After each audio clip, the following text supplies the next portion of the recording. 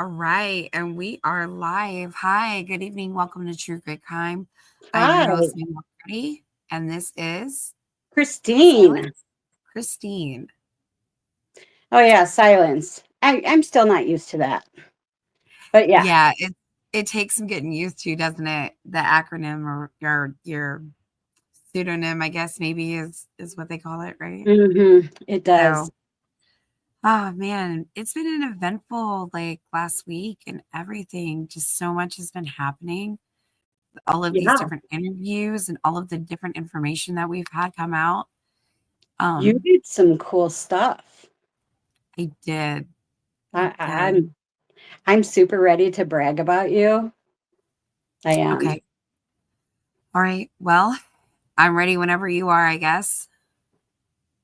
So listen, y'all.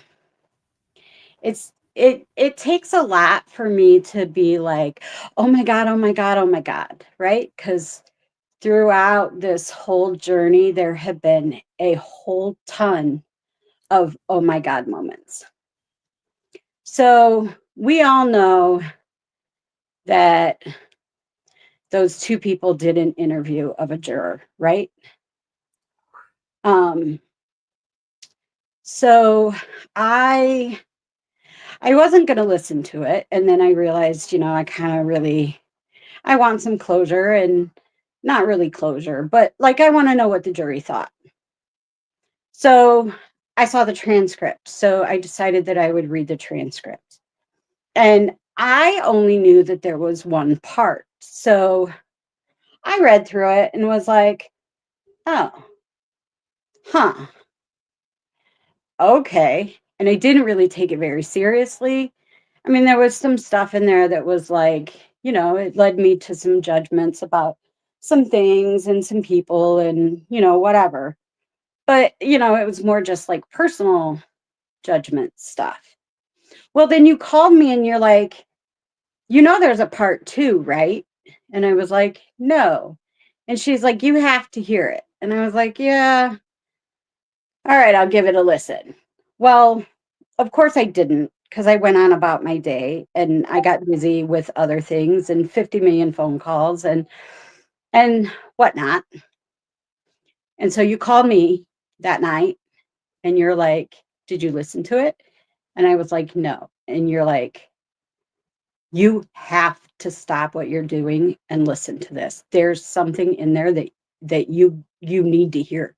You need to Yeah. hear this. I think there's something wrong. So I was like, oh, well, okay, now you got my interest. And it's 10 o'clock at night. I got nothing else going on. The phone calls had stopped for the day. So we listened to this thing. I start hearing some like some things that make me feel some kind of way about how the jury may have been handled through the process. And I'm not a lawyer. Let me remind you all that I do not speak for the defense team. I do not speak for the lawyers. I am not a lawyer. I do not have legal expertise. I am not any of those things. What I am is a seasoned investigator, and I am a former private investigator. So let that let that be where you understand what I'm talking about. Keep that paradigm in mind, right? I'm no lawyer. So I make some opinions about how I think things may have went, and I had concerns, and um I I I knew that I would send those concerns up the food chain, right? And because I still have contact with people that work on this case. So I collected my thoughts, but as we were playing this thing, we get to the part about deliberations and how that went. And I know from experience that jury activities are a hot commodity in criminal defense work. They, in every trial, defense teams want to know what happened with the jury. Even just this summer, there was a mistrial declared because of a juror's interview with the press. They said something about something that happened during deliberation, and it caused a mistrial, an immediate mistrial. So I know that things that jurors do during a trial can affect that trial outcome, even after a guilty verdict, right? So I don't know how Indiana handles those things, or I didn't when I heard that, right? I didn't know what the process is. I have a clearer understanding of it now. But they mentioned a few things. One is that one of the jurors had been on juries with an S on the end. So it sounds like they had been a juror before, but And he was maybe the foreman, multiple times before.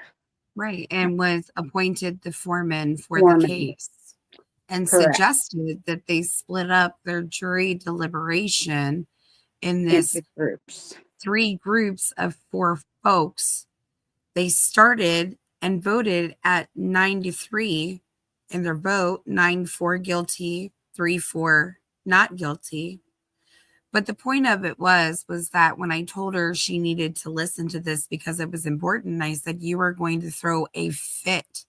You are And going to lose your shit and I when did you hear the that." second And I heard she it. did.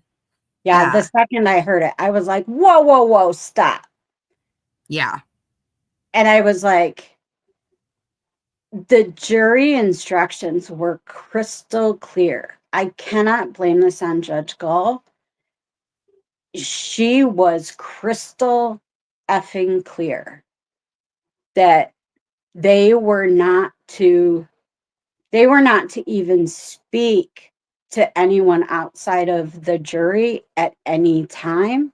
They were not to say anything to anyone other than we need food or we have a verdict. Room or verdict. Yeah, there was to be no conversation with outsiders, and that they were only to deliberate when they were all together and present. So by dividing the work into groups, and they're working on them in groups at the same time, that means that group of 3 people cannot hear what the other 9 people are working on. Right. That is exactly why juries are required to only discuss the case when they are all together. That's the whole reason for that rule, is so Right. that they don't do exactly what this jury did. And not only did they do it during trial, they did it during the damn deliberations. Yes. So when I heard it, I went, "Oh my God, I Right. think that's illegal." Like, I Yeah. think that that might be jury misconduct. So Yeah. as And I as felt that I'm it was a ranting, mistrial. yeah, as I'm ranting, you're Googling, and in 2 seconds flat, you had the law right Right. there in And it was print, very clear, crystal clear. crystal clear. So you can see that what they did, like, you can frame it in my brain, it's clearly separation, and you can frame it as a physical separation, because they were separated into groups, because how else Right. can 3 people hear where 9 other people are working on something different? So, Right. they were huddled in a group of 3 looking at something, while another group is huddled in the other corner looking at something.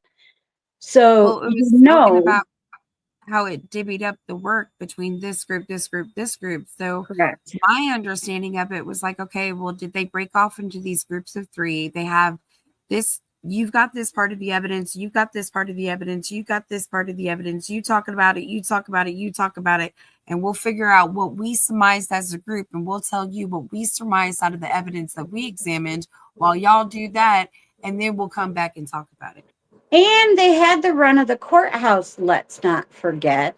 Correct. So were they all in the same room? We don't know. We don't know the answer to that, to be blunt. They were allowed to use the courtroom.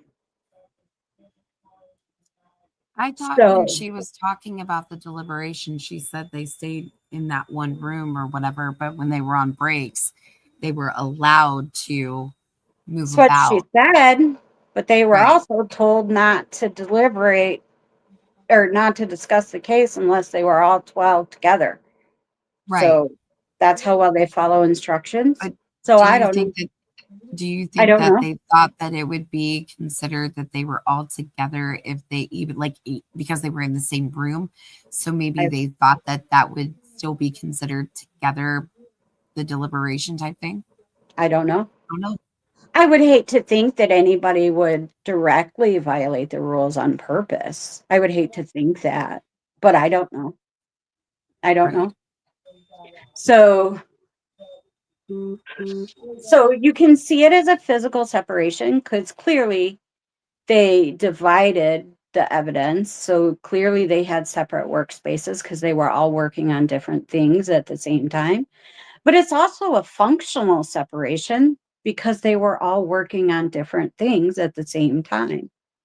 And then the jurors or the alternates are supposed to be hearing every moment of that deliberation so that if somebody has a heart attack, a stroke, comes down with COVID, their kid gets hurt and they have to leave, that the alternates can seamlessly slide in Right. mid discussion and they have heard every bit of the discussion up to that point.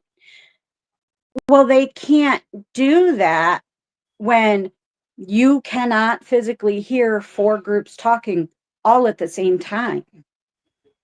Yes. So, and neither can any of the jurors. How do they know that the group working on meds, how do the other nine know that the group working on this med list got it right?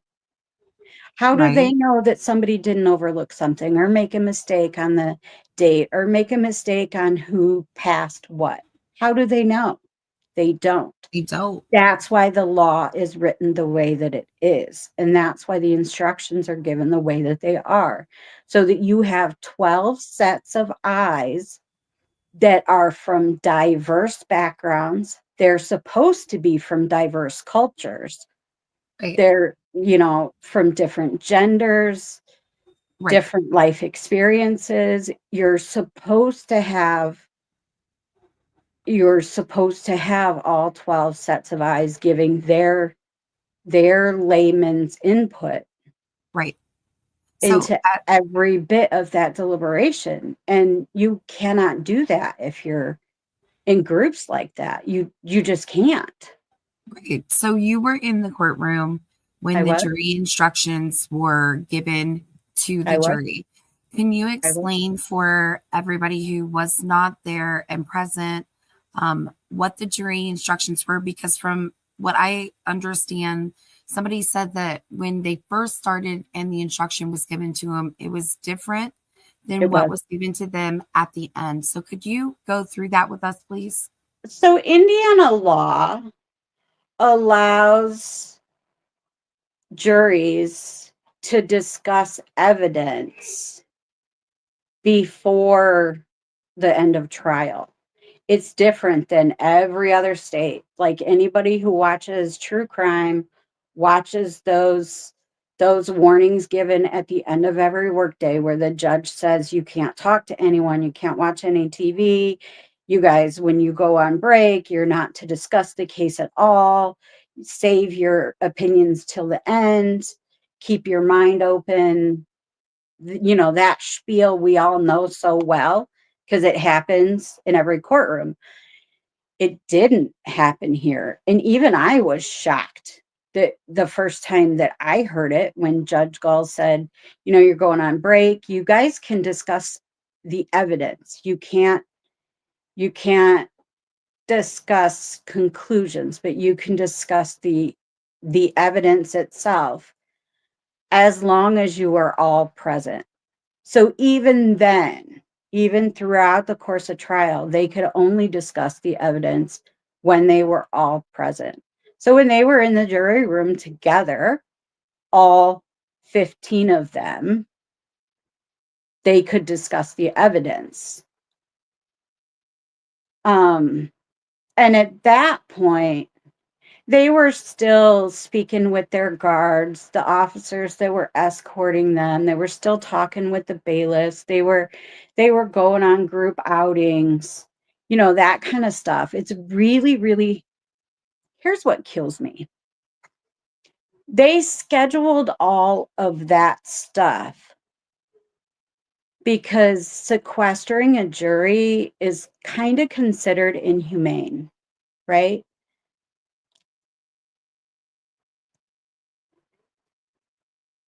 So they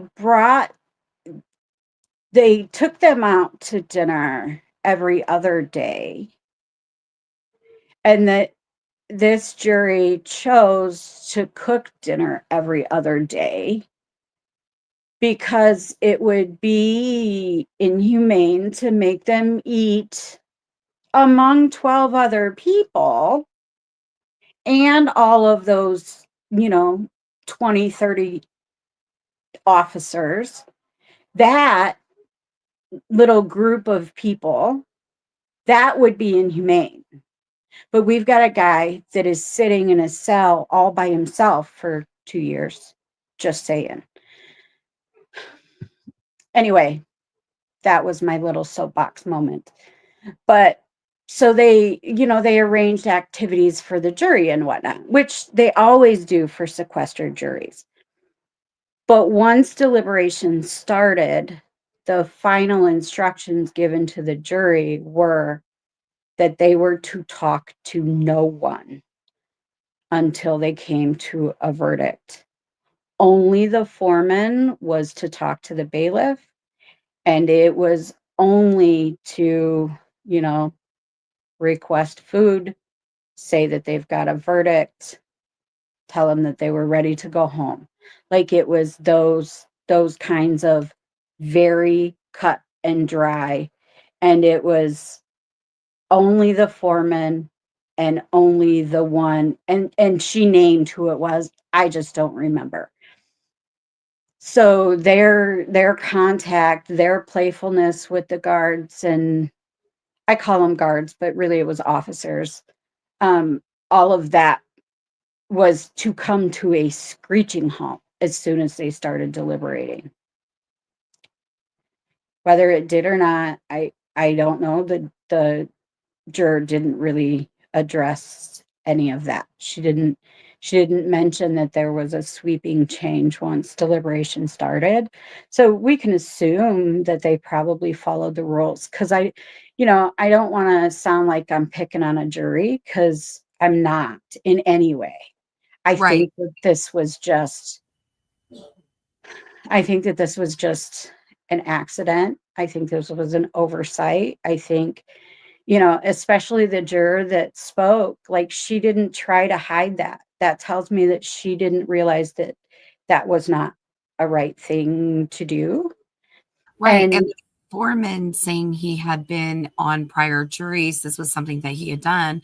Now, in the Indiana Judicial Rule 29, it does say that in civil suits, juries are able to break off into groups, but in it can happen in criminal cases. However, they would have to have permission of both sides of the prosecution and the defense, plus the agreement of the 12 jurors, is my understanding, correct? that's the way the law reads. So I think this is, it's a concern that I have. And right now I'm speaking of, my personal opinion. We're going to have to wait and see what the lawyers on both sides say. This has kind of kicked off a firestorm of debate. Um, Yeah, the and internet, the when you internet talked lawyers are about it, starting to chime in. We're starting to see the celebrity lawyers are starting to talk about it some. Um, I personally feel like this is going to be an issue. yeah, because I, when I called you and I told you, because I said, because you were like, I don't want to listen to that, and I was like, no, you have to, Mhm, because this is so big, this is so mhm. huge, and it's a very important point. You Yeah, know, I just knew there was something not right about it, and looking at the statute and us discussing it, and I was so glad that I was able to tell you and that you were able to get it to the right channels to yeah, and pass I that did. along I to sent them. that on. Yeah, I sent that Um, on to where it needed to go. and I I know sent it up the they food said that chain. it's being looked into. Mr. Osbrook had said it's being looked into, and that's awesome sauce. Um, Mhm. something else that was mentioned to me, um, everybody, well, not everybody, but there were some people that wanted to know about Erica. And you and I had talked about it, and Erica said that um, she gave you permission to share some insight of hers or her story and things like that, because the defense attorneys, they're coming out and they're talking to the public and the media, and they're talking about some of their personal experiences through this journey. Yeah, And you guys had some pretty scary experiences of your own too. So, would you like to talk about those? yeah. So Erica and I have worked together for a really, really long time. When I got my start into missing persons work, she was working on the Haley Dunn case. This is not our first high profile case, right? So there's always this. Investigators can be like, we have a slimy reputation. Like, there's a reputation that PIs can kind of be slimy tricksters and whatnot. And by and large, that reputation's not really well founded. However, there are some slimy PIs. And sometimes even the good PIs get kind of rolled into that slimy PI reputation that the slimy PIs created. Do you get what I'm saying? Well, Yeah. when you work on a high profile case, as we've seen in this one, there are crazies. That's what we call them. In this case, they've called them trolls and, all kinds of other adjectives. But to us, they're the crazies. And when they when people see you on Nancy Grace or whatever, the digs about chasing clout or doing things for clicks and likes and money, it always comes out to they're just doing this for money. And I will tell you um, that unless you're actually a PI working in a firm or for yourself, there is no money in doing TV interviews and those kinds of things, right? You don't get paid to go on Nancy Grace. You People go on Nancy Grace because they want those cases to be heard. You don't get paid to go on Channel 16. You know what I mean? Those are not, you do not get paid for that. You get paid for doing things like documentaries and series and those kinds of things. You get paid an appearance fee, but it's not a lot. It's not what people think it is. Well, when people see you on, you know, For Erica, it's Court TV. When they see her on Court TV, the the immediate reaction is, oh, yep, she's chasing fame. And so people that already don't like your opinion of a case then have a thing to blame you for. And so the trolls then have a weapon. So she has people that decided 15 years ago when Haley was murdered that Erica was a busybody. At that time, she was not yet a PI. They decided that she was a busybody digging into the case, and how dare she, and who does she think she is?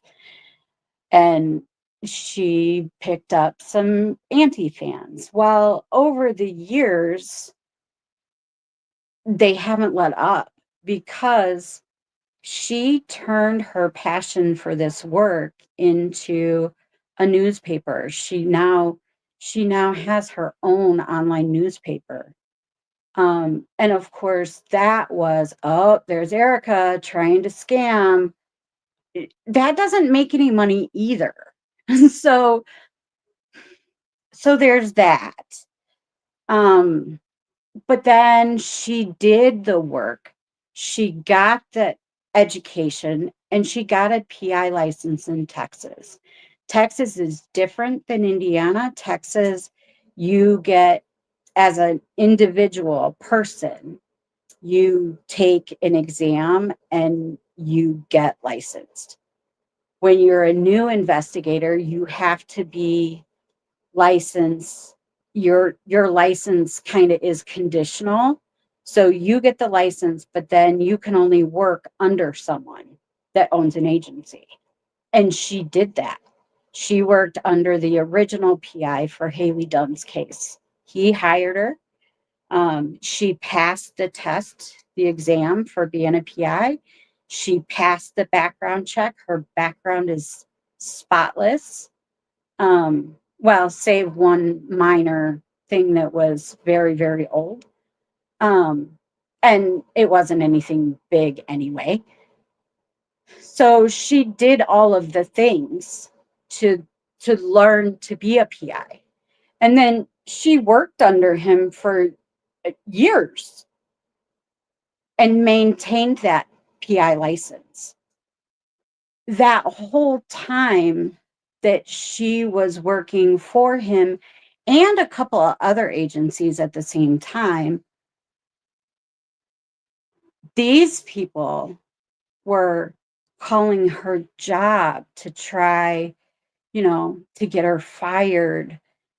All the things that they do to the Delphi folks, all of the things that the YouTubers do to each other in Delphi. The Haley case was the same, only they only had one target, and it was Erica. Why that is, I don't know. We don't know how she became the original target, but she was. And so every time that she worked a case, they would then start creating pages for that case and using fake profiles and telling families that Erica's a scammer and all of that ick. So it went on for years, and I quietly worked alongside of her. And I was not a PI. I live in Indiana. Indiana does not license PIs. Indiana licenses agencies. So in order to be a PI in Indiana, you must be actively working for an agency that is licensed. And I did that. And that's why I'm a former PI at this juncture. When I started working on the Delphi case, I was working for an agency that was contracted to work on this case. And that is no longer the situation. So when the idea of working Delphi was brought to us, my first reaction was no. I didn't want to do it. Because I knew that that was really close to the flame, and I was afraid of that trollness. Like I knew the shitstorm that it would cause, and so did Erica. Um, but then Erica met Brad and Andy and the other PIs, and she heard his story, and she told me, she's like, this guy didn't do it. I don't think he did it. She's like, I know we have to stay open-minded, but if we got to figure out what the hell is happening there. And, Haley Dunn's case also had some corruption. It also had some of the same issues that we're seeing here. It had multiple jurisdictions, multiple points of view about what happened, who did it, A lot of where it crossovers. happened. Yes, there was evidence that was lost. So it really was in our wheelhouse, and something that we had experienced before. So we kind of felt like it's something that would suit our skill set. So I consented, and so did Erica. And so we were like, okay, we'll do this. I was terrified. When I started working this case. And then, of course, there was this gag order, right? So, because investigators can't really investigate in a vacuum. So we had to come out and say, our agency just opened an Indiana firm. We've been contracted to work Delphi. If you have any leads, contact us. And holy shit, it opened the floodgates. Those people that had been waiting and trying to get her fired forever, they kicked it into high gear. They were calling the FBI, telling the FBI that Erica was a fake PI. And the reason that I know it was them is because they didn't make the same complaints about me. No one was trying to get me fired because nobody had those same grudges against me. She was their target, and she was only their target because they didn't like her. There really was no reason. This was just high school mean girl ick. It Right. it it made no sense. Um, Um, when you get a chance, there's two things that are asked real quick while you're okay. talking about it. So somebody wants to know, could you explain the work that you and Erica did versus the investigators who worked directly for the attorneys? Same stuff, different stuff. Um, kind of wondering how that thing with the work was delegated amongst the different investigators. And then Sleuthy is asking if there's any chance. She said she would like to know if any chance for her timeline could, if someone can tell her the dates of when Jensen Investigations, you and Erica started working this case and then officially stopped working on the case or whatever. So we started working on the case officially the day that Jensen's license was approved. And you were contracted with Jensen, correct? Or no? Correct. Yes, correct. So we were in a holding pattern and couldn't start work until Jensen's license was approved. And you can find that on the Indiana licensing registration, whatever. They have that Indiana Professionals website, and you can find Jensen Investigations on there. And it'll tell you when the license was approved. I don't remember the date. So we were sitting for months. They slow walked that approval usually takes less than 30 days. We think that it may have been delayed. It's the state that approves it, and it has to go through the state police, and there's background checks and all of that kind of fun stuff. And it took them a really long time to approve the license for the agency. So, so the day that the license, we were like checking the registry every damn day because we didn't want to wait for the notice to come in the mail. We wanted to hit the ground running the day that that bad boy got approved. And so the day that it got approved is when we all were like, yep, time to go to work. Do you know what the I date was? I do have the day that I got my discovery though. I gave it once before. I'm looking. I have a box that my discovery came in. I don't see it. It was July something.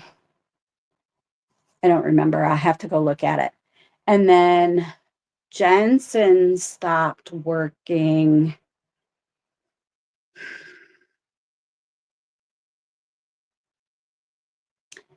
We stopped billing for our work. We stopped billing for our work on the Delphi case when Andrew Baldwin and Brad Razzie were removed from the case. That is when, hold on just a second.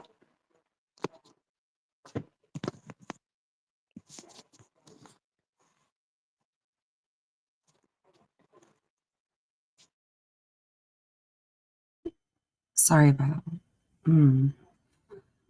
All right. Sorry, I had an intruder, my wife. You're good. No worries. I didn't want to catch her on camera. So they're saying the license was approved on June 22nd, 2023. Does that sound about Yeah, that sounds correct? about right. Okay. That sounds about right.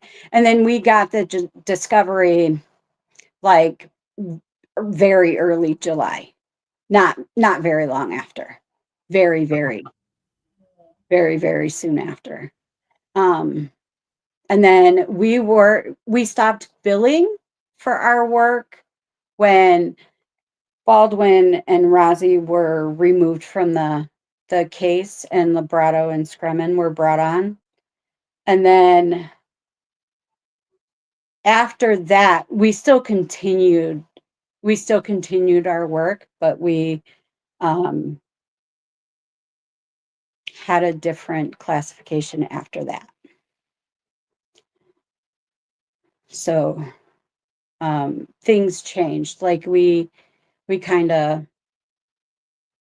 were still investigators at that point until I want to say like probably sometime in July of 24, maybe June. I don't remember. I would have to go back and look at the date that that Jensen closed our Indiana office. So we were still PIs up until very close to the end when our office closed. And then once our office closed, we could no longer be PIs, right? So then we were just consultants, investigative consultants. Yeah. After So that. they said Jensen continued also, as she asked that as a question, or did he not do anything after he contracted you all? And it was just y'all two from July of 2023 on. That would be a question for Jensen. I can't speak for anyone besides But myself. I know at one point you guys stopped working for Jensen. Do you know about the time that you stopped working for Jensen? And then can you explain how you guys continued to work with the defense attorneys? So when we stopped working for Jensen is when he closed the Indiana office. And so at that point, we shifted from PIs to consultants. That's how that happened. Okie dokie pachoki. That works for me, I guess. So like you guys just I mean, that signed, should answer it, right? I mean, I that's mean, kind of like, how so it you went. guys did what you needed to do. The defense made arrangements for you guys to come on as consultants, and then you guys Yeah. signed your necessary documentation with them and all of that stuff. Oh, yeah. Yeah. So Yeah, you have to have non-disclosure agreements and all of that in place when you work on a case of this magnitude, really on any case. Usually, so I'm not invasive on purpose. I'm evasive because I have to be evasive. So it's not like I'm trying not to answer because that's not it. But no, I got you. I know that you can only answer certain things, you know what I mean? Because we are still trying to make sure that we have the best interest of what is to come still in place. We don't yeah. want to mess with anything. On that note, feel Hmm. comfortable with what you can answer. If you can't answer it Yeah. sometime down the road when you can, So I can't really say like I it's not like Jason was accountable to me. So he didn't pass his billing to me. Like I was the lowest man on the totem pole. So and he was way above me. So my billing got sent to him, but his definitely didn't get sent to me. So I don't know what he I don't know what he did. The work that we all did. So because of the gag order, like I couldn't freely reach out to people with knowledge in the way that I would like to, in the way that I normally would. So we had to investigate in a different way on this case because I'm sure you've all seen I there's only so much time in a day. There are only so many hours in a day. I could spend every waking moment watching YouTube lives and still not see all of the Delphi content creators. It's not possible. So I reached out to the people who had the biggest knowledge base that I could find. And I told them all the same thing that I told you, Gritty. I need help. I need information. And I need someone that I can call and ask questions. But I cannot tell you why I need to know what I need to know. Can you do that for me? yep. And there were a few that did. So, right before trial, I started speaking up on YouTube and I started making comments here or there. No, it was not before trial. It was before sentencing. And I started making comments because he had already been found guilty. The gag order was gonna lift.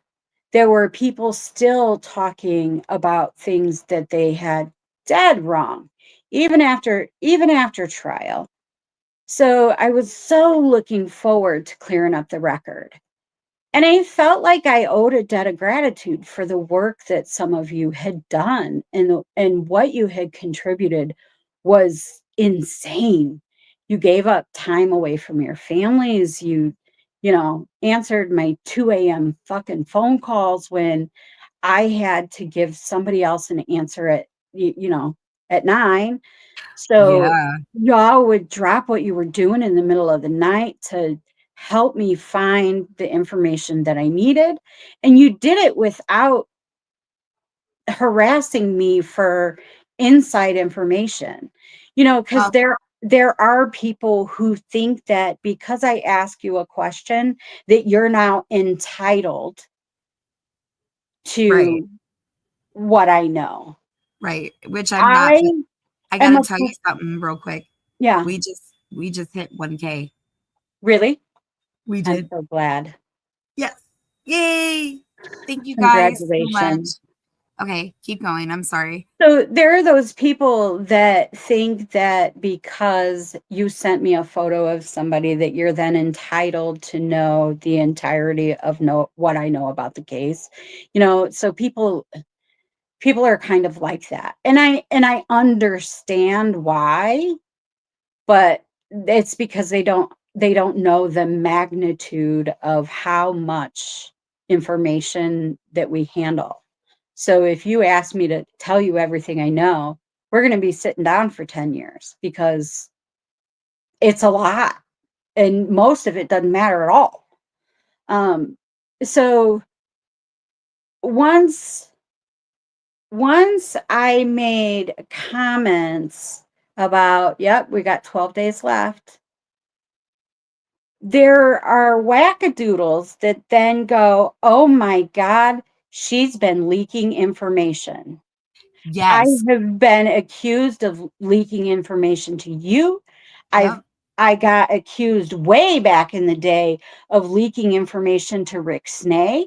I You got got accused of accused because leaking you said information hello to to Proc. me. Yep. Hmm? You got accused by somebody who had absolutely no idea what in the world they were talking about, talking out of the side of the neck, don't know nothing. And Exactly. he was on this role to try to like have you scorned for something for just saying hello to me because Yeah. he felt some type of way. And what's Yeah. crazy is when him and I had our little falling out, that dude didn't say nothing to me for a whole entire year. A Yeah. It's whole entire crazy. year. Like, And he was just waiting. because I'm an investigator, you cannot investigate in a vacuum. You have to talk to people. That's the job. Like, you have you have to consume what's on the internet. You have to you have to see what people are gossiping about, because in that gossip there are kernels of truth. Like Hell yeah, there are a whole bunch of nuggets. everybody that's watching this that has a YouTube channel, they know that some of what they've said along the way, when they watched the trial or heard the trial notes or read the articles, they're like, aha, see, I said that. You're right. You all said that. And I watched it when you said it.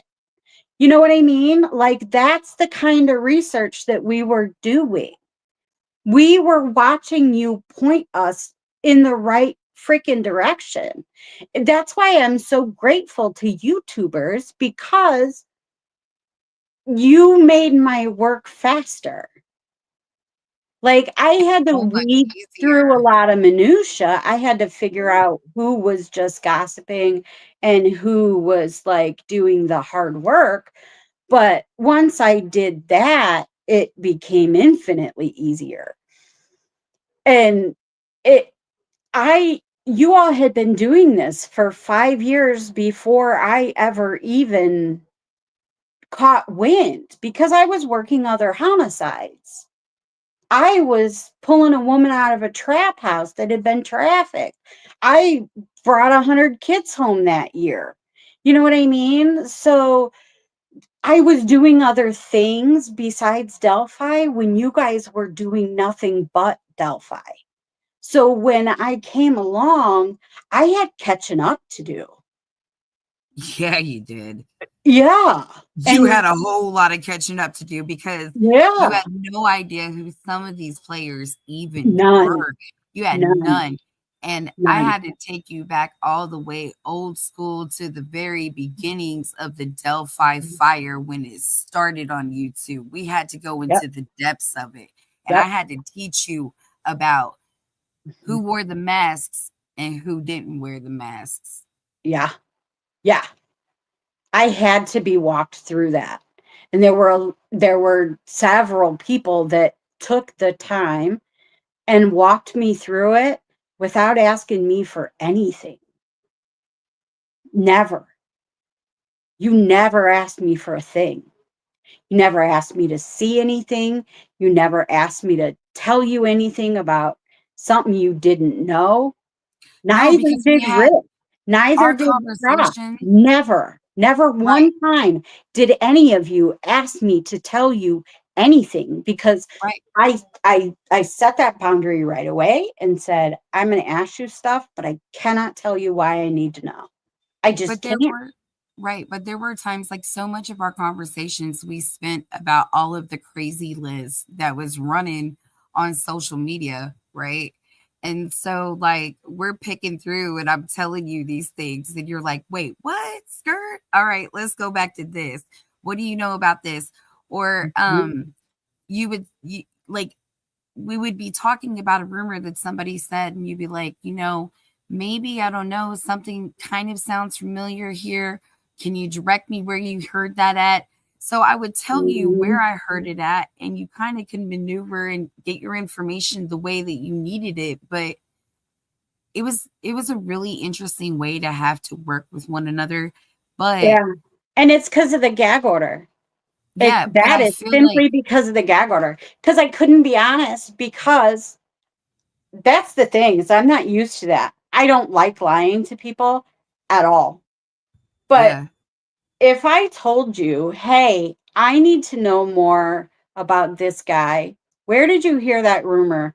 Because now I need to go to the person that you heard it from. So I would say, hey, where'd you hear that? Hoping like hell that you would read between the lines and tell me where you heard it. But then right, I would have to go to that person that you heard it from and not tell them what brought me to them. So I'm calling them out of the freaking blue saying, I know you don't know my name at all because my name wasn't even out there.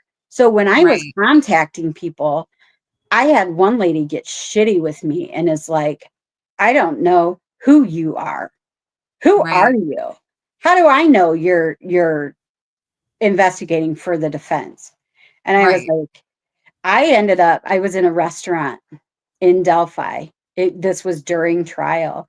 I took a photo out the restaurant window that showed the stone house right across the street, and then Yeah, I walked over and I took a photo of a flyer that was hanging on the restaurant wall for some like charity fundraiser or something.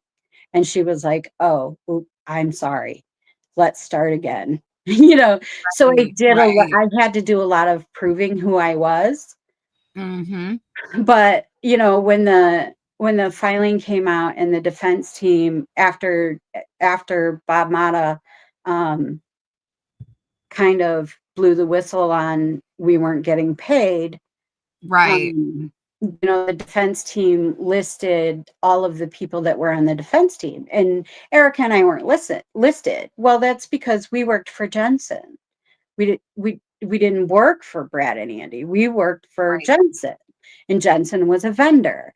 So, right, there was that. So people were like, "No, you don't." So there was always this weird. There was always this weird, like, I, who are you? Like, really? So we had that stuff going on, but we couldn't tell people when we were tracing a rumor, we couldn't really be honest with them right. about why what they heard mattered. Mhm. You can't tell So them why you're asking them about it. All you can do is ask where they got it from, where they heard it from, and just follow the line. right, right. And there were so many trolls in this case that nobody trusted anybody. Shit, YouTubers didn't even trust each other. So they're Oh no. definitely not going to trust some lady that's calling them from a North Indiana zip code or area code saying, "Hey, I heard you were gossiping. You want to tell Right. me what you were gossiping about?" Because they're all like, shit, I don't want to have to be a witness. There was all that Mhm. paranoia too. I don't want to have to go to court on this case. I didn't see anything. I didn't hear anything. La, la, la, la, la. So, there's that struggle. I sound Right. like I'm whining. I'm not. This is part You're of the not, job. This you're is not life whining as a because PI. yeah, This because is you're just life describing as what a you PI. had to go through. Yeah. So we did a lot of that, and you all just kind of helped us navigate those waters. Well, then piling on top of that, we've got Erica's fucking trolls from the Haley Dunn case yapping on the internet about how we're not real PIs. So that nightmare enters the situation. Right. Sloopy, some people don't think to do that. Do what? She said, well, all they had to do was contact the defense and confirm that you were poking around on their behalf. Right? Well, nobody wants to contact the lawyers because then they'll feel stupid. It's more fun to just gossip. It's way more fun to go, oh my God, there's a page that is all about this PI. Oh my God, how Mhm. funny is that? Ha ha ha. Well, if you sit back and you think about it, this PI that has a whole page making fun of her is Mhm. on Court TV 3 times a week. She's Right. such a big joke that she's a correspondent for Court TV. Like, she's on there as often as Bob is on there. So she's obviously a professional. Like, she was a journalist before she was a PI. Like, her resume is impressive. Her Right. resume is phenomenal. But those people have been like intentionally getting her fired. Like every time they find out where she's working, they start they start harassing her. They even called Jensen and told Jensen she's a fake PI. And Jensen's like, I'm the one that hired her. She's working under my license. What the fuck do you mean she's a fake PI? I hired her. It's my license. So there's that. And then the FBI called him one time and said, does Erica Morse really work for you? And he's like, yeah. And they're like, okay, that's all we wanted. So obviously somebody had called the FBI and said that she was faking as a PI. Like those Yeah, kind of they went and things. put her through the ringer, try to all kinds of stuff. Everybody went through stuff like that. Erica's not unique. The lawyers were being harassed, the other investigator, everybody got their shade of like riffraff. It's just that nobody really talks about it. But Erica's harassment has been so public. The How could you not mention it when everybody's seeing it anyway? It's the dirty secret that nobody talks about. And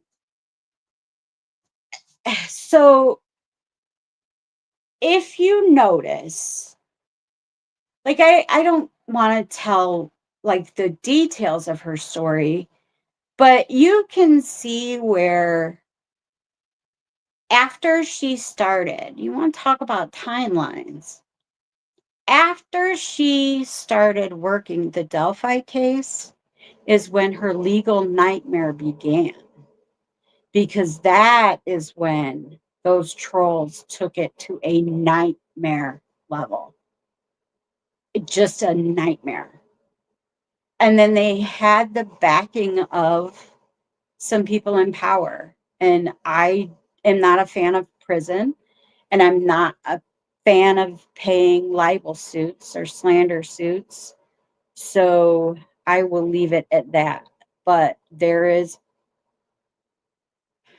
she was a target, and getting her to stop working, doing whatever work she was doing was definitely a goal. And um, the legal system was used as a weapon to silence her for whatever reason, and by whoever was driving that bus. And it's clear. Like, if you look at it, there was 1 week where she had a subpoena at her door, a guy serving her subpoenas every day for a week for different reasons. Every day for a solid week. It was like hit after hit after hit after hit after hit. And then, so when she does decide to speak up, then she's emotional. And then she gets shredded for being emotional. That's like stalking 101, right? That's the thing that stalkers do to victims is Right. They get their victims they upset and they get paranoid, them and they prey upon terrified. their fears. Correct. They get them terrified, and then they say, "Oh, yep, she's crazy." And that's what's been done to her, is that, they take pictures of her inside her house. It's been bad. It's just been bad. So she's emotional, and rightfully so. So if she's angry, then it's, oh, she's being crazy again. If she cries, then it's, oh, she's trying to get pity tears. So it's like you're damned if you do, damned if you don't. So I feel like we kind of stayed quiet, but for long enough. Like, it's been long enough. She she didn't really deserve all of that. All she did was her job. All I did was my job. It's all we've done. So, like, does does anybody deserve to have like that kind of recourse because they went to work? Same for the lawyers. Like, they've been ripped apart. Like, they've been constant targets of harassment and ridicule because they did their job. You know, that's how I feel about that. I That's my remember soapbox moment. I remember during trial one night, like, well, you decided you and Erica stayed together and you guys decided to go out to dinner the one time while you guys were out there. And I think about the scariest experience that you've probably had throughout this entire ordeal. Would you feel comfortable sharing the experience that happened? Yeah, so we were invited. We had stayed outside of Delphi during trial. Being in town for a trial, it's an expensive ordeal. And and someone allowed us to stay with them, and I will forever be grateful for that. Because we would have never been able to afford that on our own, because as the rumors have indicated, Erica and I have not been paid Right. You for our still work. ain't been paid. Yeah. So there's that. And that is not the fault of the lawyers. So please, no blowback. That is not their fault. But Erica and I still have not been paid. So um for whatever reason, we don't know yet. It is what it is. Um, but we couldn't have been able to afford it, right? So we stayed about 30 minutes outside of Delphi. Well, during deliberations, we had to be right there inside Delphi. So someone that had rented a nice house. It was Julie invited us to stay with her. And man, the women she had staying there with her were just, it was healing. Like that weekend was just healing. I mean, it was followed by trauma because Right. that verdict was just, I was gutted. But that to be surrounded by women that were so kind and thoughtful and caring and like-minded and just supportive was it. Our souls needed that, I think. I know that my soul did. Yeah, the soul needs the nourishment in times It of does. fear and sadness, and Yeah. And yeah. we kind of did our work separate from everyone else. Like Erica and I were kind of a team of our own. And then when we found what we thought was worth sending up the pipeline, we did. So we did a lot of our work independently. Um, and then forwarded what we would find. So the first night that we stayed there, um, there was talk of going out for dinner. And we decided that was not safe. That was not a good idea for Erica and I to go to dinner. So some of the ladies were going to go out to dinner themselves, and then we would order something.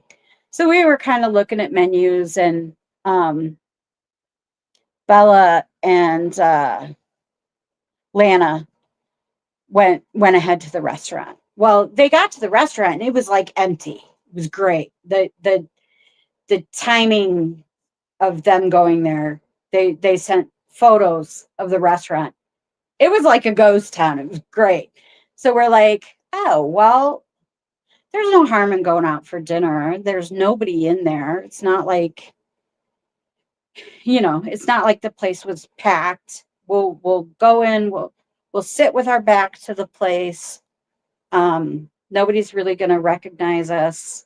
I wore my hair differently. I have a style that is kind of convertible. So when I wear my hair differently, I look like a whole nother person.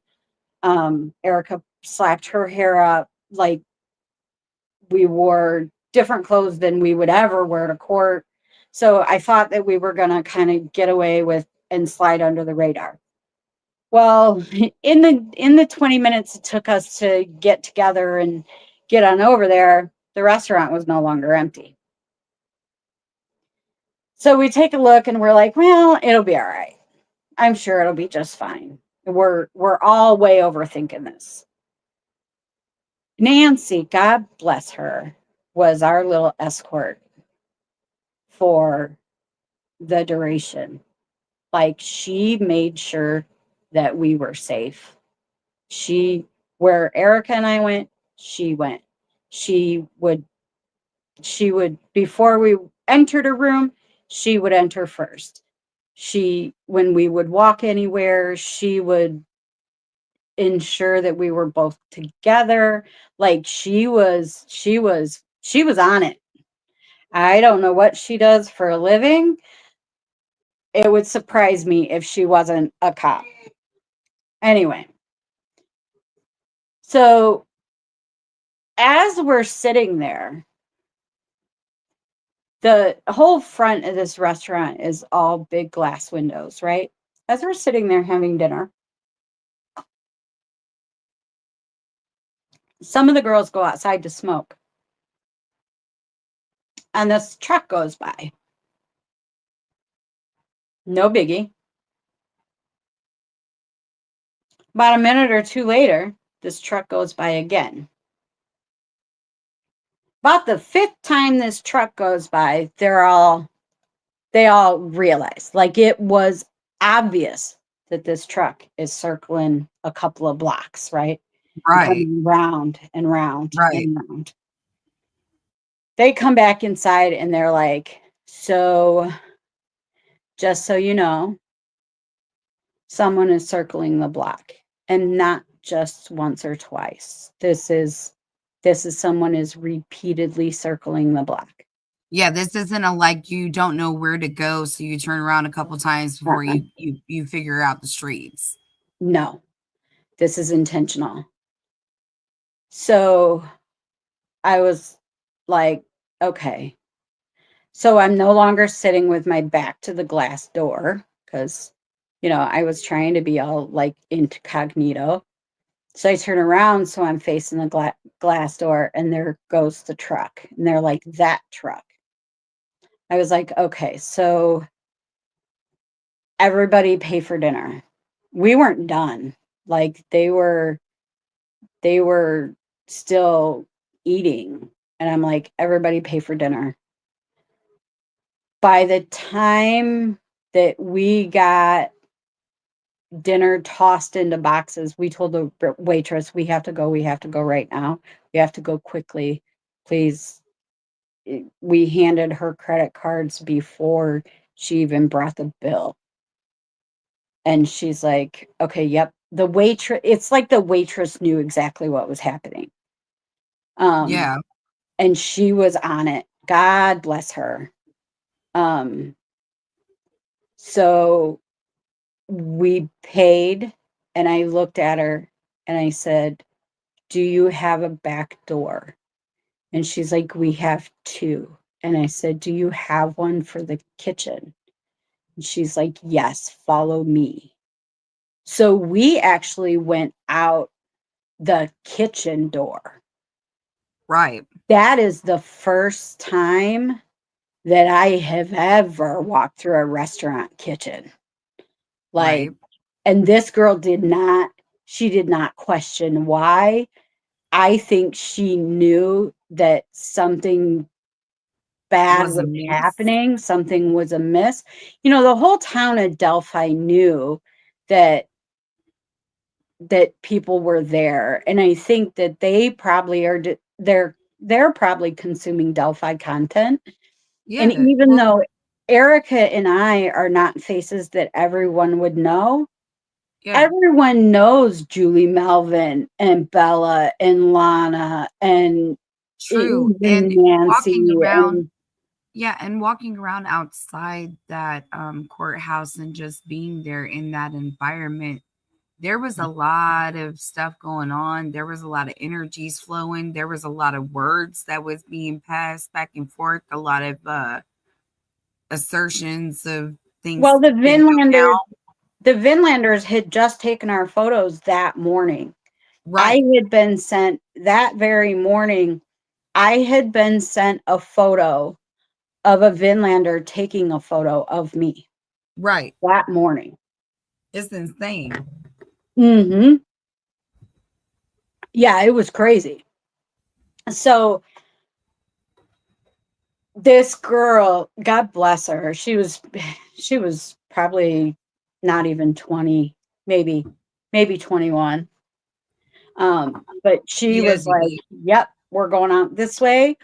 Um, the rest of the ladies went out through the front, so that we were hoping that he would see everybody going out the front and getting in their cars, and assume that mhm. Erica and I were somewhere in this In the mix of mix, people yeah, getting as in a their cars. distraction. Yeah, And then the car that came around through the alley to pick Erica and I up right. was a those electric cars, the Elon Musk Mhm. cars. What the hell is that called? The Tesla. Yeah, it was a Tesla, brand new Tesla. Yeah. Girl, I couldn't hardly figure out how to get out of that car. She had the doors open as we came out the door. So Right. I didn't have to figure out how to get in it, but I couldn't figure out how to get out of it once we got to where we were going. Anyway, them little shits are fast.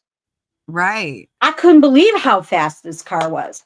So Mm. we come out the alley and we turn towards the country instead of Yeah, like staying right in Delphi. And we right. thought we thought maybe this truck was going to follow the rest of the girls. Oh no.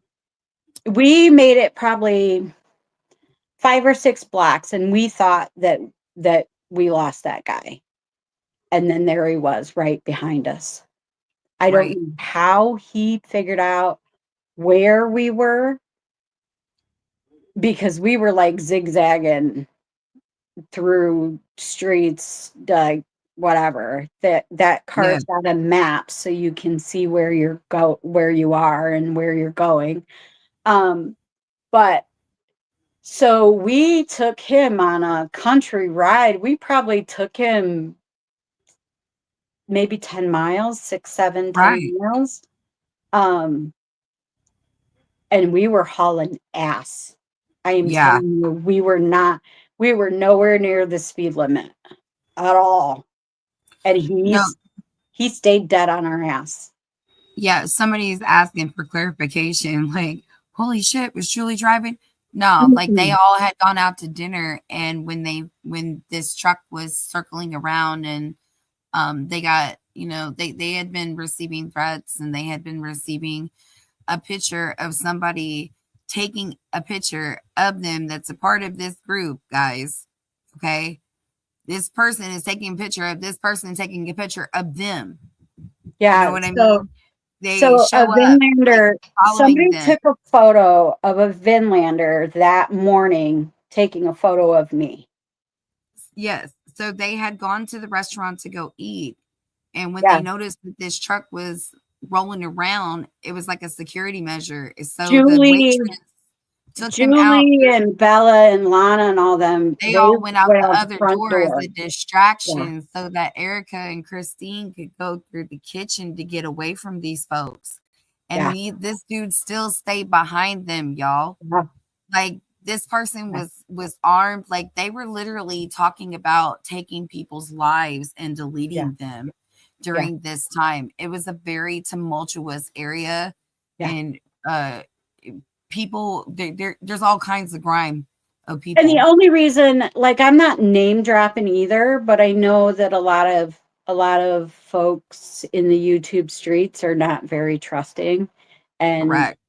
so you can ask any one of those people that we were at dinner with what happened, and they will all tell you the same thing. They will Yep. all tell you the same story that I just told you. That's exactly how it went. So, um, They want to know, do you know the identity of the individual that was taking the photo of you? yes, Okay. yes, we do. Yep. The person, the guy who took the photo, sent it to me and said, "Hey, heads up, I want you to know that this exists." And he took several photos, and they weren't just taking photos of me; they were taking photos of everybody. Um, but he got the name of a business off of his sweatshirt. It was brilliant. It was brilliant investigating. Like, I had thought to do that because I didn't. And then that led him to the photo of, yeah, that person's fucking stupid. People are dumb. If you're ever gonna do something sketchy, don't wear your business logo when you're doing it. I'm just saying. All That's right. a bad That's idea. That's a good 101, way to get criminal caught. 101. Exactly. But he didn't do anything illegal, taking pictures of. So they were wondering if like you'll be willing to share a name or No, anything or acronym or no, whatever no, is okay. So because I like living. I like right, breathing. I'm a big fan of breathing. And they know, that person knows at this point that I know right. who they are. Okay. Like, So they know that I know. They oh, know can they're you caught. They know that there are witnesses. They know that they somebody know. asked, can you give a hint about the business that was on their Mhm. logo? No. Nope. No, no. If they Okay. come across the picture, because believe that the pictures are probably floating around out there somewhere. If you're in the know enough to have those photos, you can do that footwork. More power to you. It'll lead you right there. But no, I I I like breathing. Right.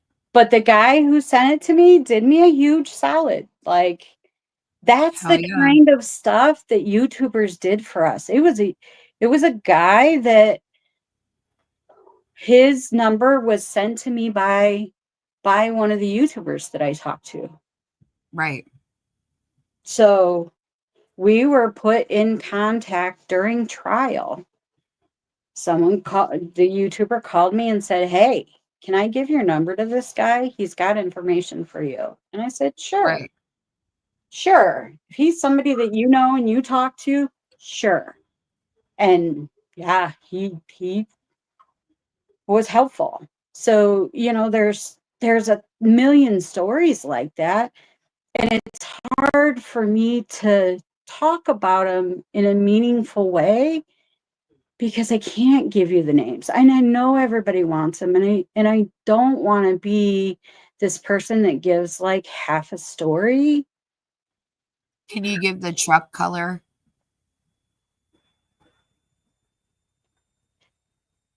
It's so he was on a motorcycle at the Okay. courthouse. Okay. And then at the restaurant, the truck that was Oh, it was white, around the and restaurant was white. it was a white truck, and it was Uh-huh. fairly new, and it had a light bar on the top. Okay. All right. We'll leave it at that.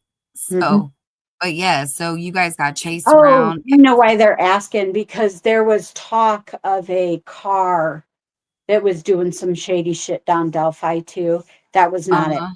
This was something different. This was not that car. This was Okay. this was a pickup truck. Like a This F was one like fifty. a F-150 size, similar size. I don't know what make and model. Okay.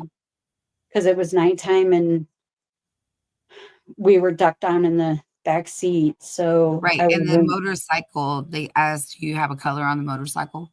yeah, it was rusty orange. Okay. So It y'all, wasn't rusty, but it was like a rusty orange color. It was a nice right, bike. right. So those are your clues, y'all. You Yeah. go dip it and bide. Yeah, that's about all you're getting from me because I am not messing with Vinlanders. Yeah. So, I mean, let me not say that, but I am not publicly messing with Vinlanders. I am, yeah, not going after them loudly Right, right. I got you. I got you. because I like So, reading and they're dangerous. do you know how tall the photographer was? In the photos, he looked pretty average, but I'm not sure because I didn't see him myself. I Right, just right. saw a photo of him. But So, like from far away or like, yeah, obviously, like from, yeah, I think he close was enough to across the see. street from the person that took a picture of him.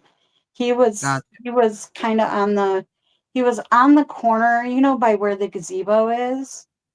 He Yes, was on ma'am. that corner, but he was on the sidewalk. Oh, okay. Got you. So Um, he was like toward the end where Rick Snay was kind of hanging yeah, out and yeah, kicking it during the yeah, proceedings. Okay. yeah, Got he you. was there. Um, but it wasn't Rick that took the picture, but yeah, I know. he was kind of down there. But And like in then that area the where they would person that took the congregate. picture of him was then on the opposite corner, like opposite Right. side of the street, on that corner that was across the street on the Pizza King pizza, Gotcha. that pizza place on that corner. Yeah. All right. So, I mean, you guys had that crazy experience happen. Yeah, And that was um, nuts. Like so I've been like I've had conversations. I was one time, so in time, I'm gonna like talk about some of the other cases that we've worked on and you know some of the other homicides that I've worked on, but I was working this homicide. Her name's Candy Brown. She was, she was a missing person first, and then later her body was found. We kind of knew right away that she was probably deceased, but um, the local law enforcement pretty much insisted that she had run away because she had a warrant. Um, and they were of the belief that she just left her children behind and her sick mom and just ran off. And we were of the They belief make that, that assumption a lot, and that's right? a weird assumption to make. If you got Yeah, children and a exactly. sick family member, why would you think that Yeah, somebody would just be like, "You know what? I'm just gonna take a fuck it all pill and walk away." exactly. And she had been in trouble with the law many, many, many times. Prison was something she had done several times before and never run away. And this time, she didn't even have, she got the warrant because she was murdered and so couldn't go to her probation meeting. So she didn't have a warrant when she disappeared. So they were like, well, she got tired of being on probation or parole or whatever it was. Anyway, But if she'd been showing up at her meetings regularly and following the regiment, what would give you the reason to think that she just decided, you know what? right. I don't feel like following the law and keeping my butt out of jail today. I feel like just not Mhm. going and getting a warrant. Exactly. So we were on a search, me and I don't know, probably 30 other people. We were probably a group of 30, but we were searching a really big area. But it was summertime, and in the summer, when you're searching for human remains, you don't really have to have a real tight grid search because you're gonna you're gonna smell what you're looking for. You don't have to get real on top of them. You know what I mean? You're gonna notice from a little bit of distance. So it's not like you have to be 5 feet apart, like if you're looking for footprints and all of that other stuff. In the summertime, we were just looking for her. We were not looking for evidence, right? We were not looking for clothes or shoes or a phone or any of that stuff. We were just looking for her body at that point in time. So we were pretty dispersed. Like we were probably 30 feet from each other because we were covering a massive park.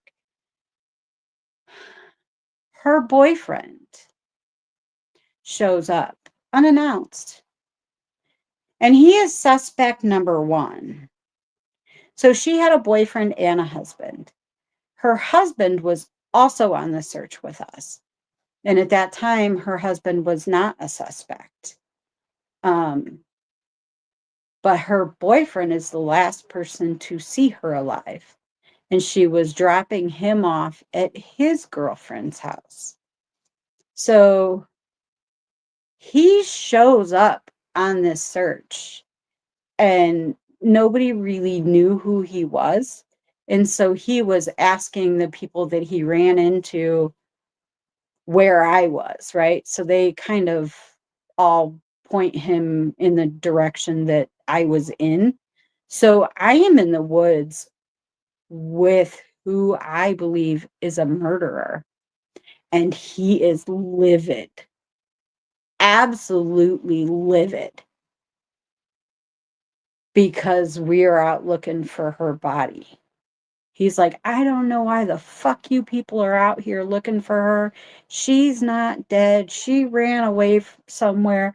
What are you doing? Why in the hell are you looking for her? Can't you mind your white business? Like, he is just screaming mad. Now, I know that this man may have murdered her, and he is going off at me like that. At that time, I was not a concealed carry person. Oh, I have learned since then. And so Yeah, I'm a strap up. whole lot different person now than I was way back then. Like, it's been many, many years since then. But yeah, so that was like that was one of the times that like I was shaking because as he was walking away from me, he had a pistol in the back of his sweatpants. He was a convicted felon.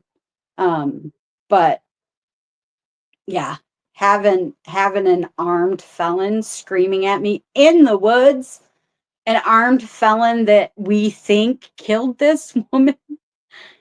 Oh, I was like, what have I gotten myself into? I need a different line of work. Like I can't do this job. I came home, I called Erica. She was still living in Texas at that time.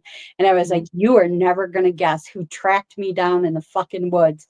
I was like, Tyrone just was screaming at me. Oh, it was awful. It was Right, awful. Yeah, I got you make mistakes along the way and you learn lessons and then right. you realize I'll never do that again. That was Mhm. one of those. Yeah, and And it so now prepares you. Yeah, and you just it teaches you absolutely, something so that you can get better at your what you're doing. Like, you always learn something new. absolutely, Yeah. absolutely. So one of the things that I'm gonna do with my channel, I think I'm gonna I think I'm gonna actually use my YouTube channel eventually. And I think I'm gonna do some teaching, like how to sleuth a little more effectively, because Right? there are people who have done a really good job and they Find what really you're do looking know how to for. find things. Yes. And so I think I think that I would like to do some educating on how to manage the public. In this case, we could do none of that because of the gag order. I I could exhibit zero control over the public discourse, none at all. But Judge Jessica said, "Teach me how to bypass paying for Pacer." yes, Pacer is free. So what you guys, well, kinda. Pacer is 10 cents a page. So there's a different website that is not an actual government website that is Pacer Monitor that is Mm, expensive. That's not the real Pacer. It looks like it, but it's not. So you have to find the actual Pacer website. If it says Pacer Monitor, you are in the wrong place. Pacer is free to use. You have to set up a Pacer account, and then it's 10 cents a page for your returns. So, like, if you don't use, I think it's $15 a month's worth or something, then they don't charge you at all. So, I have never had a Pacer bill, and I use that bitch a lot. I think Erica said that her Pacer bills are usually like 10 or $15, something along those lines. yeah. Um, but it's inexpensive. So if you're if you're paying for Pacer and it's like a monthly fee, you're not on the right Pacer. Mhm. So there's that one. So there's another website that we use a lot. It's called Beacon Schneider Corp. Schneider Yeah. Corp, CORP. We use that a lot. There's a lot to be learned from Beacon. Beacon is a properties website. So you can put in you have to know the state you're dealing with, and you have to know the Mhm. county you're dealing with. Not every county uses Beacon, but most do, Right. especially in Indiana. So, and Delphi does.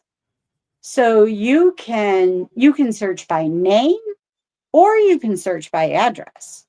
So if you have a property and you want to know who owns it now, you Right. just put in that address and you search it. It'll show you that address on a map. So then you can click to see who the neighbors are. If you click on that property, it will tell you who owns it now, but it'll Yeah. also tell you the last 5 or 6 owners. It'll Hmm. tell you what the property, the tax assessment value of the property now is. It'll also tell you what the current owners purchased the home for. Right. And it will also tell you what the last 5 owners purchased the home for.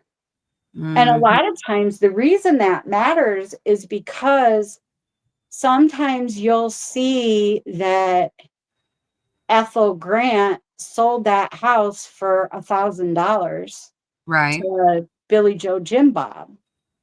And then Billy Joe Jim Bob sold it to Timmy for $50,000.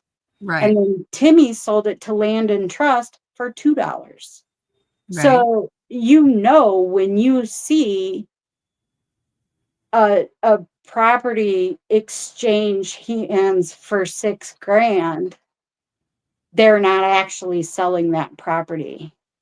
Right. They're either somebody has died and they're transferring it, or something is going on. Sometimes they're hiding property from Medicare. If grandma goes into a nursing home and still wants to own the house, she'll real quick sell it for 6 grand so that the federal government can't, so they have to pay for the nursing home. There's all kinds of reasons for things. But if you see the same house being sold over and over and over again, way under market value, it tells you things. If you have a whole block and it's the same damn owner for every property, that can mean something too. So it's an interesting website, and you can put in names that are familiar to your case, and it will tell you like a whole list of properties that that person owns. It could be that people just own rental properties, and there's nothing wrong with that. That's really common. But if those rental properties are all common nuisances, that makes you go, huh. Or if they own a bunch of properties and those properties are all vacant and they're doing nothing but just sitting there, that definitely makes your eyebrows raise. So that's a cool website. Let's see, some other resources. So we talk about my case, right? My case is actually an Orion, not Orion. It's not Orion. Orion is the federal database. Orion, or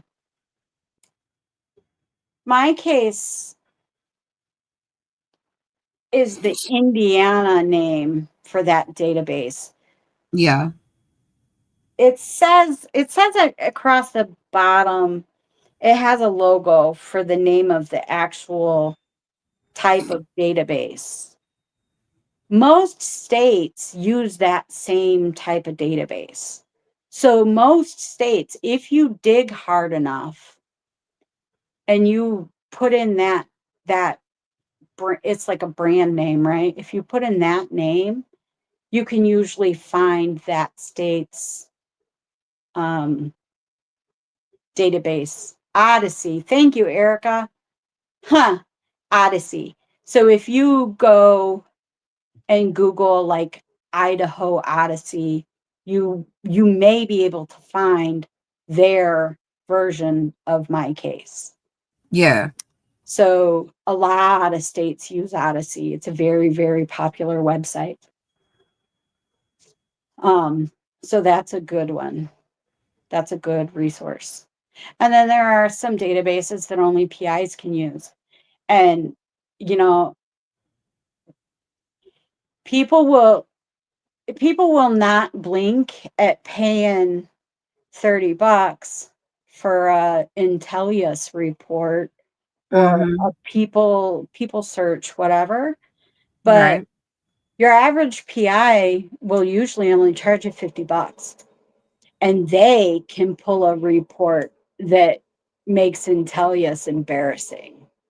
Mm. So they have access to websites that you can't get elsewhere. So sometimes it's worth calling a PI agency and saying, listen, all I need is this background check. Yeah. Can you do that? Can you get me all? And I don't even need the in depth. All I need is the database check. And a lot of times they'll only charge you, you know, $40 because it Right. takes them 2 minutes. But they have to pay to rent that software, and they pay dearly to rent that software. It is not free, and it is not $50 a month like my Kate or like Intellius or yeah, Intellius mhm. or any of Yeah, those. all The of the those. one we use. Um, yeah. So it's not like a public access. It's TLO is something that only PIs can use because it Mhm. can access information that's not public, right? But a lot of times they'll run that report for you for really cheap because it takes them 5 minutes. Right. So sometimes if you're curious enough, it's worth calling up the local PI and saying, hey, what would you charge me for this? Right. And hiring a PI to do that background check. If you're going to pay the money for a background check anyway, you might Mhm. as well get a good one for an extra $15. You know what I mean? Right. If you're already, I'm not a real big fan. Like we use them, so I don't want to say that they're not good. Right. Because we use a public access. We have a subscription, you know, that you pay monthly. Um, but it's not it's not as good as what we use when we're working with a licensed agency. You know, when Erica's at her other jobs, those reports are a whole nother level. They're they So they are not the same right. at So we have all. a question. Somebody said that. So how would you go about finding a good PI? How would you know that the PI is a trustworthy person to go to and retain services from? So your I hate to I hate to say word of mouth is everything because we all have crazies, but we kind of all have that little troll group if you're talking high profile. But your average everyday PI reputation, like good PIs, like if you want custody work, if you are hiring them to actually do some real work, I would call a lawyer's office and ask who they use. Um, and a criminal law firm, they will have they will have an in-house investigator, but if they do bigger cases, they will have a PI firm that they use. Like in this case, they use Brian Alvey as an outside investigator, um, and I would recommend him. I've met him. I've talked to him. He's very good at what he does. He's fearless. absolutely fearless. So, I mean, if you have, and of course, I'm near and dear to Erica, of course. So, bail bondsmen, a lot of bail bondsmen will have PIs.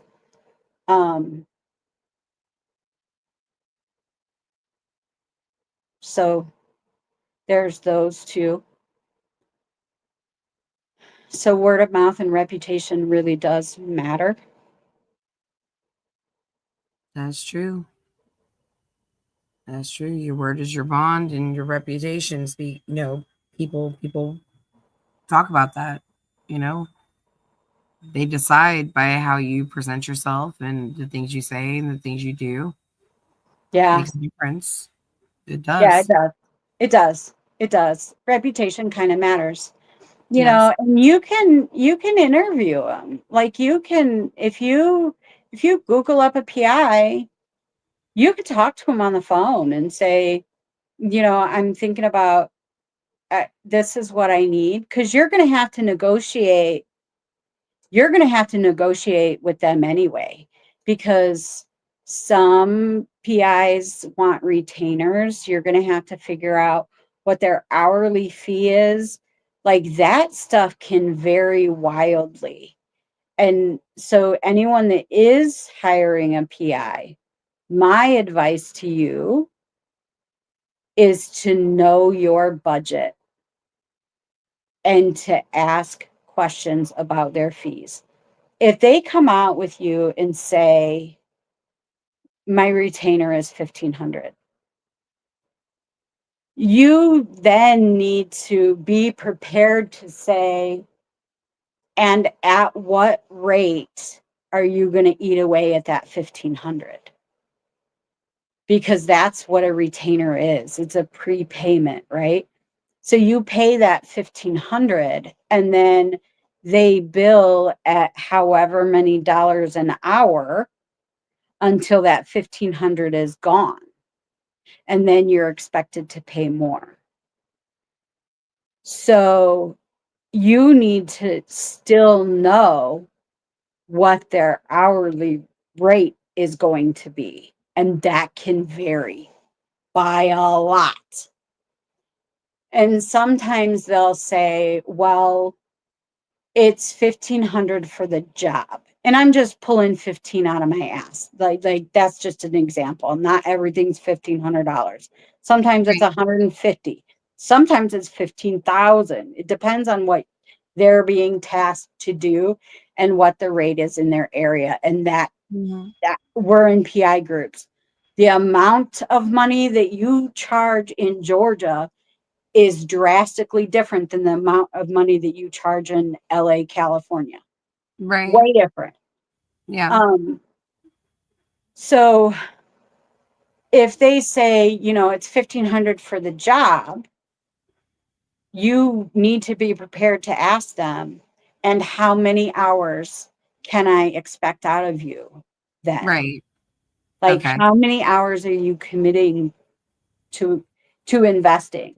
Because Yes. if it's a missing persons case and they say, oh, I'll do the case for 1500, I just dealt with a family on this last week. Not a case I'm working as a PI, but a case that I'm working with as on an advocacy basis. They hired a PI. They paid this PI $5,000. Um, and he said, I'll work the case for 5 grand. Well, this missing persons case has now Mhm. morphed into a homicide. And so they're now at a point where they paid him the retainer to work the case. Right. So work the case. Well, they feel bad telling the guy, well, we paid you and you clearly didn't ask for enough, but we've paid you. Mhm. You're committed, buddy. Right. So get to work. Right. Well, so there's gray areas. So you need, if you're going to hire a PI, you need to make sure that all of that is very clear. Yeah. So, can I ask you, did you get a chance to watch some of the interview of Jennifer Auger with oh, I can't think of her name. I can't think of which reporter it was, but they were talking about the hairs that are going to be tested. And No. yes, you didn't see They it? talked about evidence, huh? Yeah, she had talked about Mm. like they were sending hairs for this chins. I think she called it shins. I would have to relook at the verbiage on it or whatever, or show you after. But they were talking about getting that tested, having those hairs tested. Ooh, and she talked about that there was male DNA found under the fingernail clippings. So, oh, Jay let that out the bag today, bro. I know normally people don't get to see like what when we have these conversations, but yeah, yeah, This is my I know. I can't say anything else face. Yes, I know. But I was just letting you know that was enlightenment today. It was Mm. interesting. You go, Jennifer. That's all I had to Right. say. I adore Jennifer Auger. I Right. adore all the attorneys, all of them. Like, Well, I don't know, but it was hold on, I'm when you sorry. work in teams, when you Sorry. work in teams, there's always going to be that we all have different working styles. There's always just going to be that differences of opinion and whatever. But I adore all of them. But Jennifer Auger, I want to be her when I grow up. Like, I want to be, she's so smart and she's a critical thinker. She's fast on her feet. She's just, that woman exudes power. Go ahead. I'm sorry. No, it was it was my fault. G Ray said, "Oh, that was today. Wow." And I don't know if it came out today or I'm not sure exactly. I know it's within the last at least couple days, whatever. I've watched a lot. Like, there's been a lot of like the defense has really been going at it to come out and speak and finally be able to share their experiences. And it's been a lot, but Mhm. it's kind of been a little bit of a treat too, in One a of the sense. things that I said I wouldn't do was really talk about evidence that wasn't presented in court. Yes. And that's so hard for me because, like, I want to share. I want to spill my guts and I want to be able to talk freely. And I thought I was so excited leading up to the verdict because I thought that the minute the gag was lifted that I was going to be able to tell all of these stories. And I got stories, man. I got Yeah. stories about shit that happened that really isn't exactly about Rick, Right. but But it's to do with the kind case. of maybe like it's kind of all kind of wrapped up in there. Yeah. So some of it is like, misdeeds of people along the way. And that's all ripe fodder for appeals and post-conviction Right. relief and all that. So I can't yet. You know what I mean? So I have to Yeah. wait until after the appeals. I know, and that's why like It's certain so hard. questions people would like for me to ask you certain questions, and we want so bad for you to be able to answer them, but at the same Mhm. time you can't because Mhm. you don't there's other people that we have to think about too. Yeah, and I never want to be that person that ever Monday morning quarterbacks either. Yeah. I'm just a PI. Right. I'm not a lawyer. I don't make legal decisions. I had zero input on what got used in trial, what strategies were used in trial. None of Right. none of that. My only job was to do research, Yep. find evidence, whether it was good or bad for Rick, and forward that to the people it needed to go to.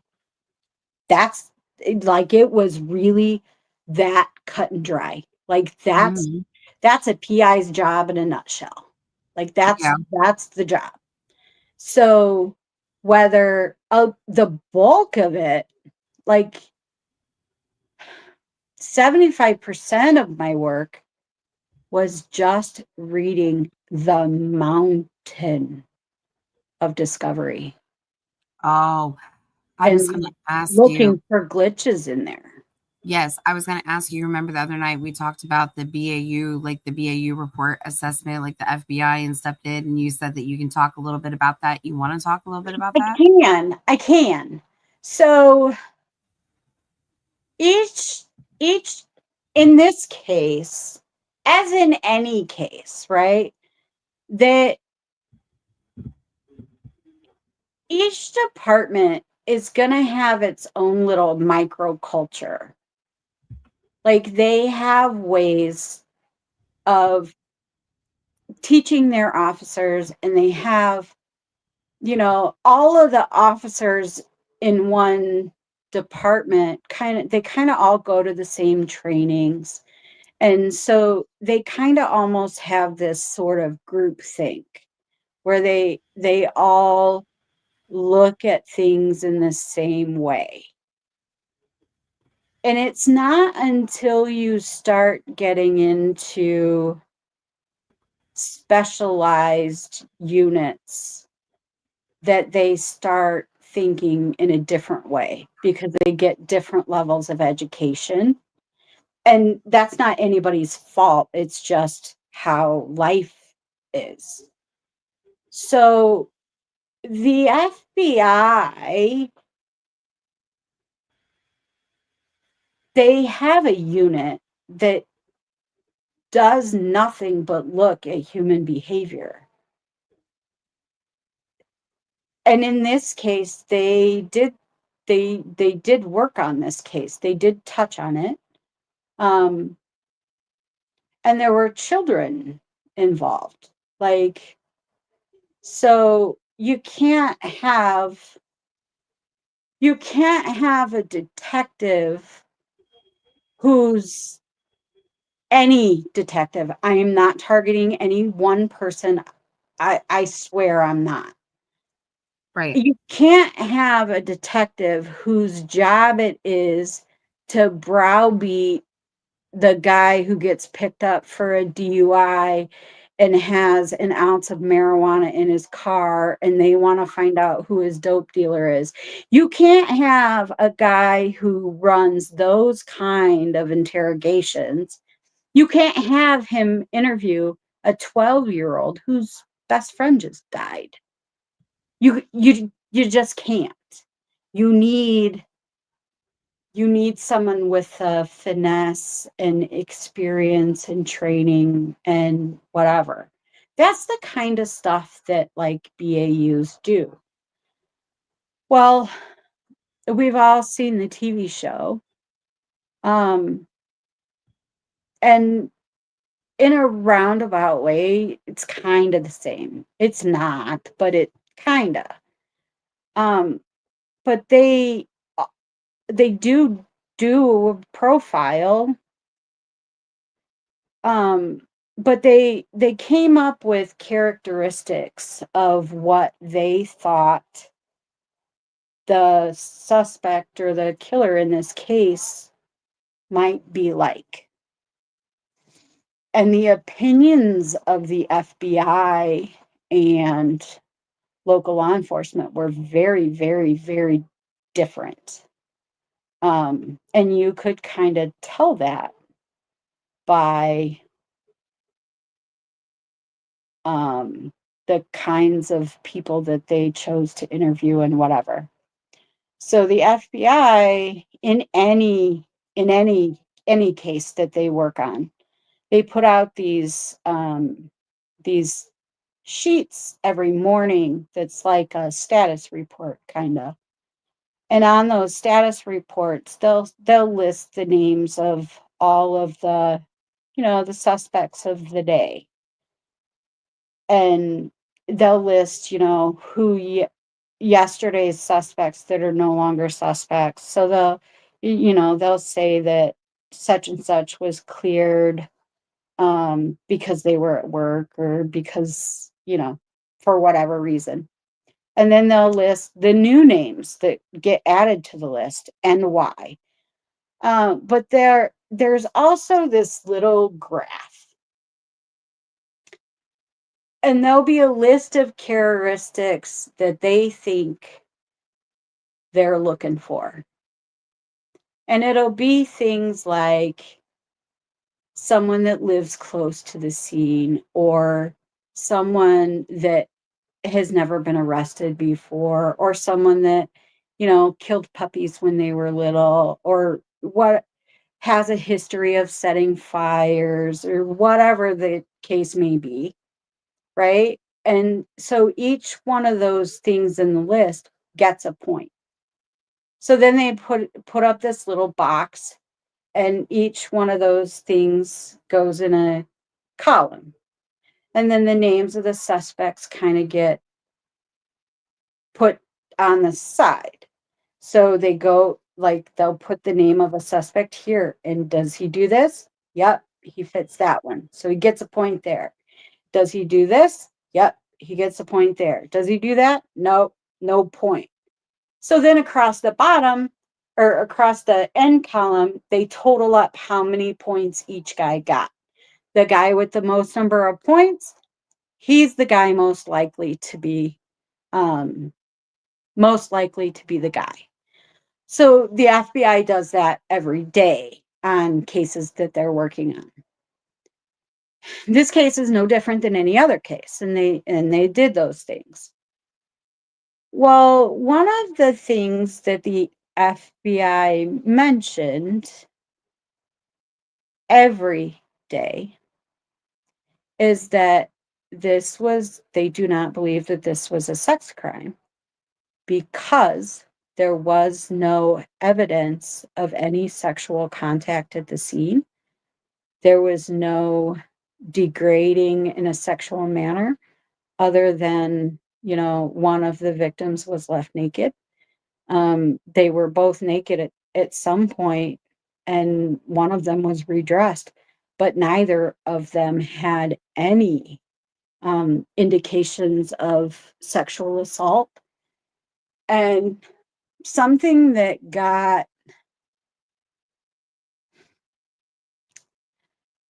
when you're listening to trial, you can only write so fast, right? You can only write so many words. You cannot catch every single word that was spoken when you're writing down trial testimony. Something that was testified to at trial by the medical examiner was that there was possible seminal fluid on the cervix of one of the victims that had no presence of semen or sperm. So it was possible seminal fluid and there were no sperm. So knowing what I know through my own education, I studied medicine, chemistry, and biology. In college, I was a triple major. But I know that the fluids that women secrete when they're ovulating is similar to seminal fluid. Like we think of seminal fluid as, ejaculation, but the textures of those are the same. And so when you have trace amounts of it, it can be difficult to tell which is which. And because there was no DNA in that, which is something that the medical examiner also testified to, they didn't know what it was. So she just kind of blurted it out as possible seminal fluid, and they moved right along. So when that got reported on, it was reported as seminal fluid instead Right. of possible seminal fluid. So um, it may not have been seminal fluid. So there's that.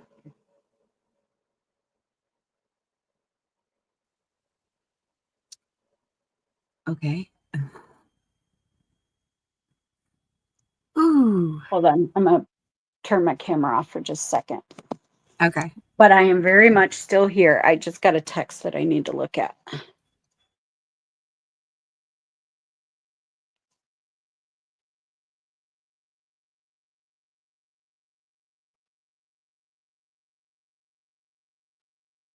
Oh, I can't make sense of that. That was you that sent that to me? Yes, ma'am. I can't We'll we'll open it we'll talk because about it I'll later. lose I'm my not sure either, so I'll I lose just my asked to stream. pass. I'll lose my stream Sorry. if I open it. I'll lose the StreamYard. Yeah, don't worry about opening it right now. I should have told you Okay. don't worry about it right now, but yeah. Okay. I didn't want to ignore you if it was something that I needed to say now. No, you're good. Okay. You're good. Um, So yeah, I forgot what your original question was. Was it that? Was that what you wanted to ask me about? well, we were talking about that aspect because you said that there were some misunderstandings about maybe like how that was put out there. You kind of wanted to talk about getting that all situated and straight. Yeah. So More it's deep. possible. Like it could have been seminal fluid, but the doctor also said that there was no evidence of sexual activity. So there was no Okay, yeah, abrasions, there was no nothing of that nature. So Mort yeah. said, "What about if a man had had a vasectomy?" So that would be possible, but there was no evidence of sexual assault at all. Okay, and then And the medical examiner was very clear about that, that there was no signs of assault. There was no bruising, there was no abrasions, there was no swelling, and we're talking about 13 and 14-year-old children right. that would have been terrified. So And somebody else just asked about a tox. It just said tox question mark. So I don't know I if they're don't talking about toxicology or I don't know. Oh yeah, there was toxicology done. Nothing was out And of the then ordinary. nothing out of the ordinary. Okay. So is there anything else that maybe you'd like to address that you've seen that maybe you think needs to be out there? Because we talked about earlier, like we talked about the rabbit holes. Like sometimes people will go down rabbit holes and certain things, and you said you wanted to kind of talk a little bit about that too. Yeah, And they're asking about stomach contents too. yeah, those were done. We know what they And it are. talks, yeah. We know what they are, and they match with the girls having eaten breakfast that morning. So there was food in their stomach. They did Oh have yeah, content in their stomach. yeah, of course. Yep. Yeah, And the tox screen was nothing out of the ordinary, she said. correct. Did they test the blood? Um, did they test the blood? They did find for blood gases. What's blood gases? I don't know what that is. Blood gases is something you check when somebody has a heart attack. These girls bled to death, so um, blood gases would indicate that. I mean, their blood gases wouldn't be normal. They exsanguinated. So you wouldn't expect their blood gases to be normal. Okay. So somebody said, so just to be clear, there were no drugs in the girl's system, Correct. nothing like that. Mhm. Um, Somebody wants to know if Abby was knocked out using an inhalant, would that show up on a toxicology screen? Yeah, it would have. There was no indication of any of that. There Okay. was no signs of trauma. Everything was normal except for, you know, the injuries noted in court. Because So believe me, if somebody when says, you're in court for a homicide, right? Every prosecutor, not just this prosecutor, because I don't criticize lawyers at, of either side. Every prosecutor known to mankind wants to make that murder as graphic and as gory as humanly possible. So if there is so much as a scratch, they're mm-hmm, pointing it out.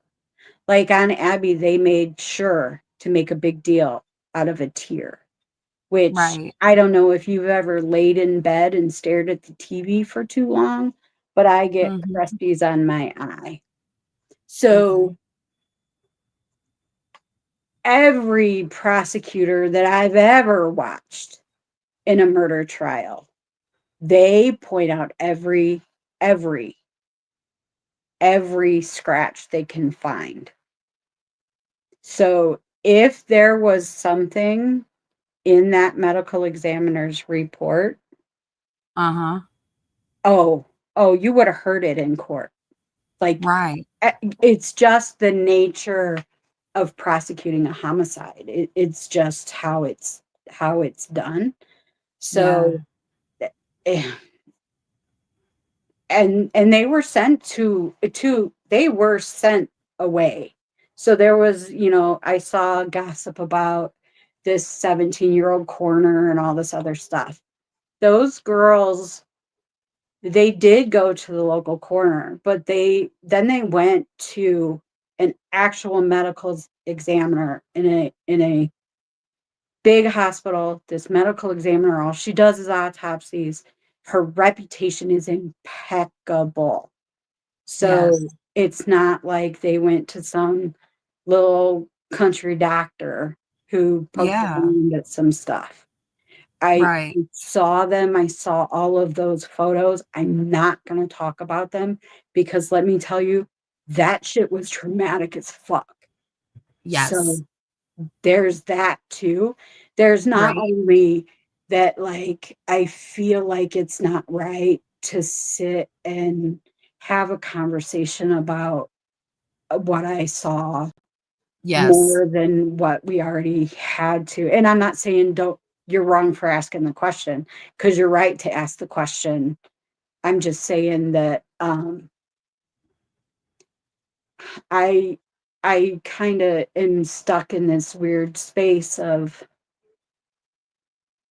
wanting to put everyone at ease that that was done right, but Right. I don't want to just sit here and go, well, trust me, bro, either, Right. because I don't want to be that douche.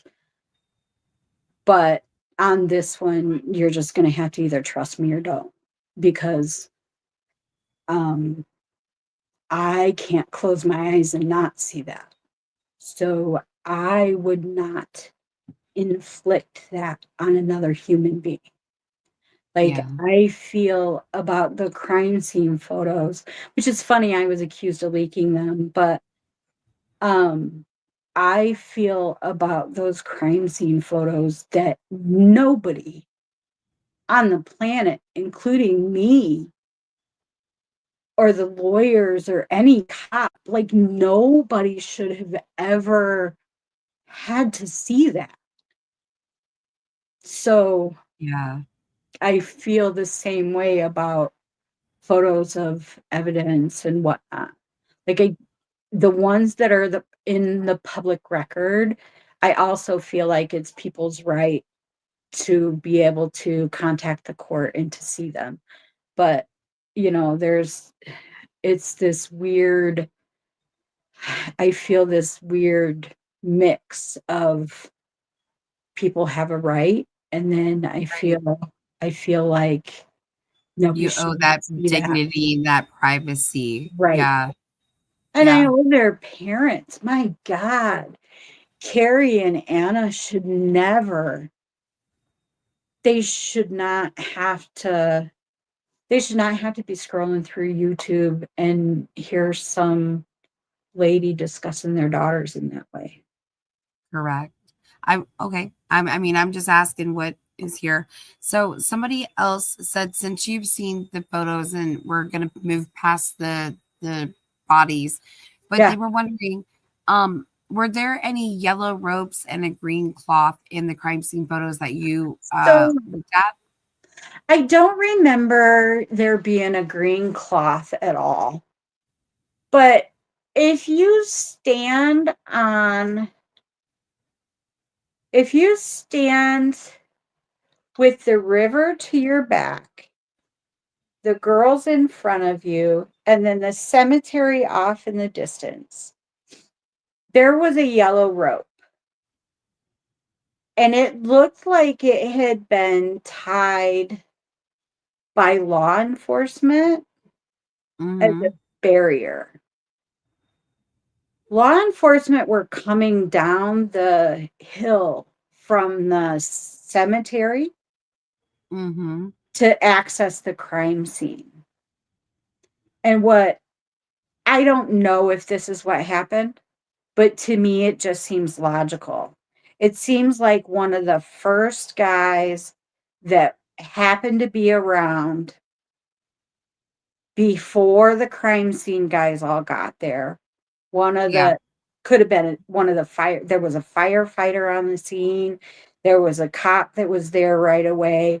Somebody went, "Oh wait, I got yellow rope in my car."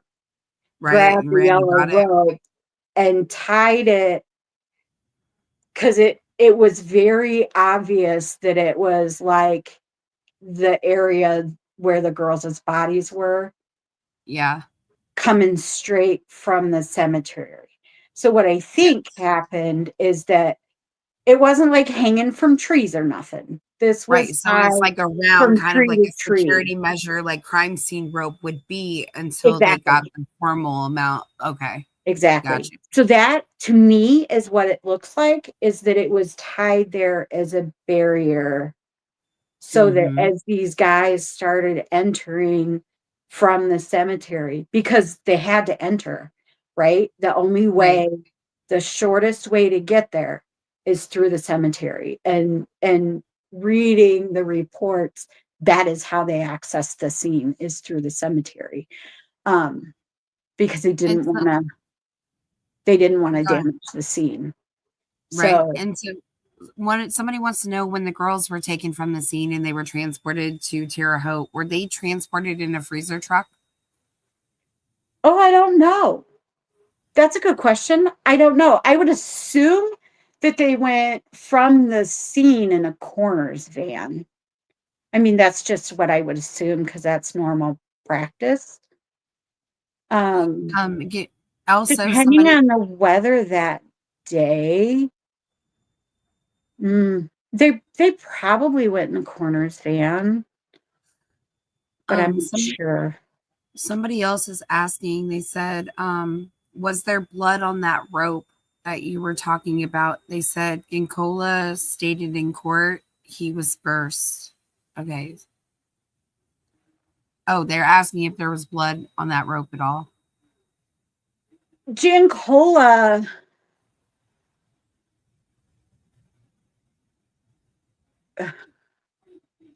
remind me who he works for. Does anybody know what department he was from? I'm not sure because I just I Because know it I was think him, he was and the crime scene guy. Wasn't he the crime scene tech?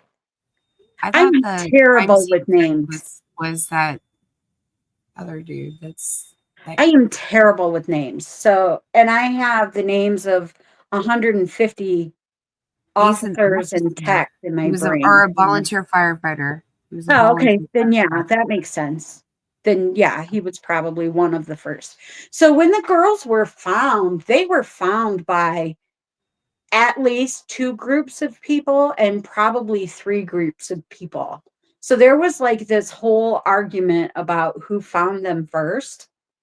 And the way it reads, it sounds like three different groups of people kind of all found them at the same time. So they're Mhm. kind of all telling the truth. Yeah, because they Like, call they it's they not like I'm trying to defend a bunch of people because I'm not, but it sounds like they're all being truthful yeah, because they there was a said group he across the bridge. There was, mhm. and then there was a group that kind of stumbled onto them. And then there was a third group that had been where the clothes were at, that when they got relieved, they were gathered by the clothes till someone in authority came.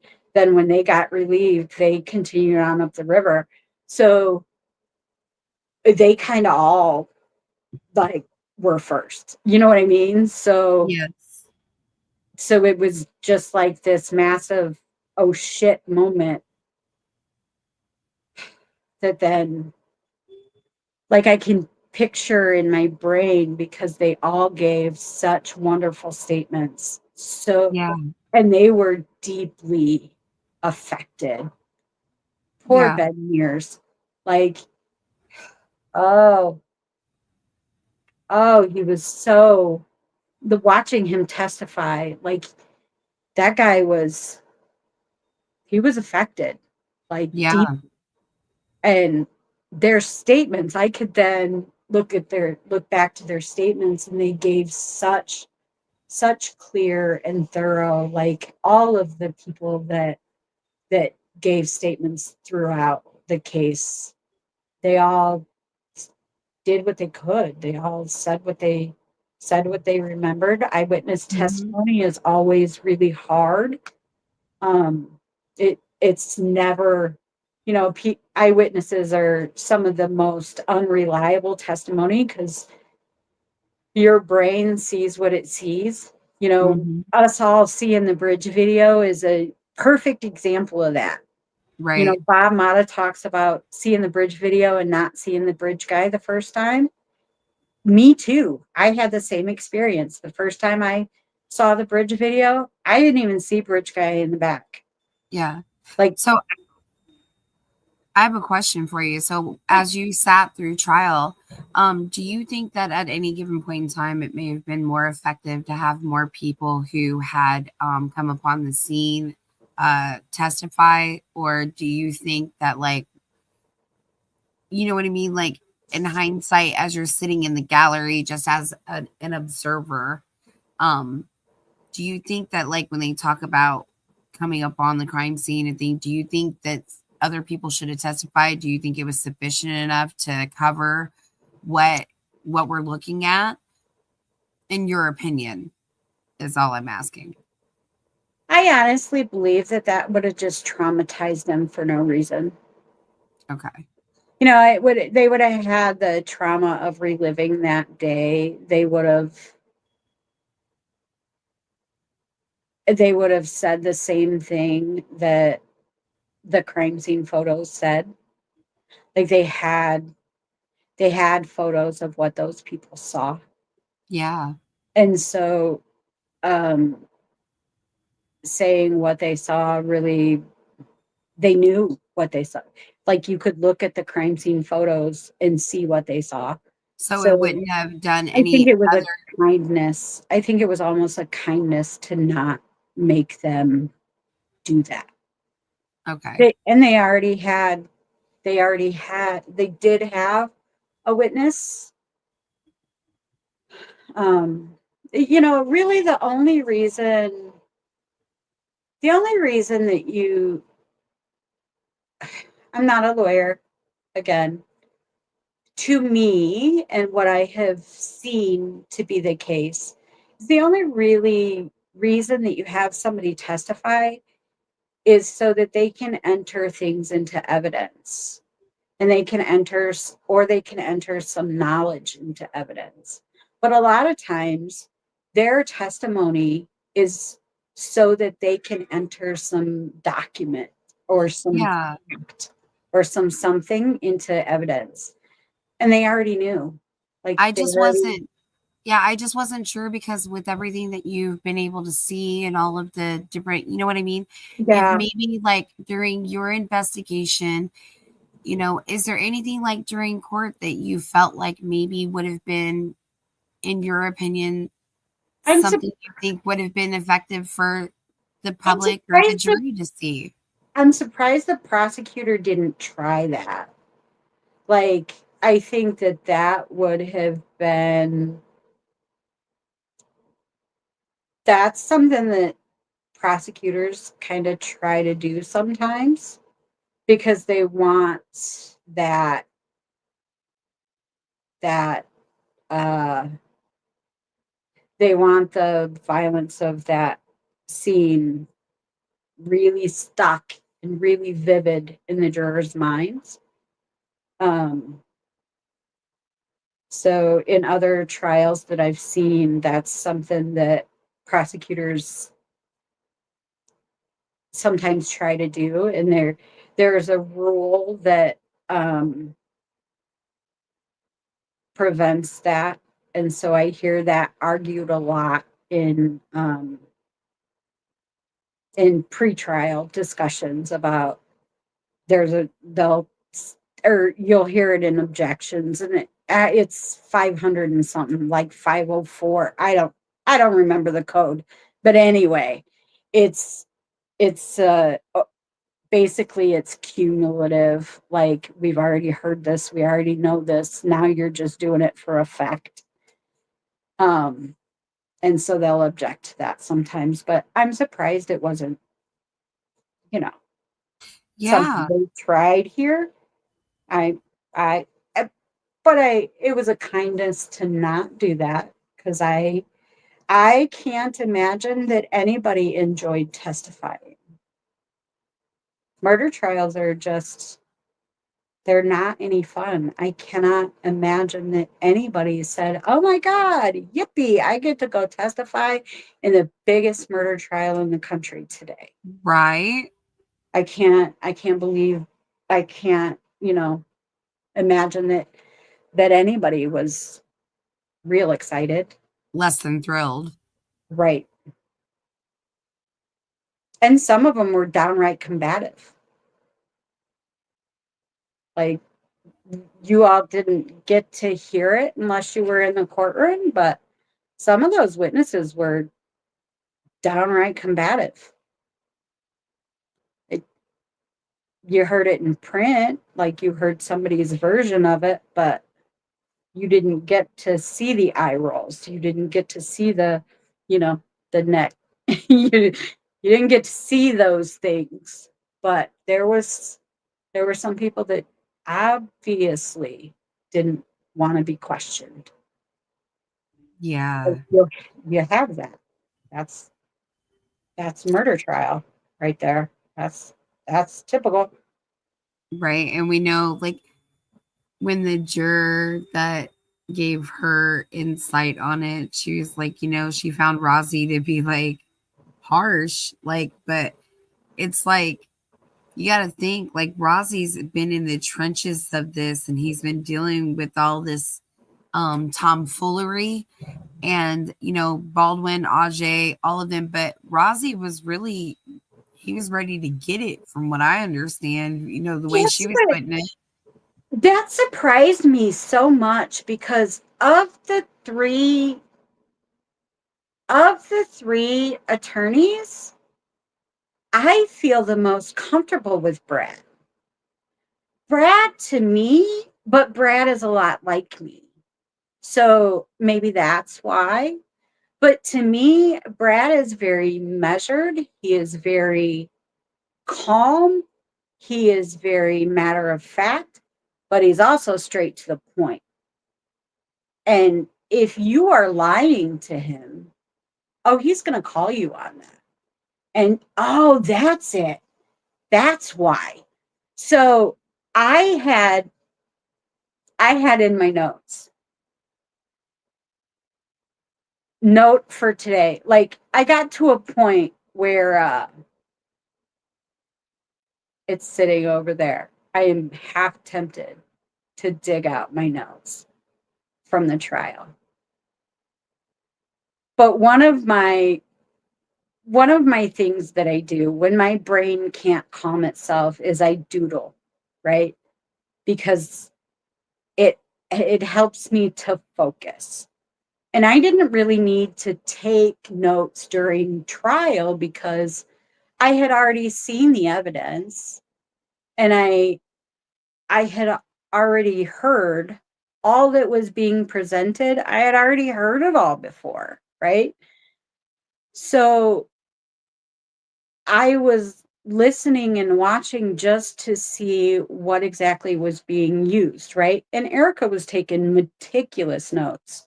She's a former reporter, so she takes notes like a boss. Not not as thorough as yours, but she's pretty damn good. And then Bob Mata was sitting not far from us. So I knew that everybody in the room was taking notes. I did not need to be relied on to take some notes. So I doodled. There were there was this testimony and I wrote in my notebook, today's note, never lie to Brad Rosie. Because I don't remember exactly who it was. See, this is why I probably should have taken notes.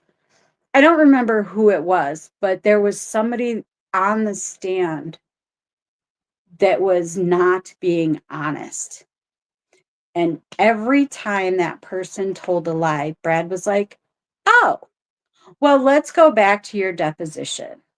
I think that I think it was Monica Walla. And he would be like, oh, well, okay, let's take a look at what you said in your deposition. And so he would have her read back her depo. And he's like, so which is it? Is it what you're saying now? Or is it what you said then?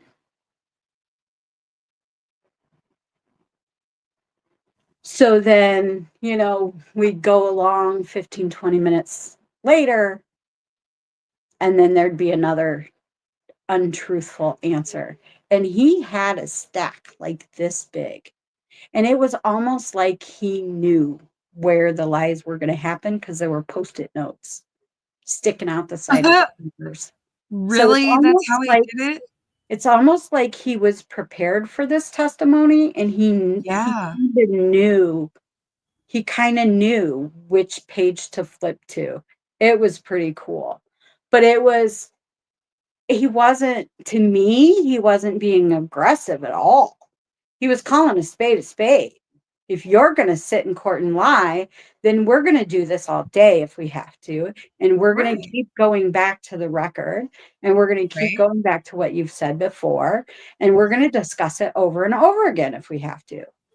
You might not Mhm. like it, but this is apparently what we have to do today. Right. Um, he didn't say it like that at all, but he would just keep going back to the record and being like, Mhm. so this is what you said before. Right.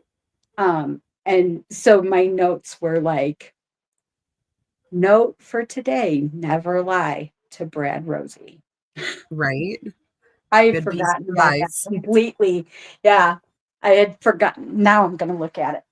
I had forgotten about that completely until just now because I found it so funny because he got fired up, boy. He was all kinds of fired up.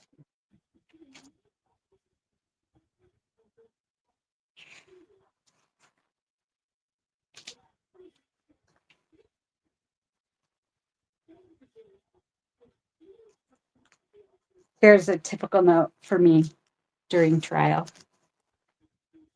Like that's me doodling.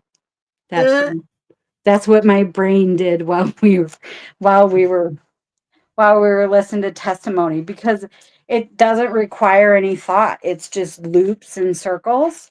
And I could do that mindlessly and still pay attention to a trial at the same time. Yeah.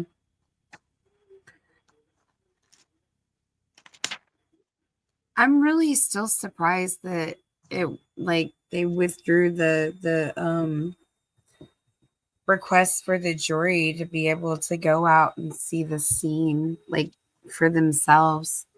I still kind of feel like a little bit like if the jury would have been able to go out there and Okay, so walk that thing and check it out, I think it would have been okay, beneficial in my opinion. so I have to cover the top of it, but Okay. there's my note.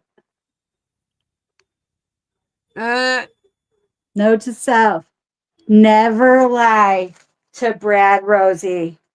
I right. repeat, dot, dot, dot, because Uh, it was so funny that he just kept, he just had to keep redirecting her back to this yes. is what you said. And it was like this weird sparring match. It was So, it was something else. right. Okay. So Indie Cindy is and digital have a little like they all have kind of like a conversation going on here. So Indy Cindy said, so someone brought yellow rope to use for footing. Whose was it? Who owned it? Who brought it down there? Who fessed up to tying it? Um, and then somebody says, you're with me about the rope. I thought there were two ropes, but maybe it was just a weird angle. Were there more than one rope? Was there more than one rope there? No, I only saw one, and then there was crime One. scene tape. Okay. And it says, when Erskine was on Little Frank's, he said what is being described is not what he saw, and it was a couple of hours before what's being said now. Just saying. I don't. Yeah, Erskine also leaked some text, and you know, I would, I would say consider the source. That's what I would Okay. say. Yeah. I'm not Um, saying I'm not saying he's lying. What I am saying is that there is a lot of photos. A yes. lot. Over 100, right? Oh, way. Hundreds, many hundreds of photos. There there were far too many witnesses. Like I have heard like there's this new rumor that the bodies were found in the water or next to the creek. Yes. I've seen There that rumor recently too. it's silly. It's it's I don't mean to say that it's silly cuz that makes me sound like a jerk. But Mm, no. Just just no. That is not. That is not what happened. There were okay. far too many people who did not know each other that found those girls. Not Right. everybody that found the girls knew each other. So it's was a group of 3 or 4 friends. This was a whole bunch of people that were right there. So, yeah, no. Consider the source. Okay. Somebody else was also wanting to ask, um, were there any ligature marks around the ankle area, or they No. talk about there's some mark to the thigh of Libby? No. No. No. Absolutely not. Nope. Okay. That's just a question. Yeah. I'm just Yeah, it's a asking. question. You got to remember that what the photographs that everyone saw that were part of the leak and the photographs that everyone saw could only be part of the leaks. Um, Mhm. multiple leaks. Those are not original photographs, just saying. Right.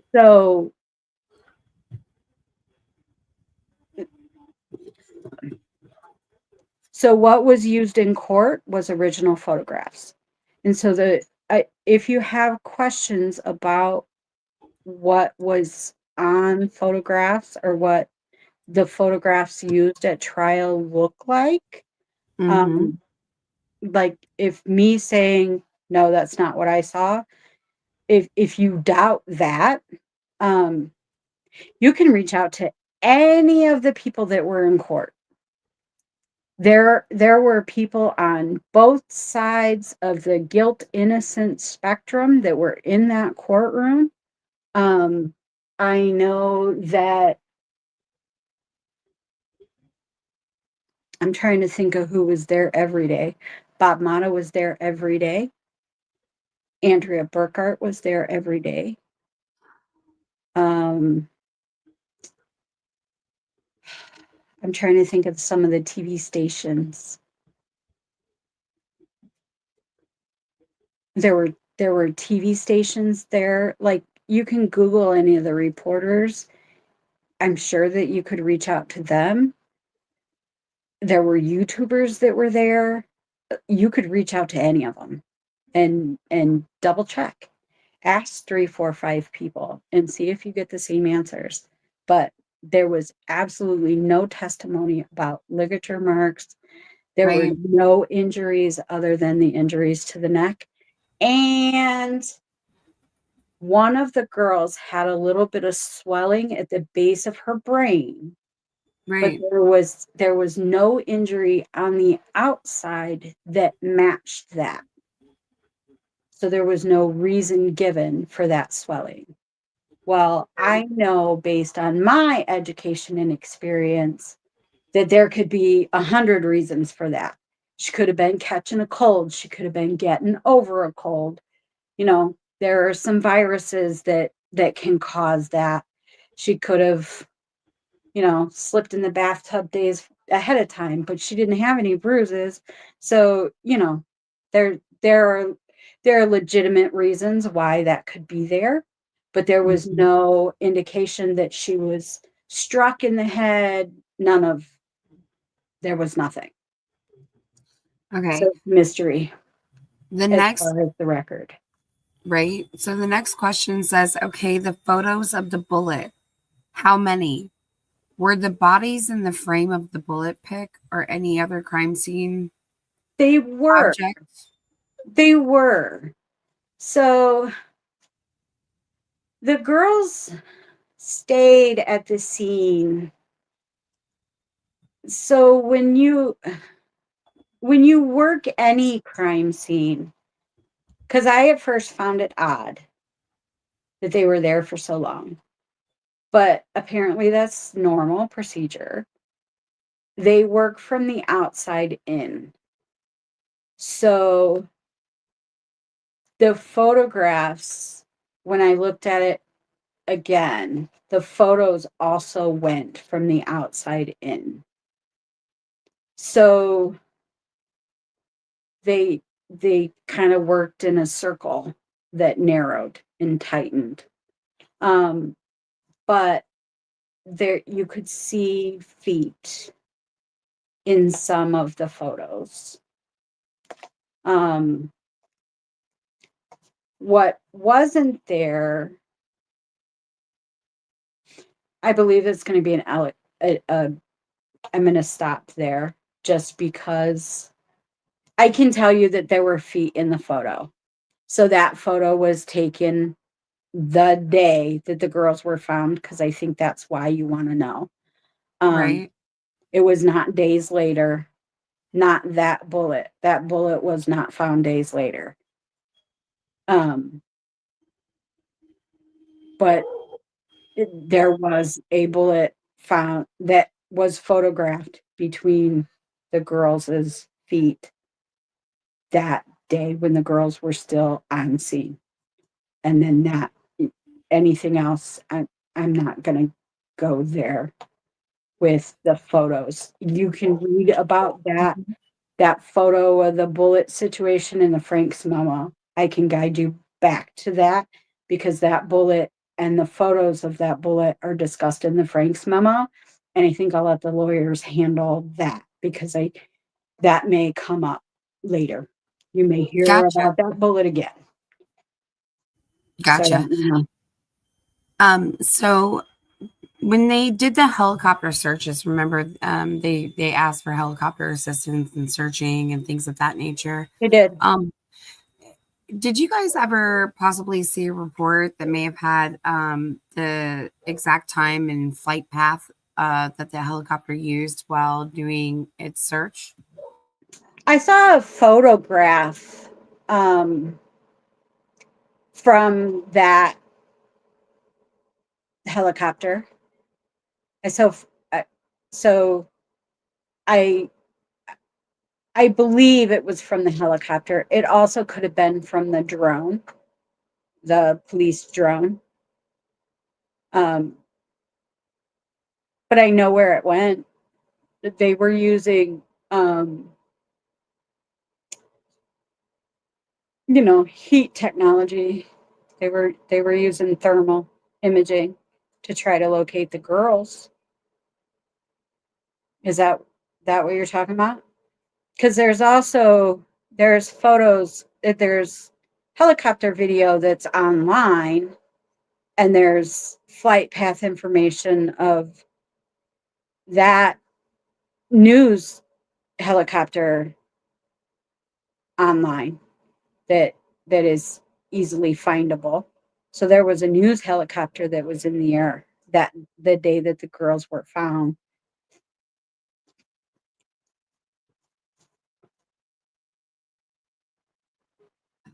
But Oh, our our discovery, it could have been in somebody else's discovery, that flight path, but it really didn't matter. okay. So Indiana Girl says, who did Mullins say was on the trail cam? And was it clear about when that was and how far from the bodies? Um, so I don't believe that Mullins said anything about who was on a trail cam. I don't believe that Nick McClelland introduced any evidence from the trail cam. I believe that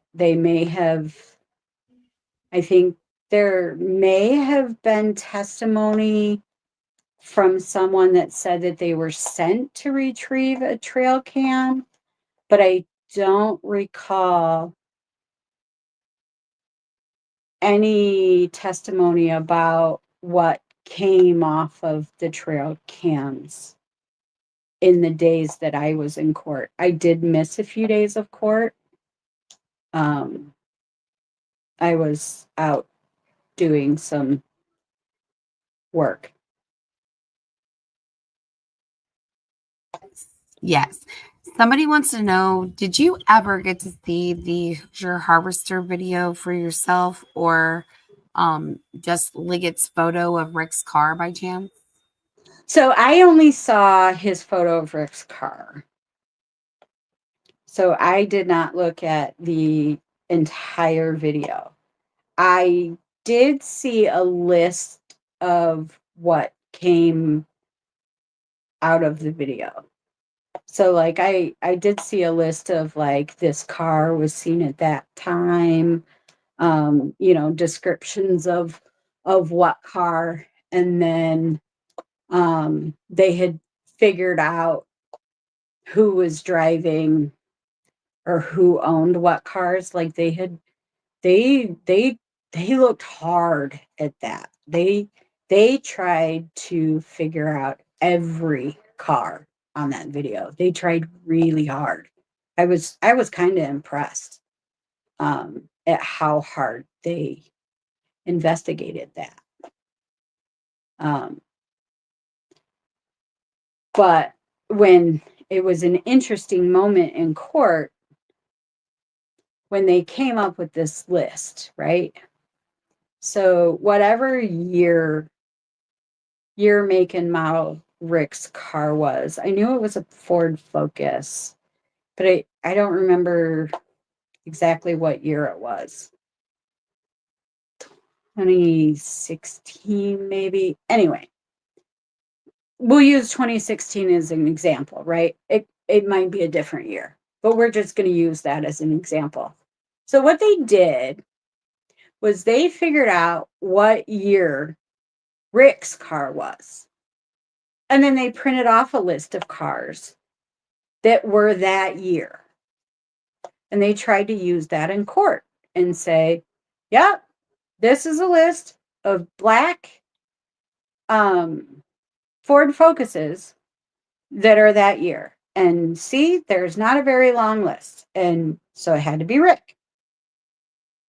Well, that year isn't the only year that had those tires.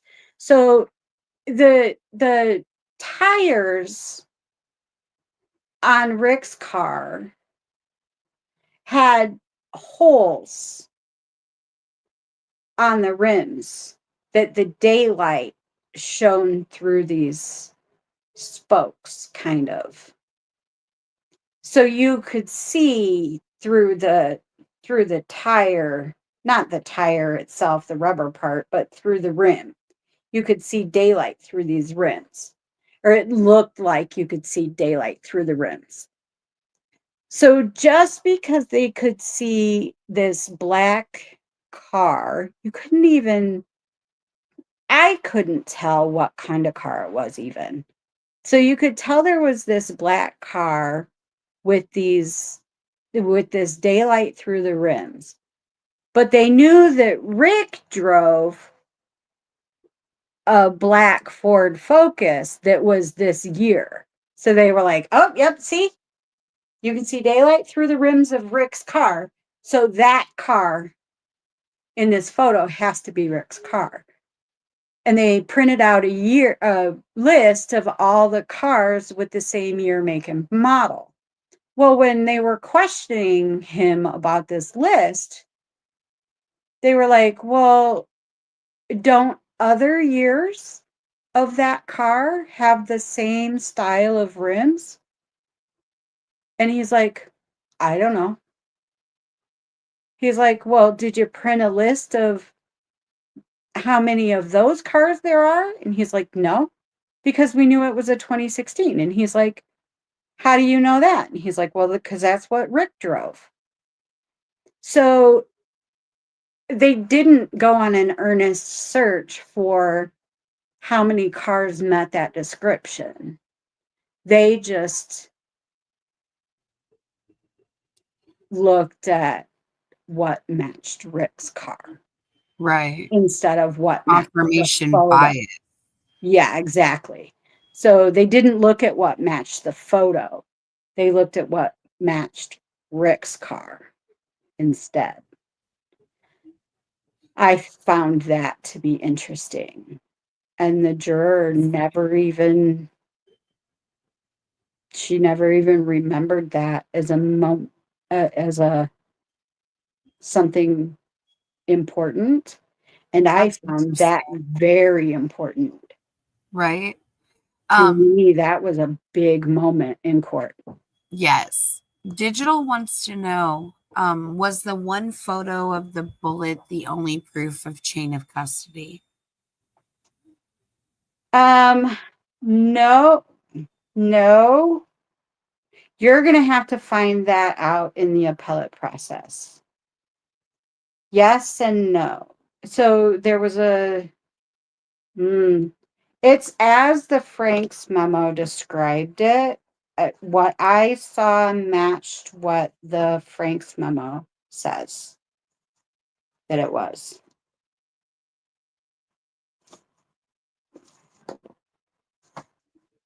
All right. I'm not being difficult. I swear. I swear I'm not No, trying to be no, difficult. no. But go back to the Franks memo, and that bullet is discussed in there with footnotes. There Oh, is information on that bullet in there. I don't remember it verbatim, but Uh-huh. what I saw that was evidence-wise about that bullet matches what was in the Frank's memo. Interesting. Amy says, I'm sorry if I missed it. I was putting my kids in bed. Hmm. Did she answer if they found any prints on the phone?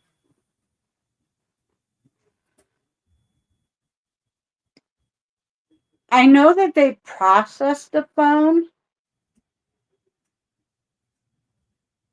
for prints and DNA and anything else that could have been on it. So I know that they processed that phone for trace evidence. And I don't recall hearing Okay. anything about any prints. They didn't have a fingerprint expert at trial. And if they had found anything, oh, they would have. So Got you. I'm going to assume probably there was nothing. It was probably wiped clean. But that Mm-hmm. would be an assumption. That is me making a leap, a Mm-hmm. logical leap. But I don't know. I don't remember. Okay. Digital said she wants to confirm, or he or she, I don't know if it's a he or she, but wants to confirm Frank's one, the first Frank's, or because there's 4 Franks. So the very Oh, first, that's the right. 136 memorandum, or is it in the other ones after the 136? I would start with the 136. I think it's in that one. Okay. Somebody asks on Rick's vehicle, were there black wheels or aluminum wheels? I couldn't tell. Um, the next question is, did they authenticate any photo or video imaging and audio with metadata? I wouldn't be shocked if they didn't, honestly. The stuff from the Libby's phone, yeah, Okay. it depends on what video and audio you're talking about. If you're talking about the bridge video, of course. Right. If you're talking about Holman's photo of the harvest store video, I mean, there was no reason to doubt that he took a photo of that video Right. because that's Oh, just Lord. normal. That's just that's just how those things are done. I mean, it obviously came from the harvest store. There would have been a chain of custody. Um, so I don't know that they did or didn't, but I don't I don't know why they would, but Right. maybe they did, but I don't know why they would. Right. Well, I don't know if I want to give the next comment any attention because of where it's coming from. You So can. You there's can if you want no, to. I'm saying because like there's a family member that's interviewing on another channel, and I don't want to be feeding that stuff or anything like that. But Mm, um, okay. this family member had an opinion and said that the defense was stupid for trying to pin the headphone jacks when all it took was a Google search to Mm, debunk it. mm.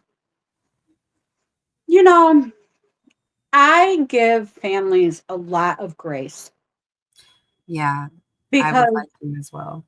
I I usually work on the family side of things, right?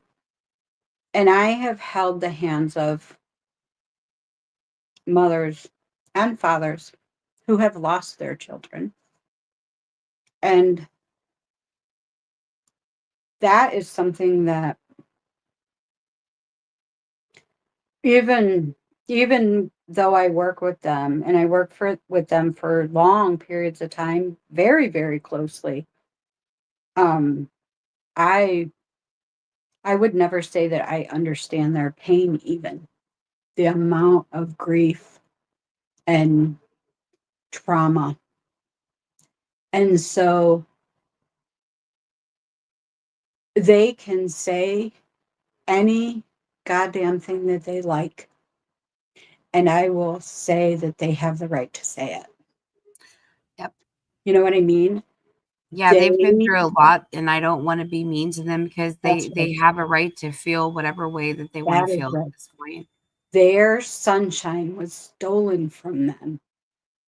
And so they can say any fucking thing they want.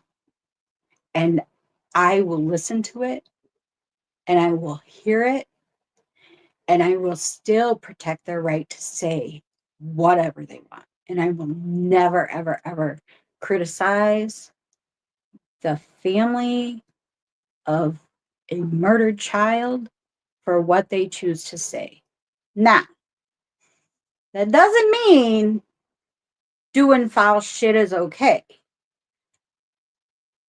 I'm not saying this family has done foul shit. I work a lot of cases, right? And so other families have done some, you know, humans are just humans. But as far as like saying things, they can say whatever whatever's in their heart, they have the right to say.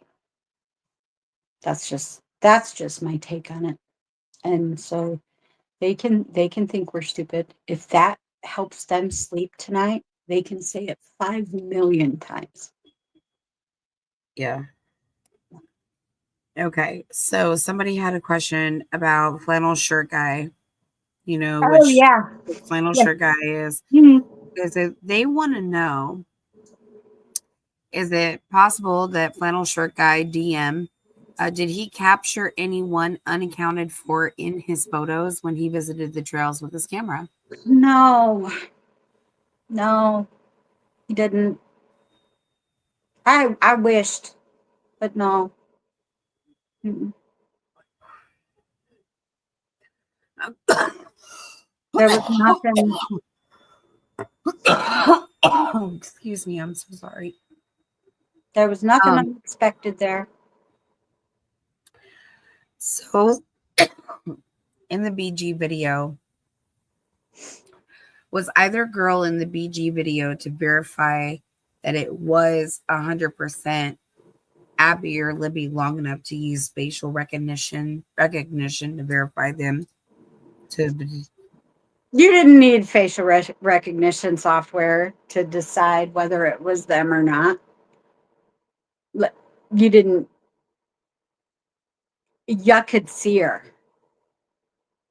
Like the video was of her. Like there was this weird there was this weird push to, you know, make it seem like What are she you turned the yelling about? camera on her attacker and What are you talking? What you talking about? Little girl. What? you didn't hit mute, my love. I'm sorry. Aurora is having some sort of a opinion about something, and I don't know what it is, but That's she's okay. really trying to let you know. I thought maybe you thought you hit mute. I thought I did, but But you I didn't. accidentally tapped the laptop. I'm I sorry. wanted to warn you before you said something like that you shouldn't. No, I mean, I don't have to worry about that. So, what was I talking about now? I got distracted. I'm sorry I got distracted when Aurora started doing her woo woo woo, putting her 2 cents in. Somebody remind us what we were talking about. Oh, I can't see the comments. Somebody remind us what I was saying. Oh yeah, flannel shirt guy. Did he capture any the photos uh of unexpected people, or like he didn't catch anybody in the No, photos? Is He that what we didn't. were talking about, right? Oh, we Yeah. were talking about whether we could identify Libby Oh, Abby's face. facial recognition. That's right. Yeah, you could see her. You knew who it was. There's this weird narrative that got spun in the beginning of, they bravely faced their attacker and filmed him.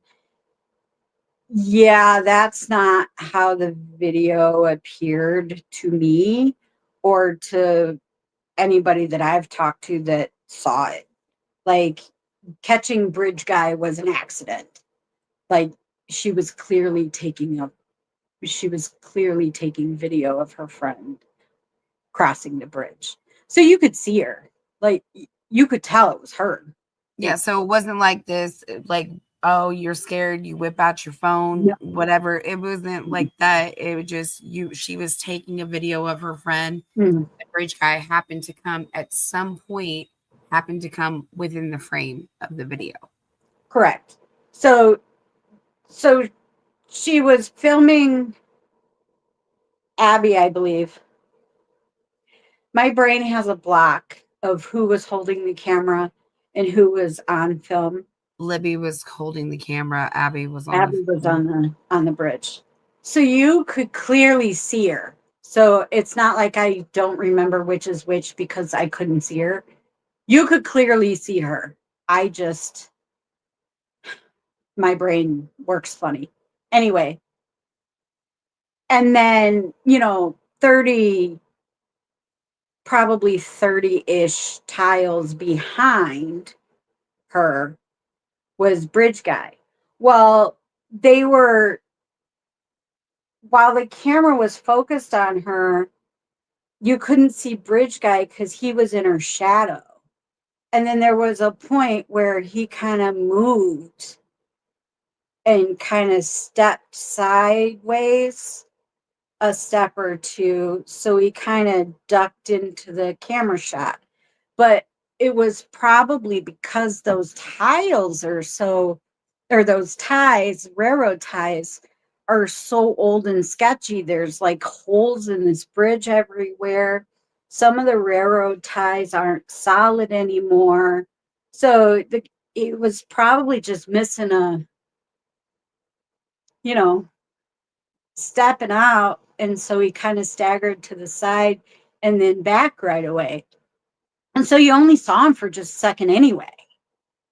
So you didn't really get to see him, but just for a couple seconds. But you could see her clearly. So there was no real reason to use facial recognition. I suppose you could pause the video and take a screenshot and blow it up, I suppose, if you wanted like a better view of her face. Right. Um, but Somebody asked, you did a really didn't film need or it. photography expert examine the video for the defense ever? Yeah. Okay. Yeah, well, I don't know if it was done specifically for the defense, but that video was gone over by experts. That there is nothing funny with that video. There was no funny business to that video. It was it was not faked, it was not doctored, it's not photoshopped, it's not an amalgamation. It's not all of those things that the rumors, we're very aware of the rumor and the suspicions surrounding this video. We are aware.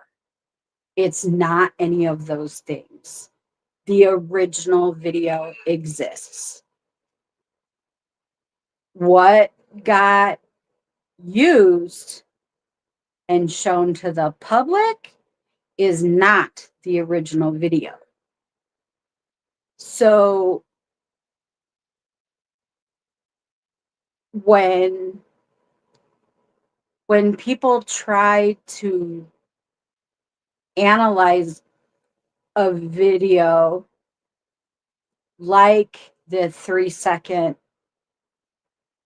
snippet that was shown to the public, if you try to run that through some video analysis, not knowing what was already done to it, your results are going to be funky.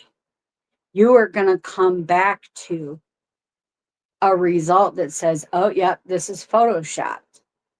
Well, no shit, it was photoshopped. There were things done to that video. Why? Because you saw Bridge Guy so briefly in this video, and he was so far away that the goal at the time that that little snippet was made, the entire purpose was not to turn it into evidence.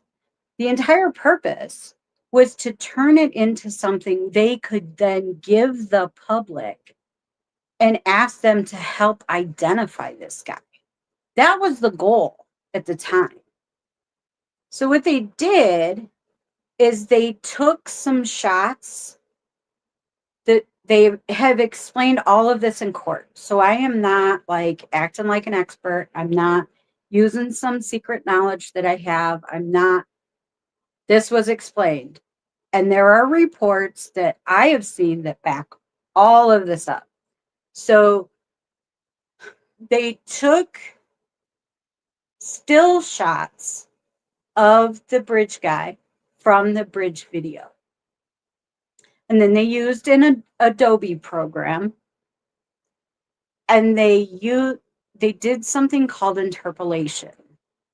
So what that does is it's the same technology that you see on like those still photos. Like there are some apps that use that software. Like if you put in a photo of your grandma, your dead grandma, you can turn it into a very short video, and the video will make your grandma's eyes blink.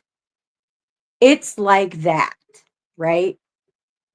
So what it did is it took these three photos that are from very close to each other in this video, and it filled in the spaces in time between these shots with movement.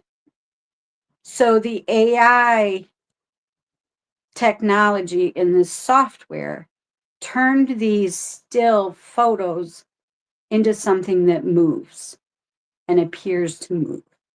So they created a moving image. That's why it's so damn short. He only takes one step. Well, if you don't know that that's been done, and we were freaking gagged at the time, so we couldn't explain it.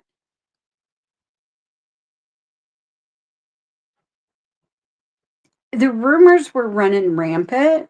And when you have an information vacuum, human nature is to fill in those pieces and parts however you can.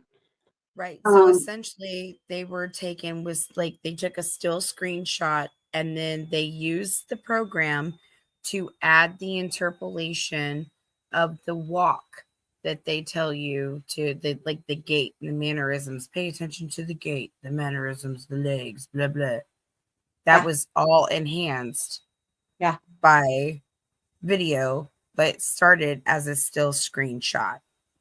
Well, it was a series of screenshots, which Okay, is yeah, a what series of film screenshots. But is. That's yeah, what film is. So when you see a moving film, it's a whole bunch of screenshots that are real close together. These were just a little further apart. So it's not any different than you watching a video. It's not like this software created the gate. They right. used shots that had him in those different positions. So So it's not how like they many had a guy shots standing flat on his feet and right. then just let the How computer many decide how he walks. That's not what how happened there. no, I'm not saying it like that, Yeah, but to I'm just okay. explaining it better because there are people who misunderstand. Correct. So I have a question. So how many Mhm. how many screenshots, how many of those photos would you say uh were there to make that part, like to be able to do that? So how many screenshots do you think that they used of that particular thing to make it, or to whatever? I don't remember. I know there were at least 3, but I don't Okay. remember. I don't remember exactly how many were used. But, at the time, it wasn't the goal wasn't so, um it it wasn't meant to be like, "We're gonna use this as evidence in the future." It wasn't, "We're gonna use this to decide one guy did it or another guy didn't." They they really were just trying to put an image out there that the public would be interested in seeing and be able to identify. They really were just trying to get the guy identified, as far as I think. So it getting used in court is a whole nother legal discussion that I don't know. Like, it was explained in court how it was created, and how the photos were, um there was that bridge guy photo that was, it was cleaned up. They were, again, trying to clean it up for the public, make it suitable for television, make it suitable for print media. Um, Again, it was not the original image. It had blurring tools put to it, and all of that had been done. But it wasn't far from the original. But they had cleaned that up as much as they possibly could to make it something that you could identify. And so, and there were reports of everything that they did to those photos, like crystal clear reports. So it's not like they hid that. That wasn't some sneaky trick that was done. That was that was above board, done and explained, and that's why you didn't hear arguments about it. But whether whether that short, um clip of him walking, um I seem to remember that being objected to, that being used, and then the Mhm. stabilized video, I seem to remember that might have been objected to. So I don't know if that's gonna come up again down the line or not. And we know, like, who helped cleaned up the photos and the video? It was Disney and NASA, right? Yeah, the locals, not locals, I do believe that there was a crime lab that had a hand first. But I know that Disney and NASA were also mentioned. So I think the testimony was, I don't remember if it was someone from the state Do you lab know or which department or agency cleaned yeah, up the photo is the question. I I guess I think it misread. was ISP. I think it was the ISP lab, but I'm not sure. I'm not sure. Somebody testified to it. Um, there was testimony about it, Okay. but I don't remember now. I don't remember. Right. Oh my goodness. Well, we've had a big long chit chat here tonight. We're 3 hours and 19 minutes in, man. Yeah, I get talking and I just can't shut up. Well, And I I say can't a shut whole up lot of either. You nothing and know I that can't shut up. if it's up to me, I'll talk all night. You know that. Hmm. So, where are you at feeling right now? I'm fine. You're good. Oh my goodness. As long as you're good. Is everybody in the chat good? Yeah. I can't read it. I'm not reading it. So Okay, I'm so relying on you for that. oh, you're on your phone, Yeah. aren't you? It's up to you. I Okay. mean, I can open the chat, but it distracts me, so I don't. Yeah, I mean, we're just going through like, people have I can show you. Can you see comments if I show them to you? Yeah. I mean, I can open the comment tab. No, like I can actually show them to you, you know what I mean? So that you Oh, don't have to open the comment tab. So somebody is grabbing a snack. oh That yeah, I sounds can see that. good. Snacks are good. Good for the soul. We know the Um, screenshot of Abby on the bridge was fake. Well, no, the screenshot is not fake. So that so what happened is that screenshot, the screenshot itself is real. Um, the photo and who posted the photo, there's some unsureness there. But the screenshot itself, yeah, that's real. What you all saw floating around about that screenshot may not have been the most accurate. So what was shown, I'm trying to think of whether it was shown in court or not. But the actual screenshot in the top left-hand corner, the actual screenshot in the top left-hand corner, it says 7 hours ago yeah. in the real photo.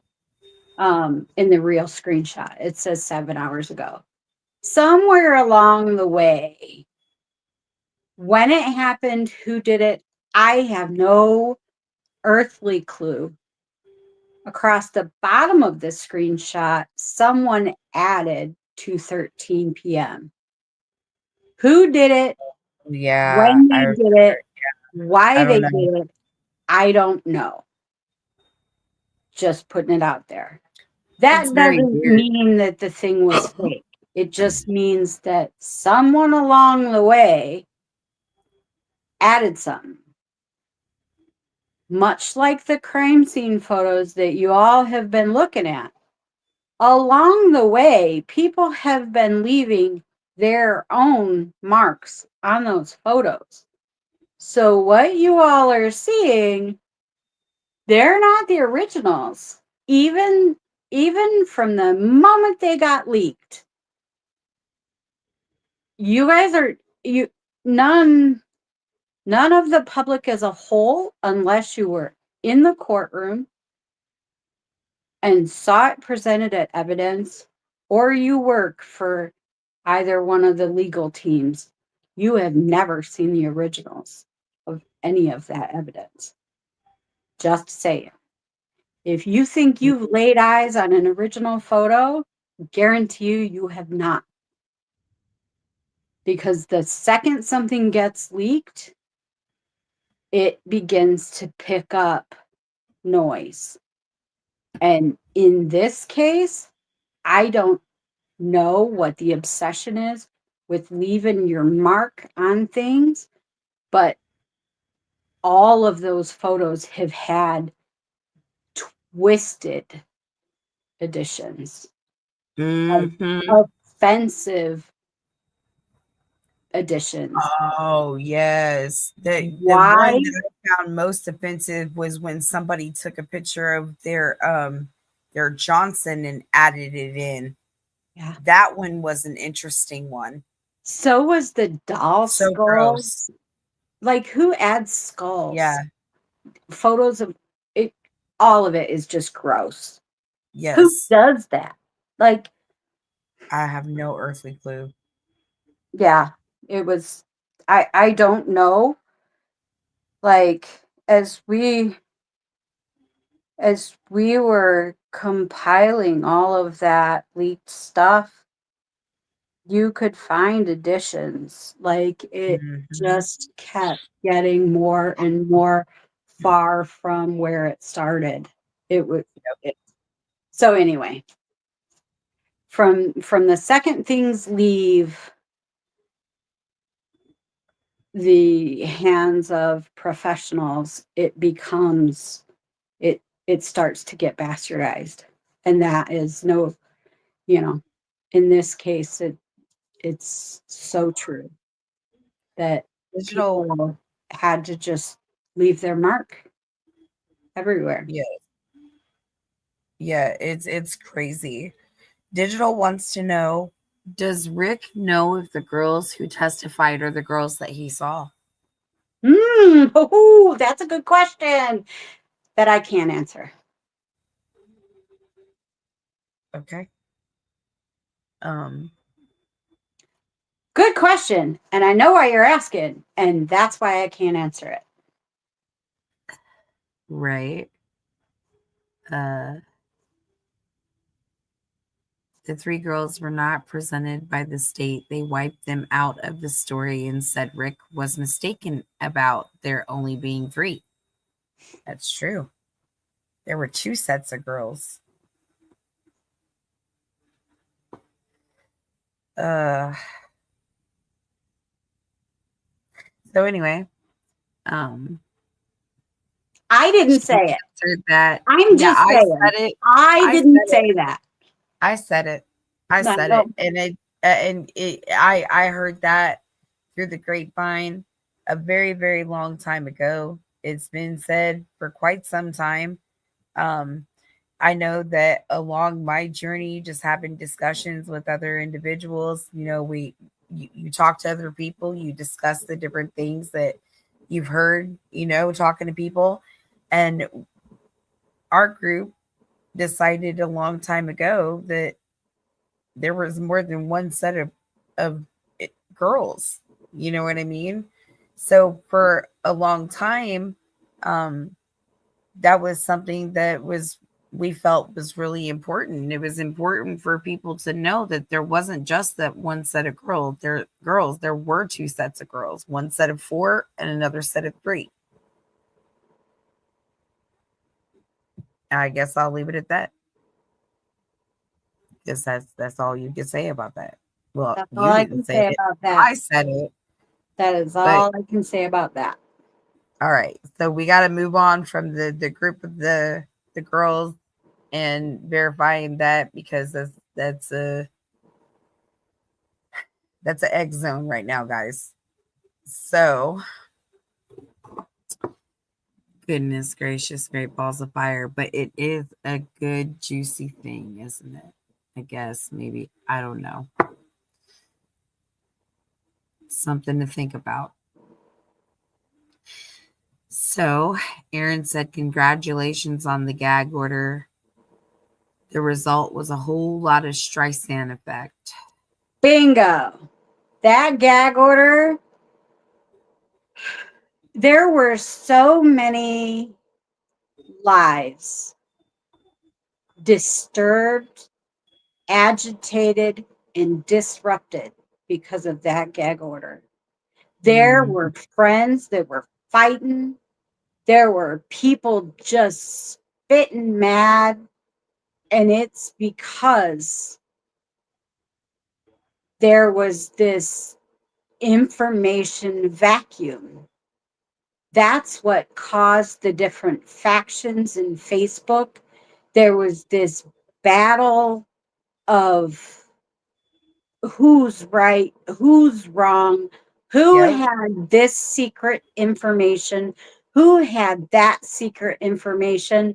It's Mm, what led to for it made our jobs difficult, but it also started this whole culture of, oh, that one's leaking, that one's leaking, that one has access to information they shouldn't have.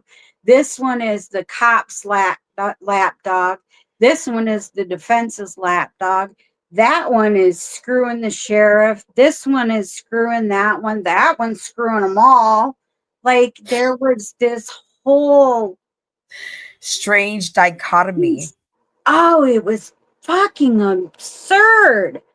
And Yeah. then we're sitting there watching people just annihilate each other. And some of them are really good people, like Yeah. in their core.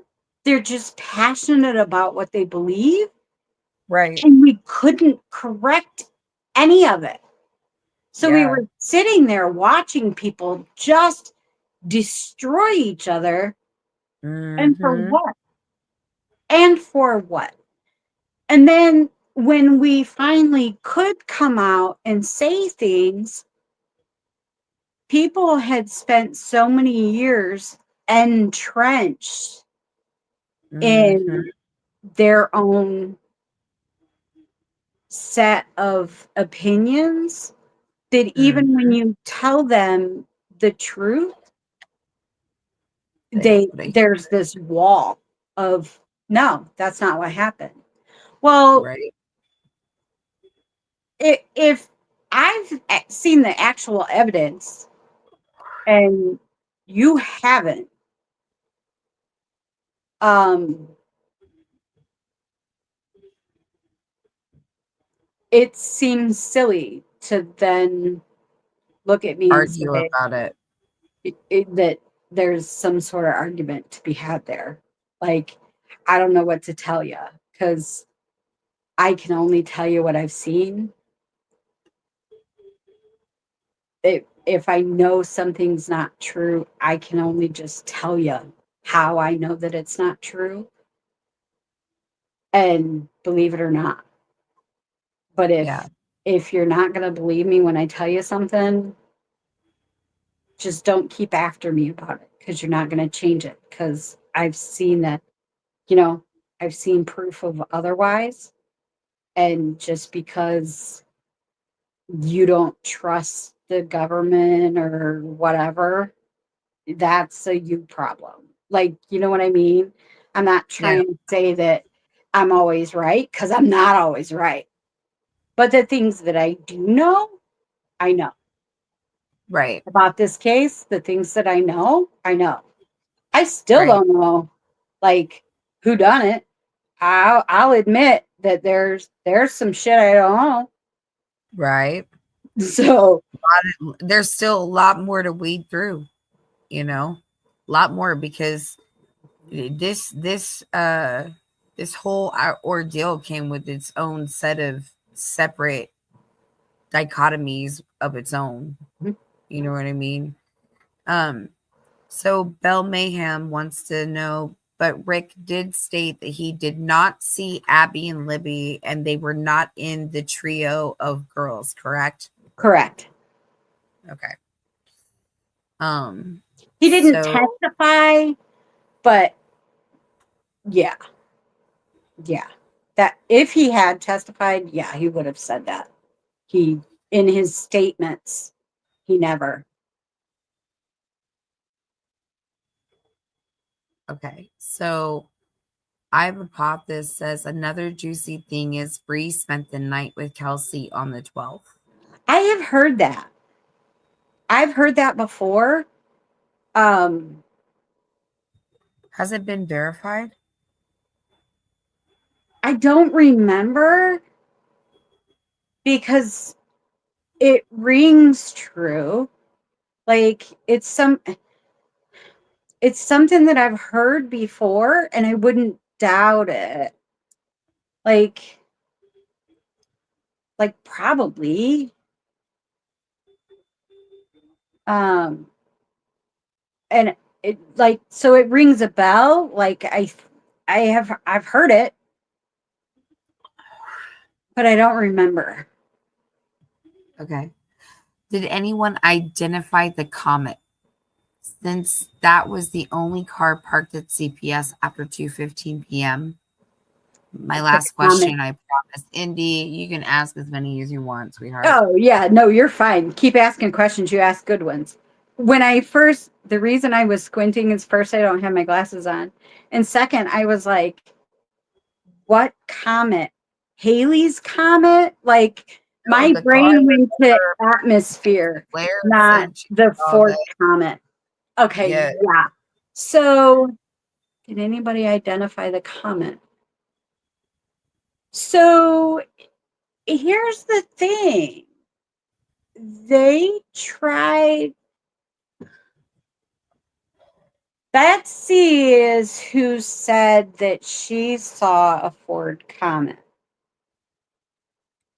I think the implication was that it wasn't there, that it was actually Rick's car. But So drive a Comet in, I mean, or Betsy was very specific about what she saw. could it have been that maybe the car looked similar to the style of the Comet? Because she's like, it was kind of like a car like my dad had when I was a little girl. Could That's it the have way been she that maybe in testified. her mind that was the closest body style to another vehicle that could have been there and not necessarily a Comet itself? That's the way it sounded when she testified, is that it was similar to her dad's Comet. So it was Okay. a similar boxy, Yeah, that yeah. boxy style. So not that it was necessarily a Comet, but it was that similar style. So, we all heard early on about the purple PT Cruiser, um, and we heard about the Comet, and then we heard it as Rick's car. So the implication was that it was backed in funny to hide its identity. But I think we didn't hear from whoever said that it was a purple PT Cruiser. That person Yeah, never I remember testified. that rumor back in Remember the that? yeah. Yeah. That I told person you about never hearing about that a long time testified. ago. Mhm. Correct. That person did not testify. They were not asked to testify. So it's not Mm. like, they issued a motion to quash or anything. That person was never called to testify for some reason. So Mm. we didn't hear from them. Right? Um, I didn't think about that until right now, actually. Uh, but I think that they wanted to kind of infer that maybe that was Rick's car, like maybe Betsy was wrong. But Right? Betsy being Betsy, I gotta say, I gotta give it to Betsy. She said what she said and she stood by it. So she's one of those. I said what I said. Right. Take it or leave it. So whether she was right or not, that's whatever. Because I'm never really gonna say somebody's lying unless you know I have Yeah. proof of that, and I would have no reason to say that. I'm not, you know what I mean. I'm not like gonna trap Yeah. people or anything. But Betsy, Betsy is one of those. I said what I said. Right. I'm not gonna say anything different. And I saw a comment. And this is how I know that it looked like a comet. My Yeah. dad owned one. Like Yeah. she put it in a framework of it was a boxy style. And the reason that I recognized it is because my dad had a similar car. That's the kind of Right. stuff you want from eyewitnesses. That Yes. they have a framework they're going on. Or, like when they try to give the height of a suspect, when they use their own height and they say they're taller than me or they're shorter than me. Somebody It's that just helpful. rattles off 6'2" Yeah. is not as precise, really, because how do you look at 6'2" and go, oh, yep, that's 6'2"? Men can't even get Right. 5 inches right. You know what I That was a Yeah. dirty joke. I That know. was a joke, everybody. Naughty, naughty. Calm down. It was a dirty joke.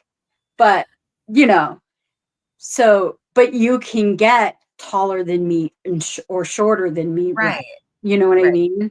Yes. So, Ben here says, I know someone that has a comment or at least one that shows up on a person's property while doing an interview. yes, you do. Yes, you do. Yes, you do. And that's all I can say about that. um, so Hmm. I don't know you, but yes, you do. uh, I've seen it. I've seen that photo. Someone sent it to me, but that's not the only reason they wanted the group of. Mm, yep.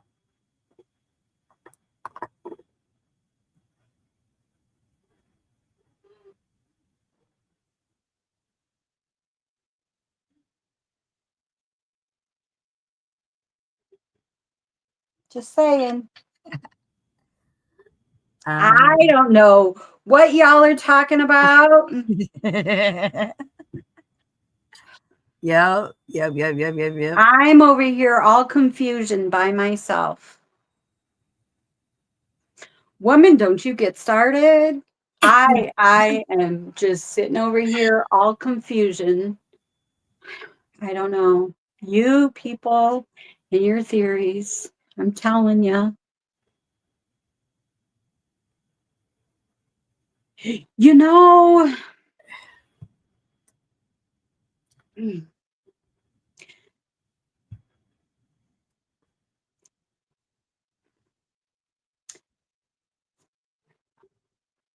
I'm trying to decide whether I want to talk about something. We do, Indy Cindy. We do. Or we know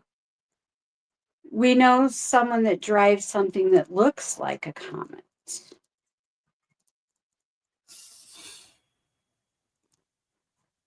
So let's go to the white van. So I am gonna tell a story about white vans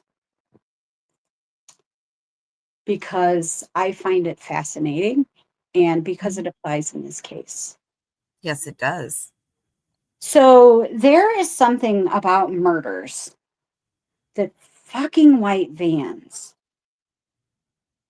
Every time a tender age child disappears, there is the ubiquitous white van. Every case that we have worked that has a child abduction, there's a white van. It's insane. So when we first heard the white van rumors, it had nothing to do with Brad Weber's white van. Nothing. That white van didn't come up until I didn't hear about that white van until much later. And that's because I didn't work on that part of the discovery. So I heard about that late into things. But there was another white van that was someone had called and said that there was this weird guy that had a white van. Um, and they had a really hard time tracking down this van. Like they went to somebody's work, they found the workplace of this informant, and then they were like, I don't know where the guy lives, but I know where he hangs out. So they got sent on this adventure to find this white van. So it took them a couple days to finally chase this van down because The first address they went to wasn't the right place, but they sent them to another address because they knew this van. So then they went to the next address and they were like, oh yeah, that that van parks around here sometimes, but I think they live over here. So they got sent on this wild goose chase of this white van.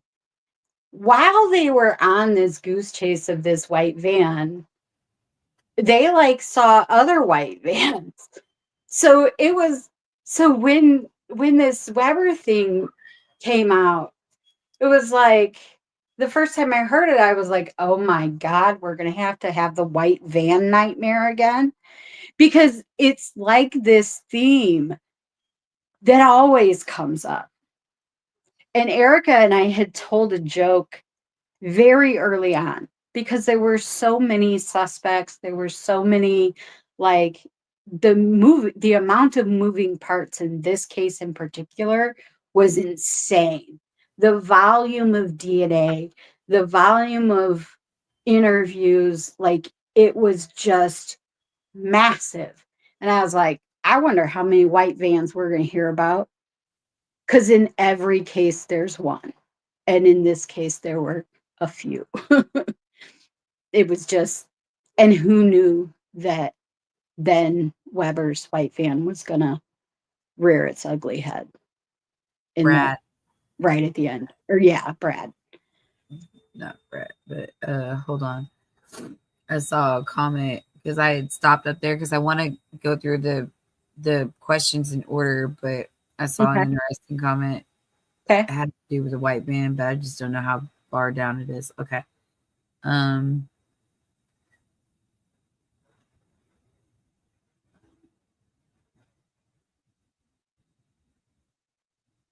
I think. Hold on. Yeah. You know, There yeah, was another interesting one that was had to do with maybe there the there van. I'm trying there to get might have been a van there. Like, don't know. Don't know. Weber says that he was there when he was there, but um I can tell you, here's what I can say about that. I can say that from my seat in the second row, and I listened to Weber being examined on the stand, I can tell you that Nick McClelland's questioning of Brad Weber came to a screeching halt the moment that Brad Weber said that he came home, straight home from work.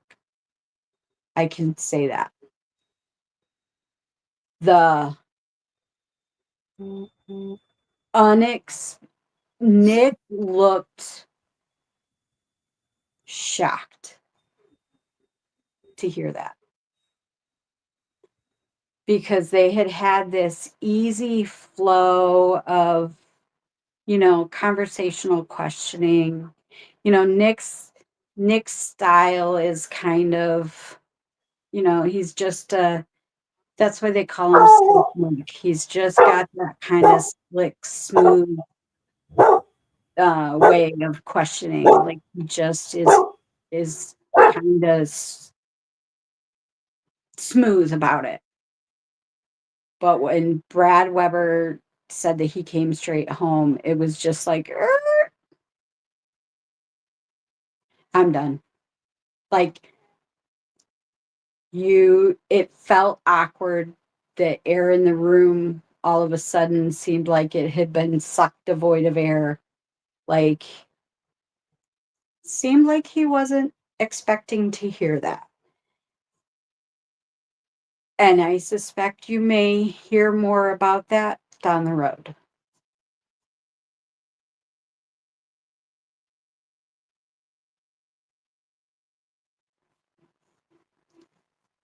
The young church guy And the one outside the meat packing plant, ambulance looking van. Oh, maybe. There's another white van theory, an old ambulance painted with white too.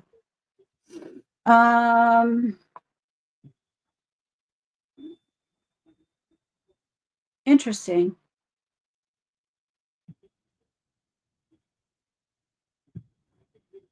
Was exterminator.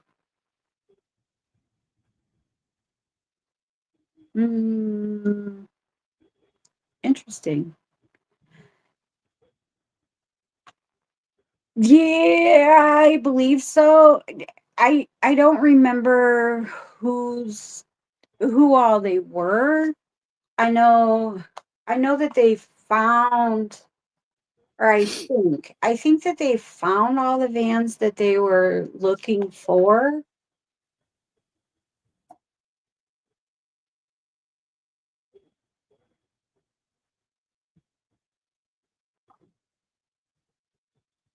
Mm, I think they found all of them that they were looking for, and I think they vetted all those people. Just, she did give an interview, and she did say that it was certainly him. She did say that. Um, that's what she believes, and I'm not gonna tell someone who is a victim what they can and can't believe. And so first of all, Ron is dead, so he can't defend himself, so I don't want to drag him either. But if she endured what she says she endured, she is entitled to say what she wants, and I will never fault her for that.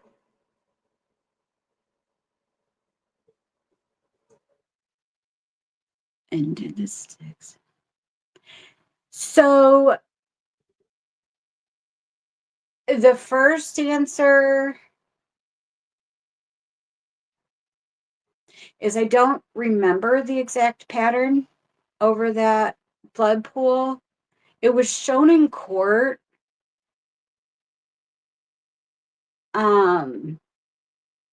But I don't recall. I don't recall what the pattern was. But I know it was in a pattern, but I don't remember what Asterisk, pattern it was. I don't the remember. asterisk, or I don't remember. okay. Um, And did the sticks in Weber's garage make a pattern? They did not. So here's the thing. Here's the thing that wasn't made very clear for the jury, I think, because they seem to kind of gloss over it. I was surprised that the juror didn't mention it, because that was a big deal. That stick in Weber's garage was a big deal, and here's why. One of the branches at the crime scene was cut with a saw. If you go back to the Frank's memo, it mentions it in the Frank's memo that branch, it was more than a stick. It was a branch, and it was cut. It was not something you find out in the woods and you just pick it up and throw it over the body. That bad boy was cut. The branch in Weber's garage was cut. Just saying. That is the part that I think the jury didn't make that leap to put those together for whatever reason.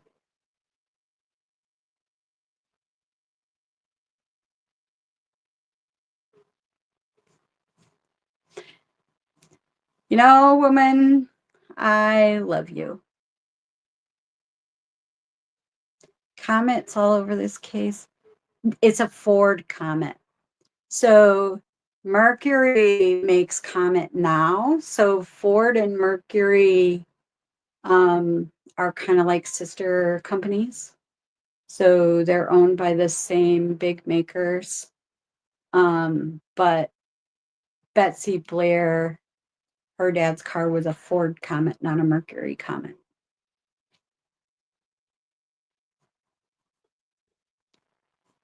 Yeah.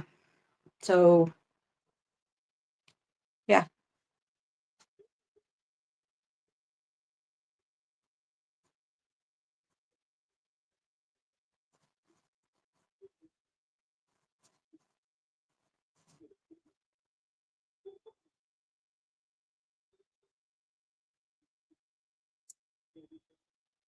Betsy Blair was adamant it was a Mercury Comet or similar very old car, not a new type of car. She was adamant that it was a Ford Comet.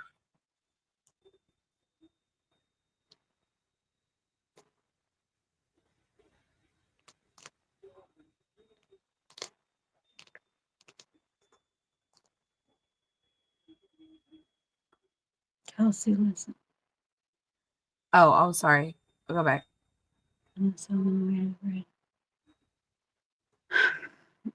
I don't know. What song she listened to on the way to the bridge really didn't make any difference.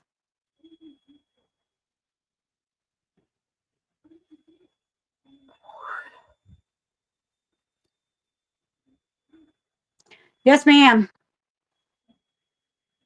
I know of which you speak.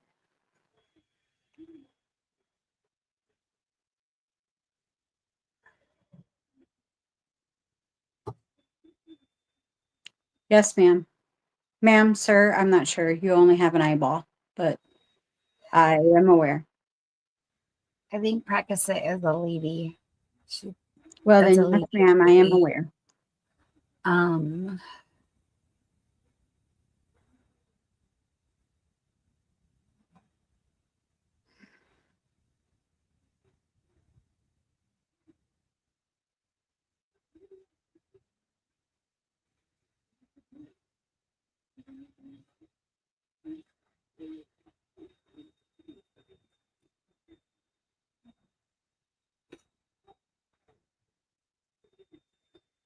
all Careful, right. woman. I can't say anything about that.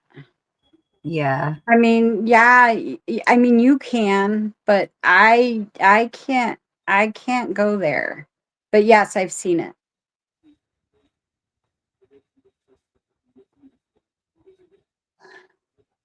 You make a good point, Indy.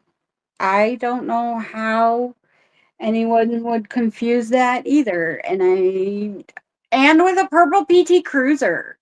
So we got three very different vehicles, three very different colors. I don't know. I don't know. I don't know.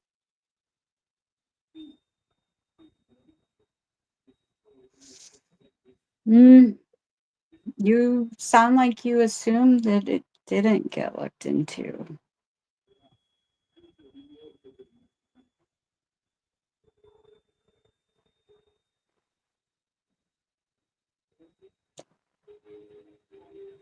I can't answer that either. Oh my gosh. Okay.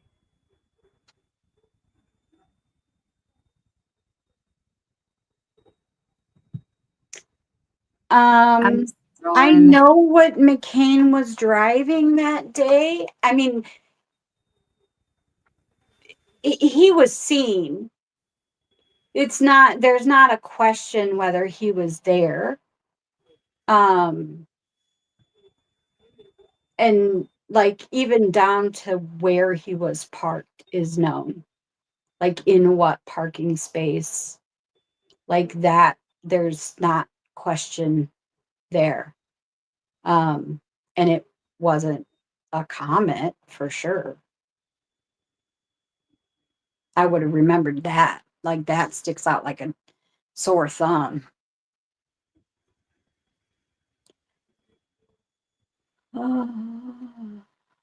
I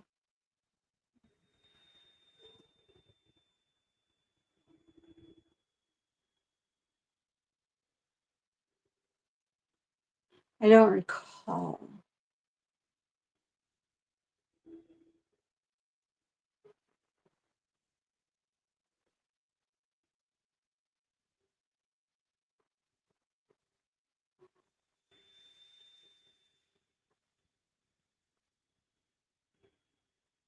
Hmm. You know, Belle, I like you. I'm just saying. I like you.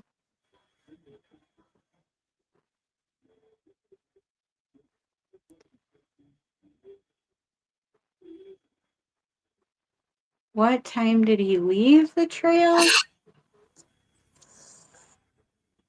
So Rick didn't speak on the record. Um, there's a narrative report from his interviews, and then there are the 2 recorded interviews that got played in court. And then there's what he said to Dan Doolin. Um,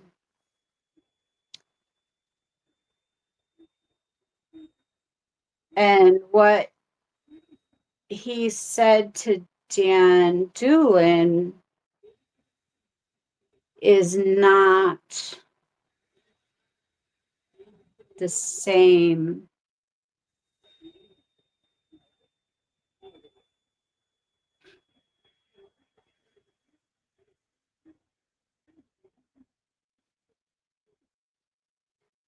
It was worded differently than they tried to make it sound when he had his second and third interview.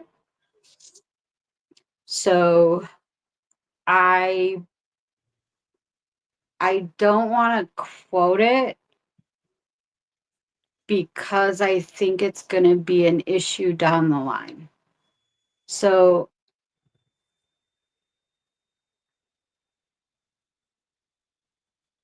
I think that's still going to be up in the air until the appellate process is done and transcripts come out. I think because I think that in order to really understand what the issue there is, you have to be able to hear it word for word, because it was discussed in trial. It was discussed in this trial what he actually said versus what they said he said. Um, so I kind of don't want to go there. I want to let the lawyers do the lawyering on that part. Lyric and Elizabeth, yeah, you're right, Indy Cindy, I like you too. So there is talk of a white van with Lyric and Elizabeth's murder. There's always a freaking white van. It's so weird. And this one, I mean, there's no, we don't this one just Brad Weber happened to be driving a white van, but um there it's something about abducted children. There's just always this white van.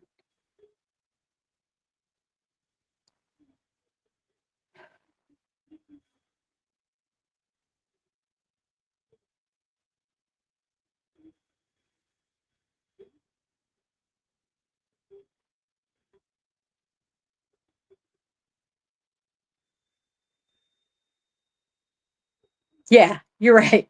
It wouldn't resemble a PT Cruiser or a Ford Focus. But y'all got to remember, she's talking about a Ford Comet, not a Mercury Comet.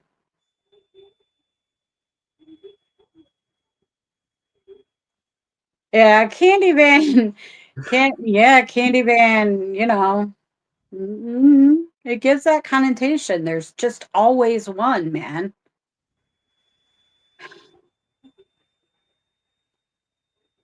Adjusted fate. Um, I can't answer that yet. That is something you're gonna have to wait on. Yes. Okay, so that I can answer, woman. So there was talk after these murders. There was a report of an attempted abduction, like close to there. I don't remember if it was right in Delphi or somewhere around Delphi, but there was a report of someone in a white van attempting to it, I don't think they like snatched a kid, like tried to kidnap them, but I think they tried to entice them to get in the van. I do remember that being um something we had a report of. Like there was somebody that they called it an attempted abduction or an enticement. I don't remember which verbiage they used, but yeah, there was something about some creepy weirdo trying to get some kids into their van. And I do believe it was the white van.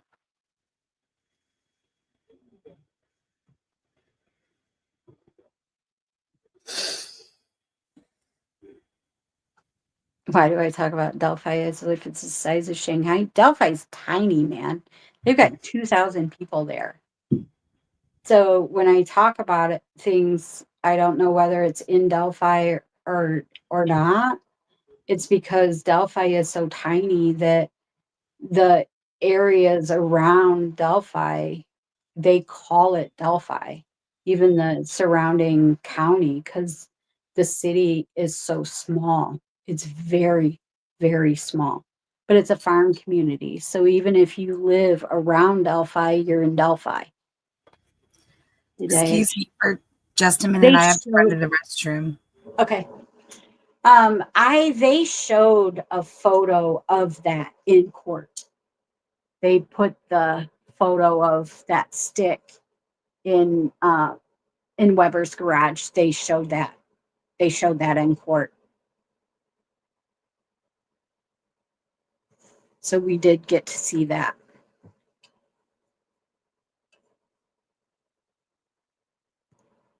So now I'm going to try to navigate chat at the same time. So if I'm in and out of focus, that's why.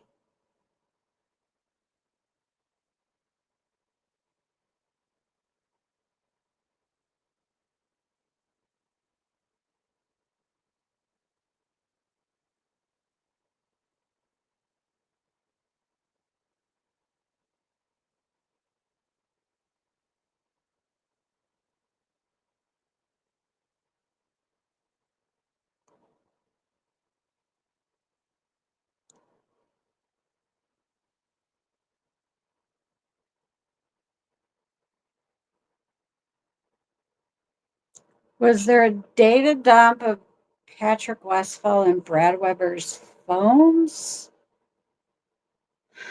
Uh,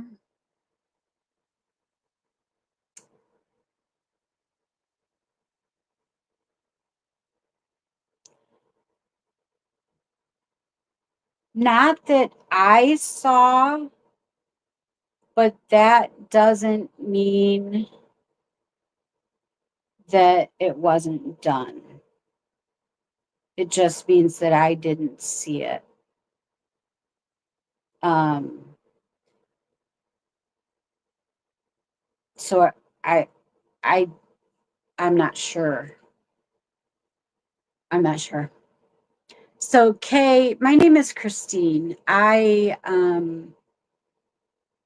I used to be a private investigator, and the firm that I worked for was contracted to work um, on the defense side of things.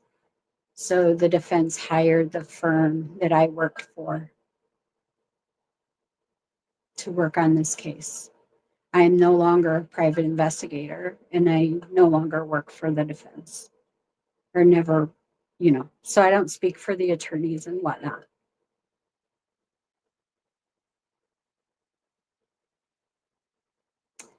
Lots of phone wipes. And people think that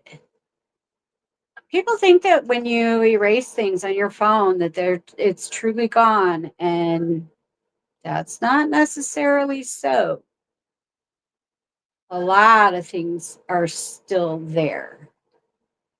So yeah, the stick that I'm thinking of that was cut, it was probably, God, 8 feet long, maybe. It was long. Um,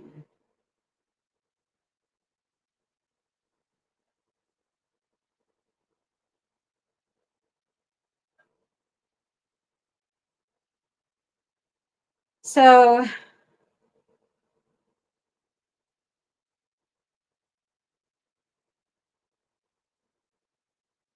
sorry, I got distracted reading the chat. Um, Veronica, I'm going to need you to take several seats because you're out of line at the moment. You're late to the conversation, because if you knew what 40 terabytes looked like, you would know that you can't get through that in one day. And you would know that we came to this a year and a half ago. So okay, now we're off in left field. So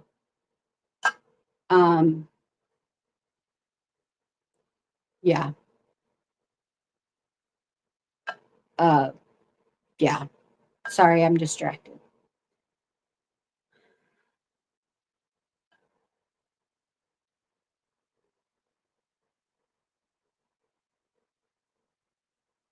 Okay.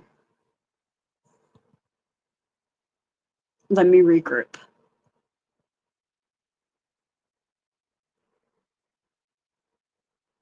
I was answering something else before I got. So Bell Mayhem, I can't answer that question about who was or wasn't an informant. You know, I wouldn't be able to answer it to anyone for any case. The relationship between law enforcement and confidential informants is it's almost sacred. They protect the privacy of those like no other, because it puts safety of people, all kinds of people, at risk when those relationships get talked about openly. So I would I wouldn't I wouldn't discuss that if that did happen. So I wouldn't be able to answer that one. But it's a good question. All right. Do you know where we're at? I'm sorry. No, that's okay. I just kind of scrolled back and picked up on a few. Um, Mm,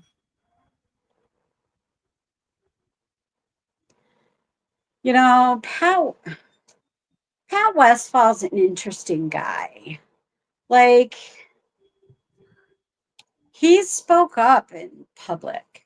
Like, he did some interviews and talked about stuff.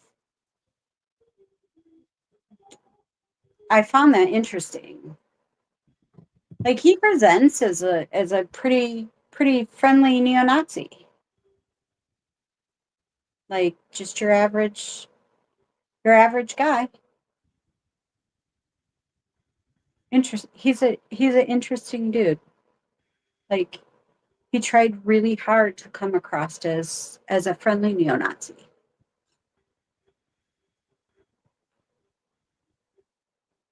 Mm.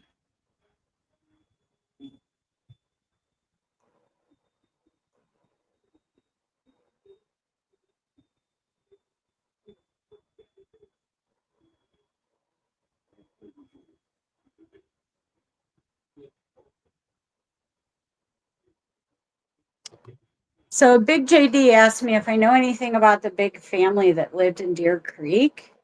Um, I know about several. So you're going to have to be more specific because there are a few big families. The history of that area is pretty fascinating. Some of them have been there as long as white people have been in America. Like as soon as the fur traders settled in, some of those families have been here that long. Like the cemetery right by the crime scene, a third of that cemetery is one family. Crazy big. So if that's the family you're talking about, I know that one for sure. There were five. Oh yeah. Yep. Yep. I'm very familiar with those five families. And they all intermarried and they're kind of in the same area that they've lived in for generations. Interesting to look at who's married to who. It's like that in kind of any small town, though, when you start looking at how how people are related to other people, and that kind of history is interesting. I have a question about the health data on my phone. I can change times and add and delete data, but I'm not sure how it will show up on the knowledge C. So you are not supposed to be able to alter that knowledge C according to the way the expert testified. So the knowledge C database is kind of like your phone's brain. Like if you tinker on your phone, the the database will then say that you tinkered with something, but the original information is supposed to still be there. Um, and you got to remember this was way back in 2017. So technology then is not it's not what it is now. So things have things have changed for even just cell phones. Like technology has changed. iPhones are waterproof now, for example. I'm not saying the phone was water damaged because there it wasn't, but there now you can throw an iPhone in the damn sink and it'll be just fine. Take it out, shake it, and go on about your business. Trying to form a kindred. So I don't think so. They they're those families that live right there are they got a German Baptist background further back. And then some of them are very Christian. Some of them they're not. So I don't believe that those families right around there had Um, anything to do with that. I have to say to you that Yeah. this person is directly related to this. Okay. So this person is a little bit more in the know when it comes to that. Just letting you know. Yeah. I don't have anything that indicates that they were Odinists for sure. Okay. But just wanted to let you know because that, you know what I mean? That's like, yeah. Yeah. Okay. The fact remains so.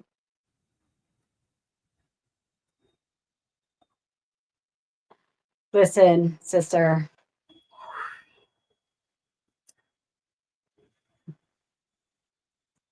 cannot.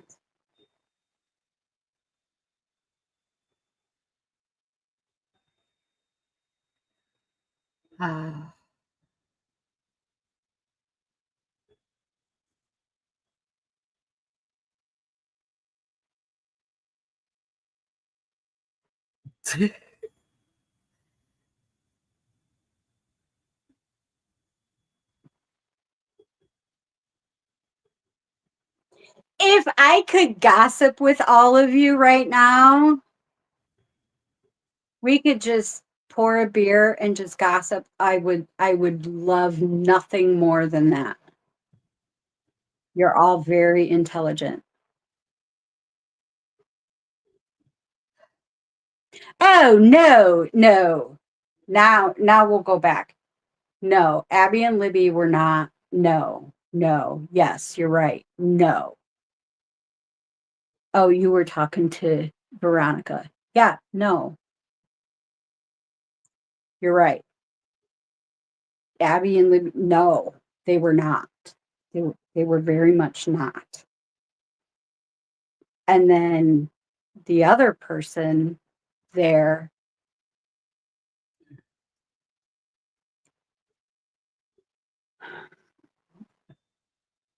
I can, I have heard, I am aware of the discussion around that. I am very, very aware. And a lot of work was done to confirm whether it did or did not occur. A lot of work was done. And all of that work was fruitless. So um, I think at this point we're going to have to leave it as believe what you believe because I can't confirm nor deny. And it's not because I'm not I don't wanna or I'm not gonna, but I there's nothing either way to prove whether that happened or didn't happen because the story has been ever evolving.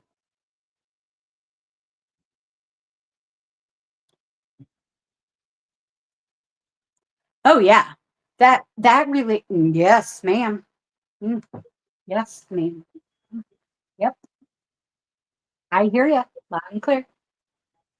Yep. You're not wrong. I can't talk about it, but yeah, you're not wrong.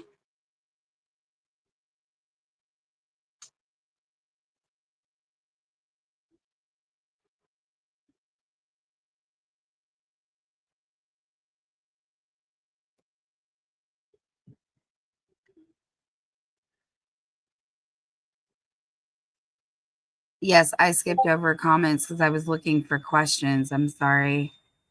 Um, No, you're fine. Yep. hold on. Woman, do you want a link? I can throw you a link if you need one. Just let me know. Um, I had to get a little feisty while you were gone. It's I know, but I think it was like a like I think it was a miscommunication, misunderstanding. I'm thinking is what everybody is discussing. mm, Um, hold on, let me. I I mean, hope, for I this hope, linked I hope woman. it's understood. I hope so. I don't. I hope nobody feels like some type of way about it, but you get a lot of pushback I all do the time, all the, and and, it can be a frustrating thing. and And we just talked about all the conspiracies and and all of that. And I I don't like to have conspiracies preached at me as if they're a fact when the only one that's seen the evidence is me. And we had that discussion. yes, And so then, and it's nothing personal to anybody, but it's like she's gone through this for a really long time, and it's the frustration. And so sometimes um people may say things in a way that it may be misconstrued one way or another. Again, you don't understand like the tone and inflection when somebody is typing something, so you don't necessarily pick that up right away. Just yeah, just everybody just try to take it as chalk my it up, charge it to the game. yeah, my boundary is that I don't have to I don't have to listen to um what I know to not be true and have it shouted at me as if it is true. I don't have to do that.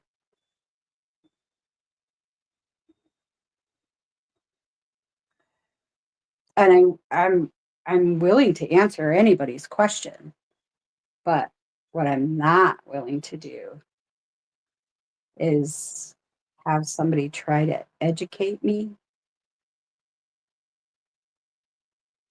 that has no knowledge to educate me with.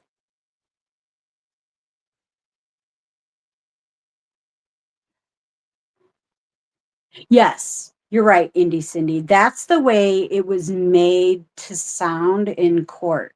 Like your knowledge seat is like a black box. Like it's your phone's core memory that the customer doesn't access. Like it's something you can't get at. It's like your phone's kind of operating system that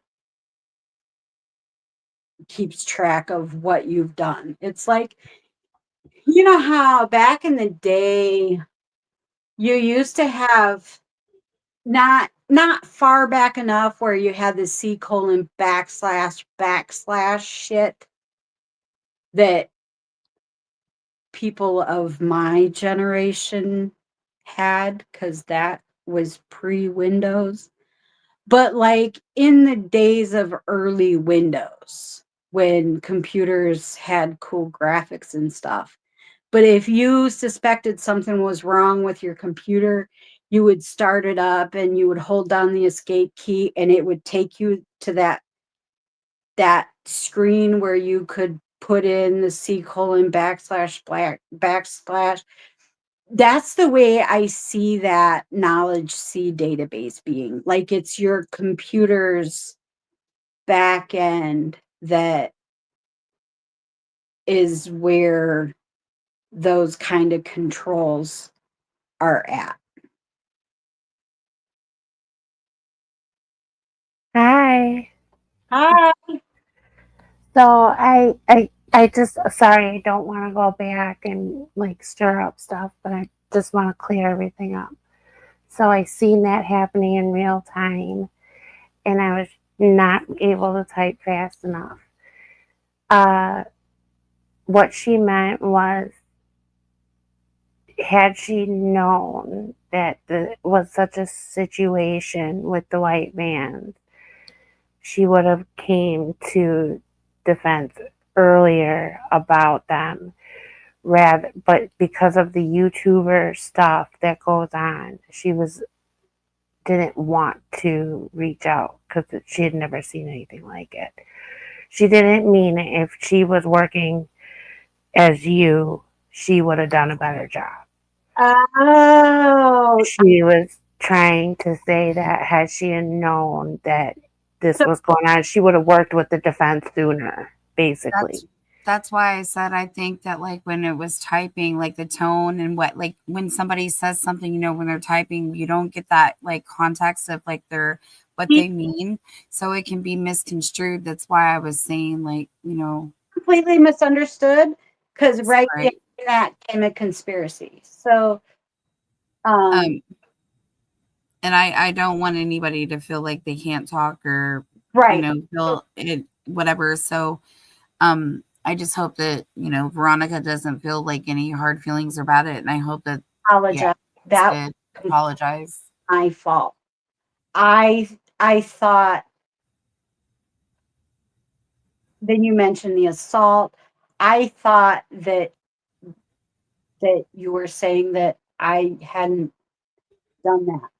And it's probably my fault because I skipped around the comments looking for questions. I'm sorry about that. Oh, it's fine. It's fine. I apologize. That's my fault. That is my fault. I was too sensitive. That's totally on me. I apologize.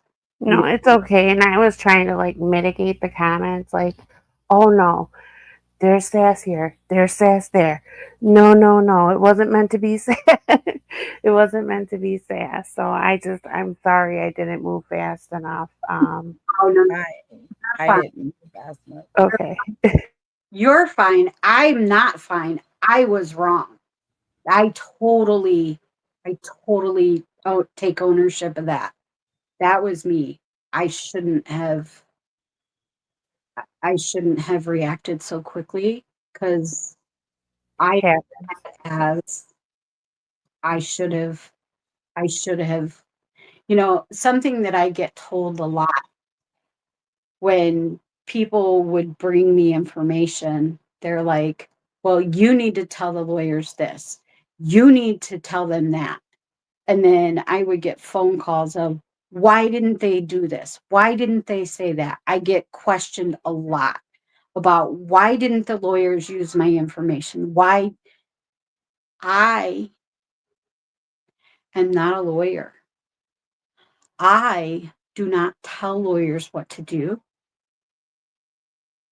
I am an investigator. My job is to investigate. My job is not to make legal strategy. My job is not to second guess lawyers. I don't backseat drive unless my wife's driving, and that's just because I don't like her driving. But like I don't do those things, and it happens to me a lot. So I just kind of assume that that's happening to me now, and that's not anyone's fault. That certainly wasn't Veronica's fault. It does suck when people are telling you like how you need to be doing things and like assuming that because something isn't going the way they want it to go, that it's your fault that it's happening that way. So, Yeah, it's just part of the job. And it's because people don't understand that when you're working with, you know, 5 lawyers, well, 3 lawyers, 2 paralegals, you know, 5 or 6 investigators, and 40 terabytes of information, and 300 witnesses, and like the amount right, stuff is just, it's more than most people will ever read in a lifetime, right. like your throughout your entire lifetime. I read in a year. And how much of that would you say was maybe not relevant? Like, I know they said that the defense or the prosecution kind of just slapped stuff anywhere and threw it in the air and was like, "Here, there's your evidence." So it's just like, how much was relevant, how much wasn't, and then how much did you actually need that wasn't there? So So when you in any case at all. The prosecution, if it comes up as part of the case, they have to give it to you. If it's part of the investigation, they have to give it to you because they don't know what a lawyer is going to find usable or not usable. So they got to give it all to you. And some prosecutors find joy in over producing information. We've found that to be the case. Because if they give you an entire haystack, it's difficult to find the needle in it. I am not saying that's what happened here. I'm just saying that that's something that I've seen before. But there was a mountain of it, and most of it's not. Most of it's just stuff. But you gotta read through the just stuff in order to find the important parts. So, like, you could look at, if you looked at my invoices, you'd be like, my God, couldn't you spend your time more wisely than that? Well, yeah, but I don't have x-ray vision and I couldn't just skip to the good parts because the good parts were buried in the bullshit. So you have to read through every single page in order to find the parts that were usable. You know what I mean? So here I am spending hundreds of hours. So you figure at $60 an hour, 10 hours is $600. 100 hours is $6,000. And I easily spent 60 hours a week. So do the math. And I got paid nothing. That's hard. That's terrible. And It is. what I meant about like the evidence not being there is like the interviews, for instance, the 70 days. So, And, those, it's interesting that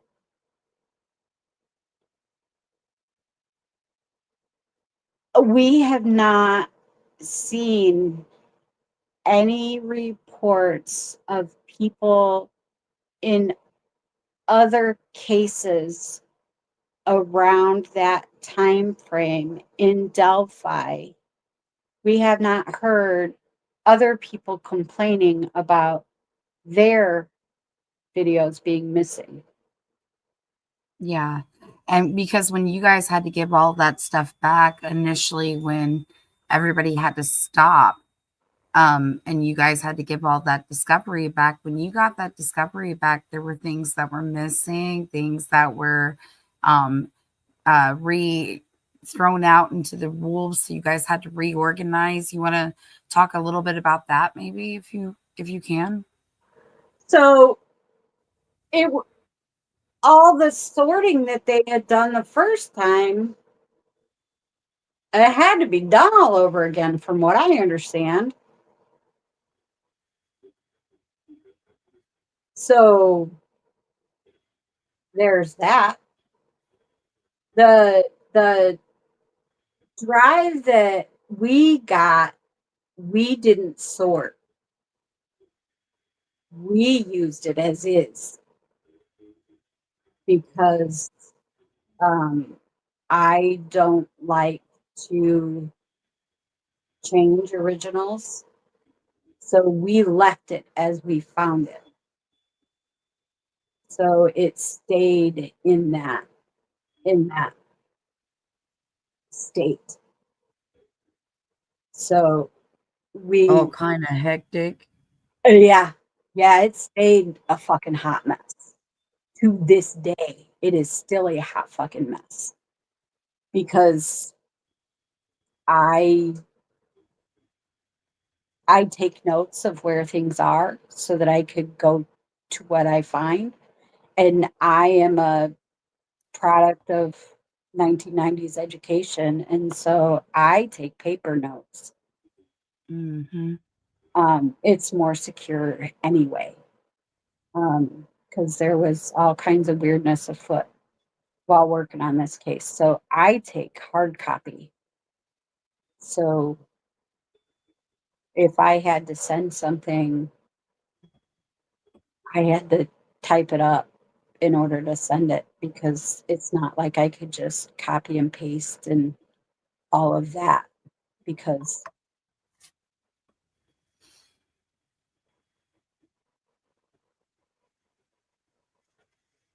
I love paper notes.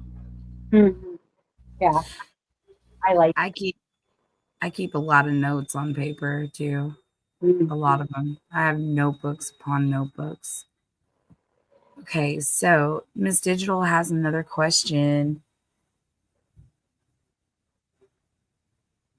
the name looks familiar, but um, I don't know why. I can't recall right off the top of my head. So it wouldn't be somebody that, like, you know.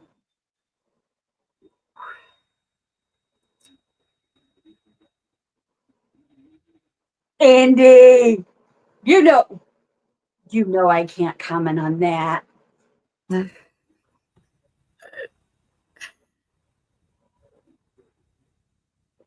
Mino Dino, I love you. That was funny.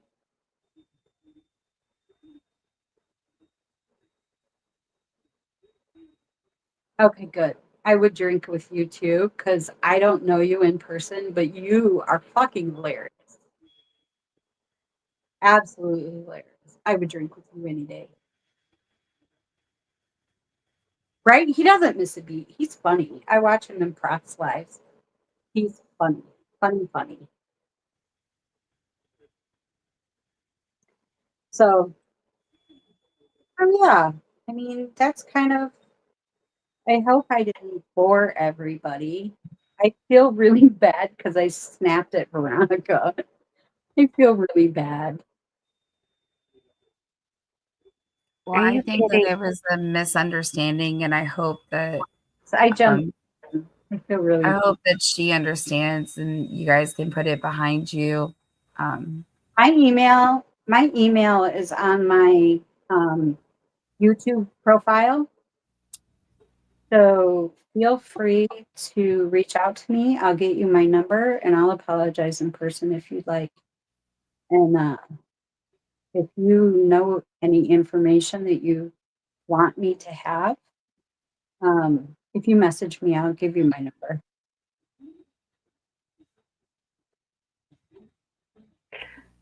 Oh, I know what they're talking about with this Bennett. Yeah, So they I recognize the name, but I can't figure out why. they I don't remember why they searched his area, but they said that they found Abby's purse on his property. Mm-mm. Not that mm-mm. There was no testimony about that. I think this was uh if I remember correctly, I'd have to look in my Discord. I think it's Reddit a Reddit thing. Yeah, I don't recall that at all. And I think he might have been in trouble for CSAM. Mm, maybe. I can't keep track of I all the think you may be right, woman. keep track of all I think you may be right. there are so many creepy dudes in Delphi. I For couldn't CSAM is insane the amount of people that you find involved in that stuff. say the It, truck went down the hill and Brad Holder was driving. Hmm? It really is insane. That's fascinating, JD.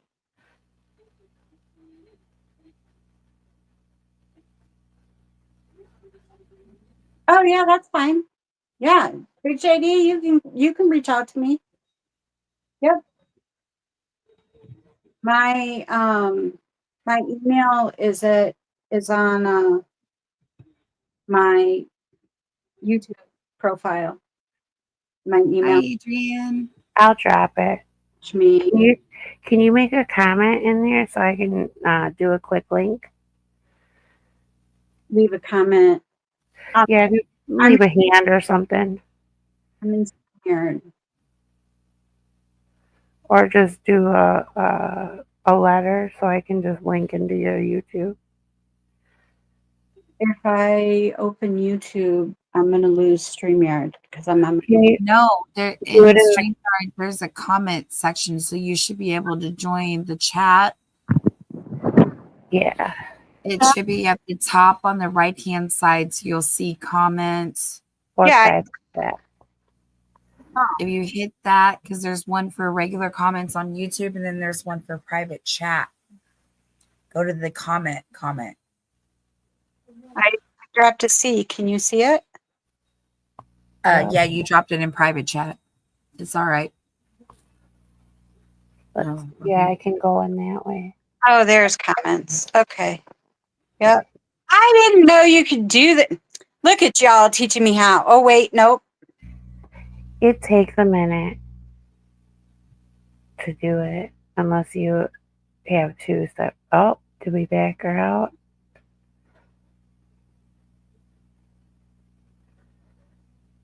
I'll link you a little late.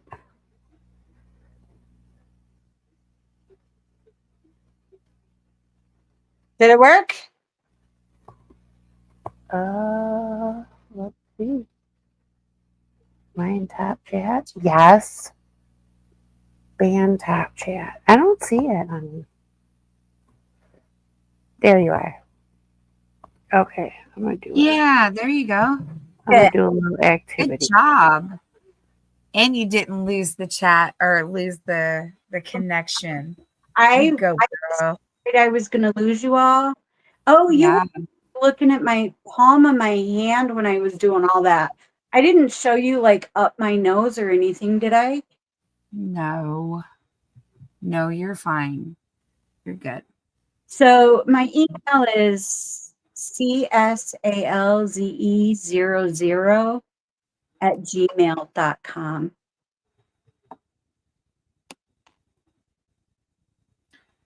Okay, so, ooh, that's a good one, Kay. I like that one.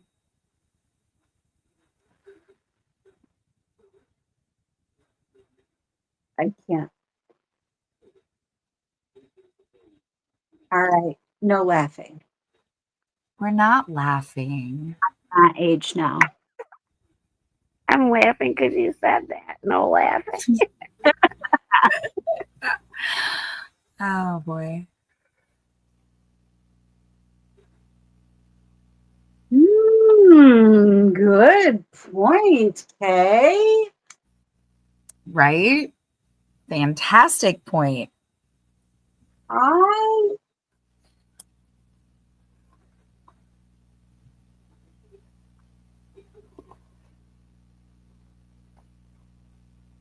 I'm gonna mute because I don't have much to say about Miss Shanks.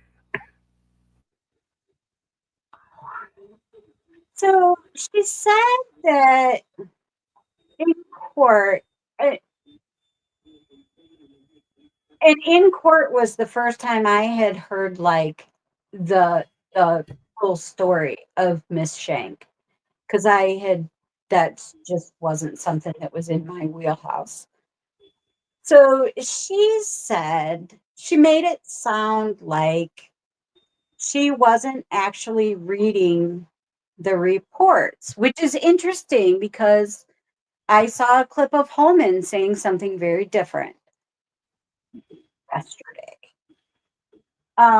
But she said that she would just kind of because she wasn't really supposed to read them. She would just kind of scan over them, and the first name that she saw, that's the name she would write on the folder. And then she'd put the tip in the folder. And she said that she was moving files into a different filing cabinet, I think is why she had this drawer out of the filing cabinet. But like in the bottom of the filing cabinet, this piece of paper was like down there in the bottom of the filing cabinet. And she picked it up and oh, there's the Dubin report. So they call it a tip, but it wasn't really a tip. It was Doolin's narrative of his interview with Rick.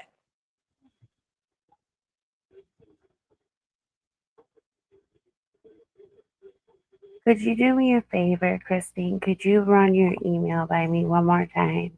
I didn't move quick enough again. Okay. I'm a bad mod. No, No, you're not. Shut the front door. CSALZE. D as in dog? No, Z is in zebra. Okay. E is in Edward. 00 at Gmail. Okay. I'm going to do a copy.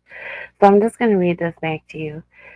CSALZE00 at Gmail? Yeah. Okay.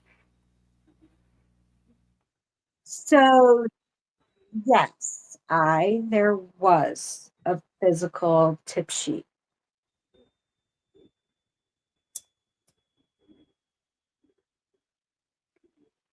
I don't remember if they entered the physical tip sheet into court or not. I would think they would have to, but I don't remember whether they like presented it to. Well, you would think they would. You would think they would, but I don't remember whether they specifically whether they did or not.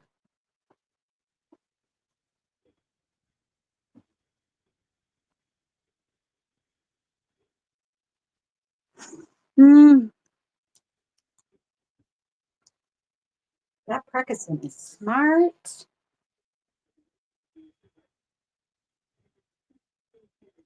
Ollie's is smart too. Let's read this one. Joe Schmo was in court that day. 3 lead sheets, including Richard's, oh, thank you.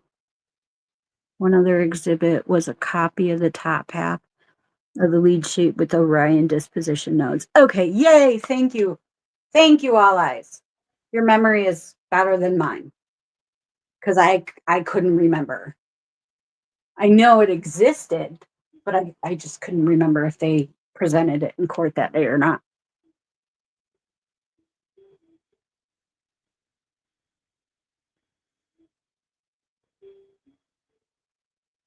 I have a question, Christine. Yes, ma'am. I don't know where I heard this from. Did she show up with her whole drawers, like the whole filing cabinet? No. Okay. No. Did somebody say that? I feel like I heard it somewhere, but I'm finding that I'm so in the hole that I might just be making stuff up in my sleep and regurgitating it. Mm-hmm. Yeah, and there's so many versions of stuff that it's hard to know. You know what I mean? It's hard to know what's true and what's not, especially when you shouldn't have to be relying on other people that saw stuff in court. Like, you should have been able to sit at home and watch every moment of that trial. You should have been able to see it for yourself. I would have stood to hear it. So Digital asks about, do I know what the 20 grand for genetic genealogy was spent on? I believe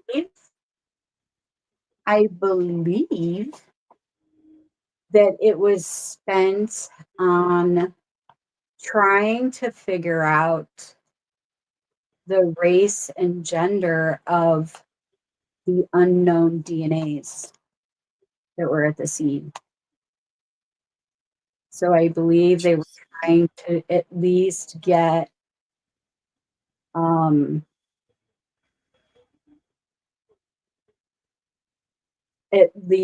an idea of who they were looking for.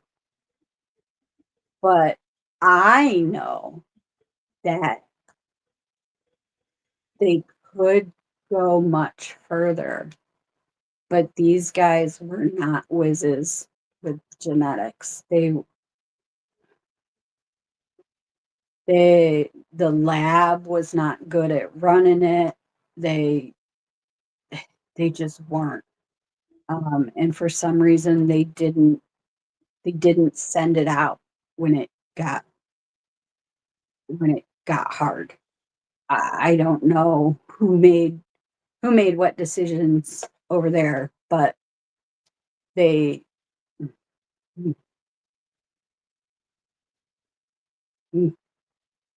I don't know. They there were buccal swabs that they couldn't get DNA samples out of. How does that happen? That's the most DNA rich environment in your body, and they couldn't get a buccal swab to give them a usable DNA result. For the defense, when they figured out that there were several of them, they had to make those get redone. So I feel like they just did a old okey doke, will you collect this sample? If not, you're guilty, go to jail. If so, they're cleared. yeah, maybe. Yeah, they didn't run all the DNA that they took, for sure. Because they took DNA from half the men that work at Packers.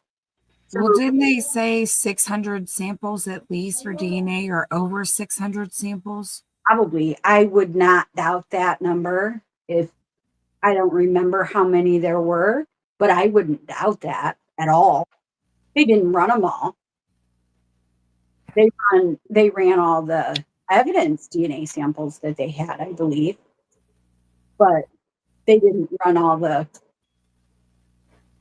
like they took in the beginning when they would talk to somebody, like just talk to somebody, they would take a sample. Mm-hmm. Like, And they, the locals insisted on talking to every sex offender, even though the FBI was saying this isn't a sex crime. right. The locals insisted on browbeating every sex offender for half the state. And while they were there, they already had anybody that's been in prison in the last, 10, 15 years, I think. However long it's been, they already have those, but the older ones, they didn't. So they collected DNA from all of them, but pretty much anybody. If you lived in the area, it was, hey, can I get a DNA sample while I'm here? Like, Right. collected DNA samples that weren't even really suspects, even. Like, if they had a conversation with you, they'd ask you, can I have a DNA sample? They asked Anthony Greeno if he could give a DNA sample. Mm. Did he do it? No, he refused. Oh. He admitted that Mm. on a live. Mm. Anthony talked about that. Yes. Yeah, Interesting. his cell phone. Yeah, the cellular phone device thing was quite interesting. And then they took it and kept it, Yeah, didn't give it back. yeah. And that's also out of his own mouth. When they Yep. asked for it, he said no. And then they took it. Yep. So, did the defense have access to that? I did not see a dump of Anthony Bourdain's phone. Hmm. So I don't know if it got dumped or not. It's not something I had. But I didn't have the entire discovery file. I had 4 terabytes of the 40. So that just because I didn't have something doesn't mean it didn't exist. And I could have gotten things that I needed. I could have asked for anything that I wanted. If I needed something, it was as easy as me saying, "Hey, I need this." And it was that easy because we had signed NDAs, like we were under the gag order, so there it's not like things were kept from us at all. That's not the case at all. But I didn't have a reason to ask for it, so I didn't see it. I didn't have it. I don't know if it was done or not, but I know that his phone was taken from him. And I know that he refused to give a DNA sample.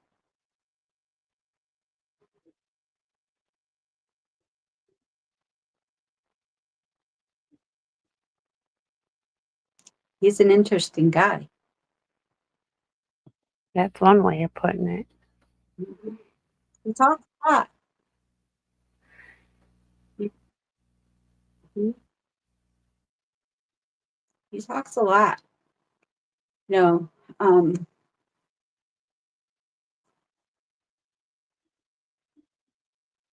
so what's funny is it's not funny, but there are laws that control what people with access to discovery are allowed to release in criminal cases involving children. So like we can't just even if the appeals process was over, we can't just willy-nilly go through our files and start releasing documents and names of people and um we can't just kind of willy-nilly start trashing people's lives. We can't do that. But man, there are some times where I just wish that we could. I wish that we could just talk freely sometimes about things that weren't particularly germane to the case itself. Sometimes I wish that we could tell people secrets, but we can't.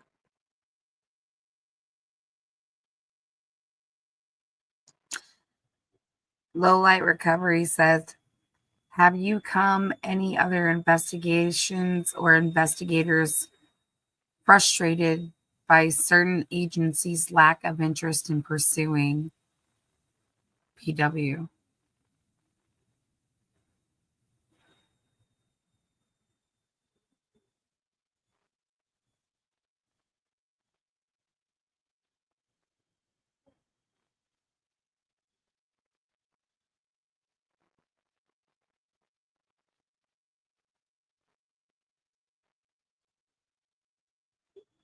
Mm, I don't think I can find a way to answer that honestly. that wouldn't get me into trouble.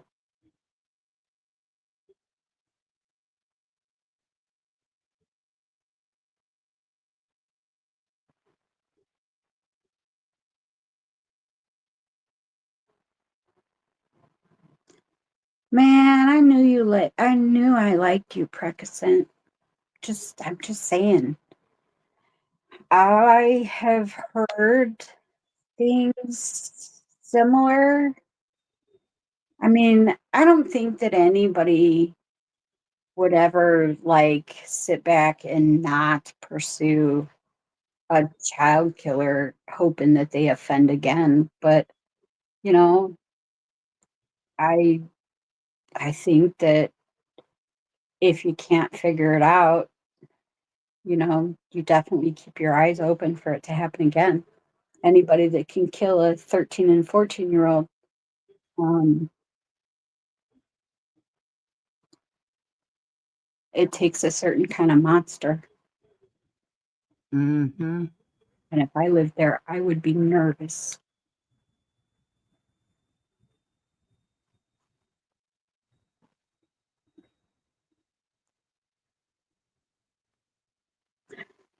Yeah, okay. Yeah. I mean, if I was defending the guy, he wrote his report, he turned it into the task force, and he went on about his day. But how do you not, over the years, say, hey, do y'all remember that guy I interviewed? Did you forget about that guy? Follow up. Yeah. Did y'all forget? Because I'm not hearing y'all asking any questions about him. Did you go talk to that guy some more? What about that guy? Never. I don't know how that got. I don't know. Maybe didn't recognize him. Sweet dreams, Kelt. I'm behind in chat, but thank you for coming. Oh, precedent. Ugh. That is the whole purpose of bringing the FBI onto the case, is the resources that they bring. That is the whole reason that you ask for the FBI's help. That it's the whole reason. Their level of education and their access to labs and resources and money. When the FBI joins a case, you are given a blank checkbook of testing, because the FBI has a bigger lab. They they they can split the evidence. Some can go to the ISP lab, some of it can go to Quantico. There's UNT in Texas. Like there's just more resources for the FBI.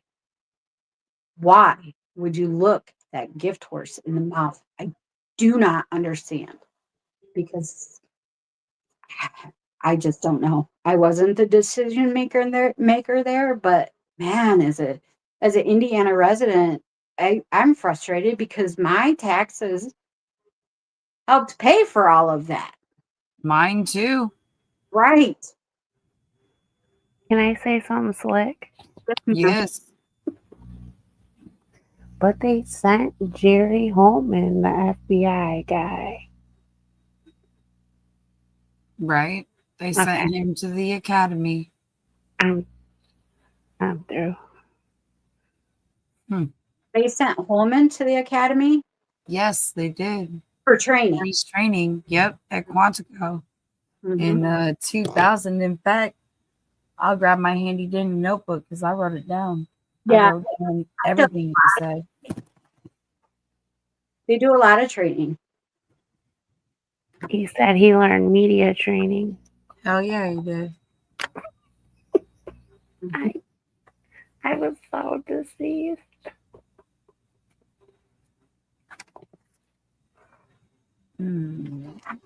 So where are you at?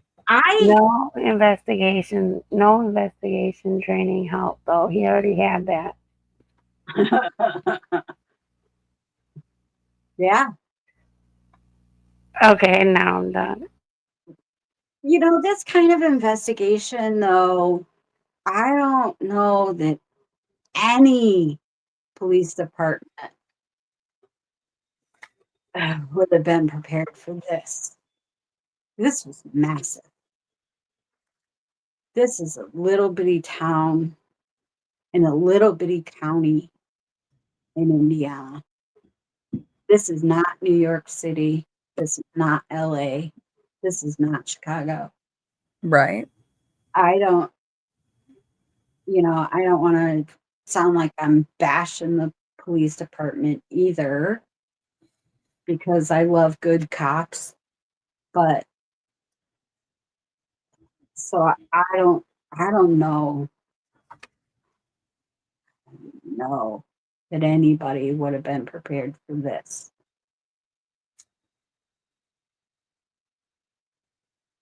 But I do know that when I am overwhelmed and I feel out of my depth and out of my league, I go to people that can help me. And I ask for help when I need help, especially when lives are on the line. Yes. And in the world of law enforcement, that's the FBI.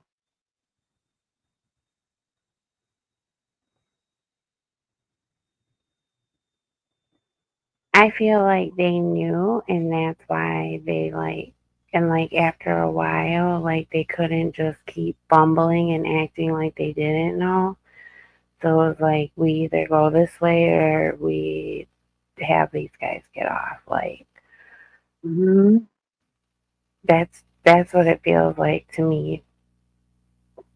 Maybe they never even intended on arresting anybody. I mean, their statements. Mullen, the day after, saying, "Oh, we'll just let the residents of Carroll County decide if they want to be scared or not." Like, who? What? Yeah, that didn't make much sense to me. Do they have anything to fear or be afraid of or fear? Well, we'll let them decide what they choose to be. Like, if it ain't got nothing to do with them, don't worry about it. I don't know. So weird. I have mixed feelings on oppressors over the years. I have a different, I don't know. I have personal thoughts on what they were all trying to convey and what they were all thinking. Um, and my thoughts are kind of tainted on what they were working on at the time that everybody else didn't see. And so I it's real easy to paint them all with a broad brush, but I don't I don't think they all I don't think they all thought the same thing. Um, but I think in the end that the machine did what the machine always does, and that's back that blue line. And I think that um, once that once the arrest was made, that they all fell in line, no matter what they thought individually, except for Click.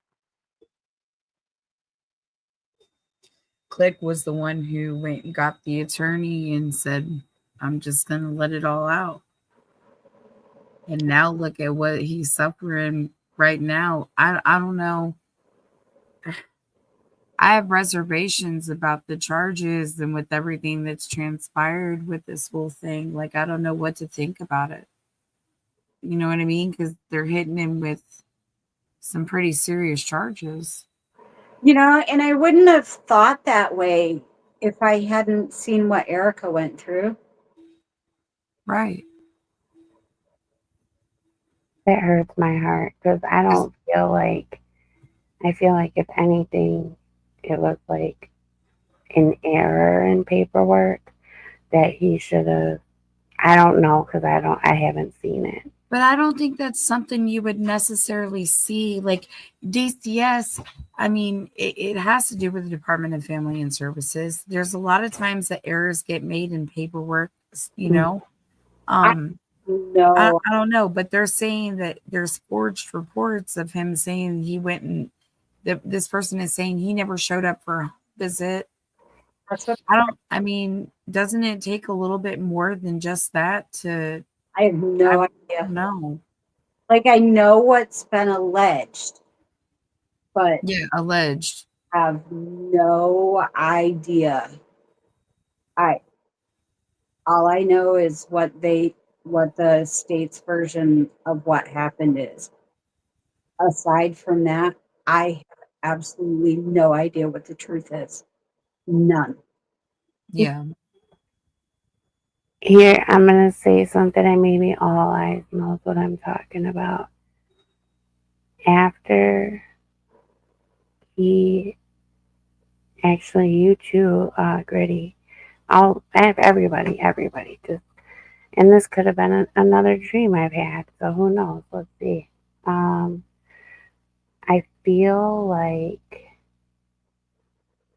after he did his testimony, because I remember people saying that the cops were very brazen to click after his testimony. Well, I think it was a 3-day hearing. I don't I remember him at the March 18th hearing. I don't necessarily that might be remember it. him at the 3-day hearing.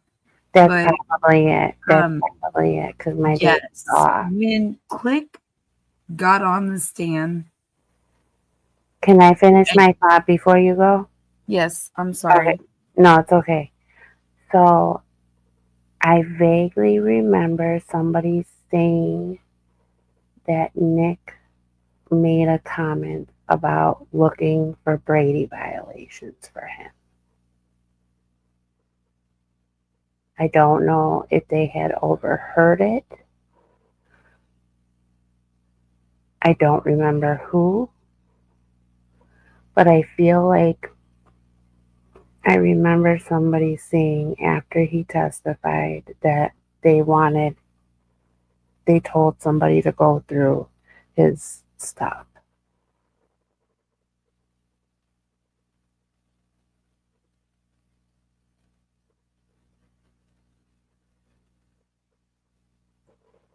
Now, Yeah, there was a discussion about Brady at that hearing. now you have me racking my brain.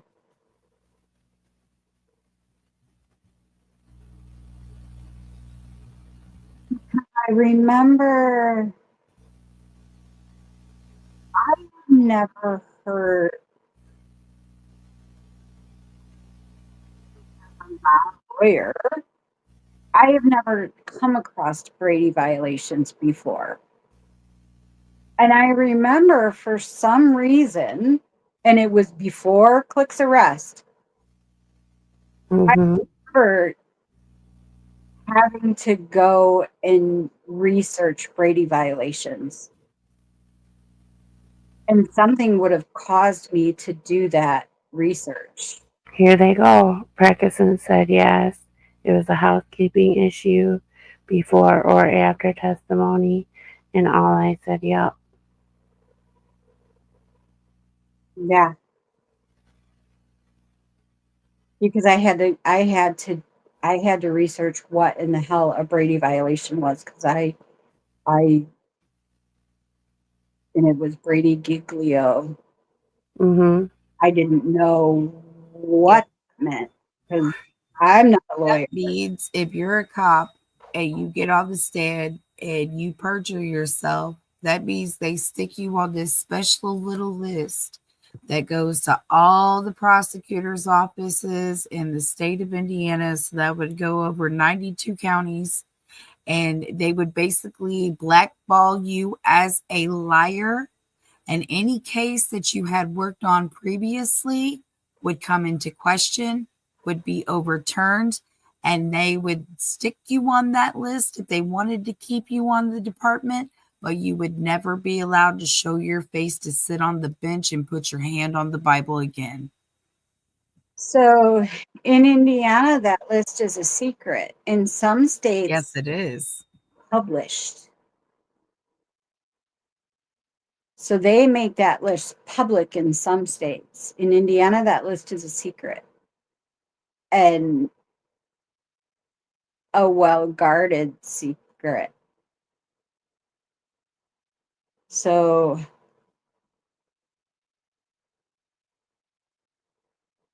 yeah, I think an allegation was made. I think they're right. An allegation was made that somebody had a Brady violation or that there was a Brady issue, but I don't remember at all who it was or what the issue was. I don't, yeah, it's interesting. Okay, so digital. Did the defense end up being able to hire all the experts that they needed? I am not sure that they got to hire all the experts that they needed. I know that they were not allowed to use all of the experts that they had. So there were more experts ready to go. Thank you, Precaution. I know that they had more ready to go and they were not allowed to use all that they had ready to go. And until after appeals, I'm not going to talk about who all they had ready to go or what kind of experts they had ready to go, because you're all going to have to hear that when the rest of the world hears it, because I do believe that's going to be something for appeals.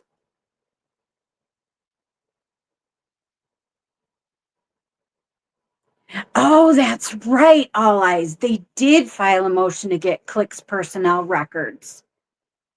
That's right. So they did start going after him first. Yeah, they immediately went after him after the March 18th hearing. Oh, Immediately, because the day that he testified, he was on the stand, and I'm telling you what, those guys were not happy campers by the time Click got off the stand. And then there was another about that. there was another guy that they put on the stand who said something opposite of the other officers, and they said, "Why should we believe you?" And he said, "Because I'm not a liar," basically. You know what I mean? Mhm. I've got the notes. I'll go through the notes, but yeah, they were mad as all get out when Click was testifying, and they went after him pretty fast. I don't know if they're angry or not, but me as a person sitting in the audience, there was a whole lot of tension in that room that day. Hey, yep, there sure was. Yep. You could cut the tension with the knife in there. You're right. They did want his personnel records. Ooh, Mm-hmm. boy, that sounds an awful lot like a witch hunt. Sure does. And it's really That smells kind of sus. Yep. CPS is so wrapped up in that.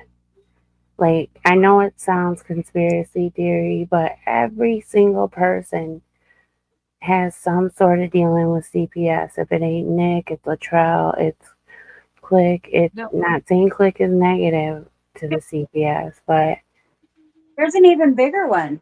Kathy Shank. yeah. testified on the stand that she used to run the yes office. Right. Her says she an officer of the law. She says she an investigator. Mm-hmm. She an investigator. She And I definitely. don't know how in the world that capacity was, because I don't know. Do we know if she ever made a salary during this time that she worked for the department? Or was this all purely on a voluntary basis this entire time? She said she volunteered to come work at the command center, but that doesn't mean it was Received never, funding at some point? yeah, she never specifically said she And how did she get the clearance to enter tips in Orion? That's what I want to know. Hmm, I'm interested in knowing that. hmm,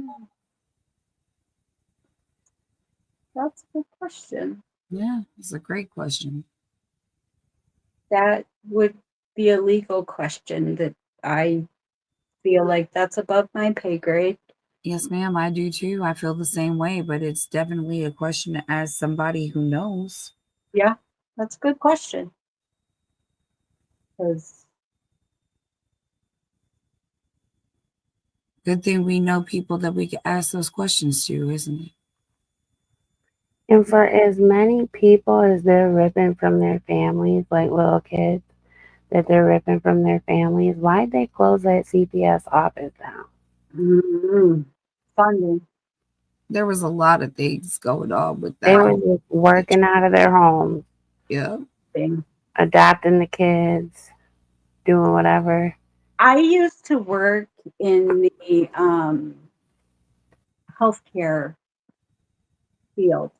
So I ran an agency that did home care for people with developmental disabilities. And when Mitch McConnell was in office, he took a hatchet to funding those programs. Mm-hmm. And they were paid through Medicaid. It was the Medicaid waiver system. So Right. CPS is also paid out of the same funding. Um, and Do you know what year that was? budgets were just annihilated. So it was Mitch McConnell and then the pasty pale guy with the little bitty head. We gotta clip that. The Uh, pasty pale guy with the little bitty head. And yes, Mike Pence. uh So Mitch McConnell started it, and Mike Pence was the final nail in the coffin. Oh, the governor? Yeah, the governors. Yep, yep. Because they control the budget, and they took a hatchet to their funding. Human services, they didn't see a reason to keep women and children safe and healthy and fed. And that, heaven forbid, keeping people with mental retardation alive and well. That definitely wasn't worth spending money on.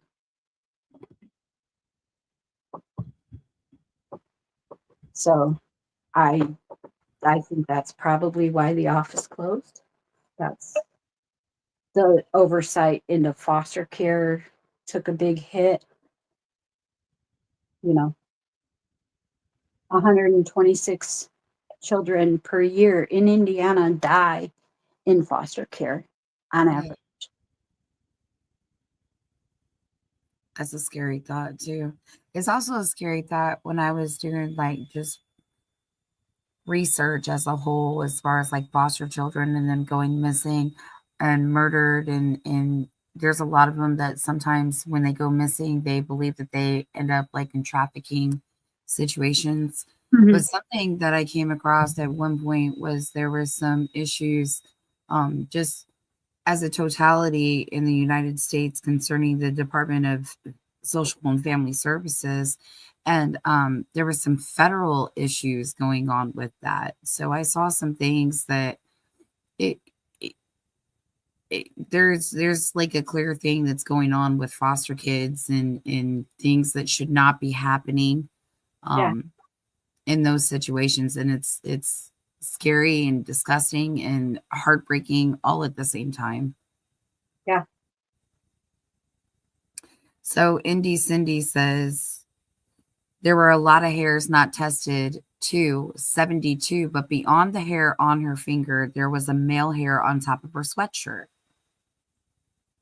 Or Glenda said to Indy Cindy, my bad.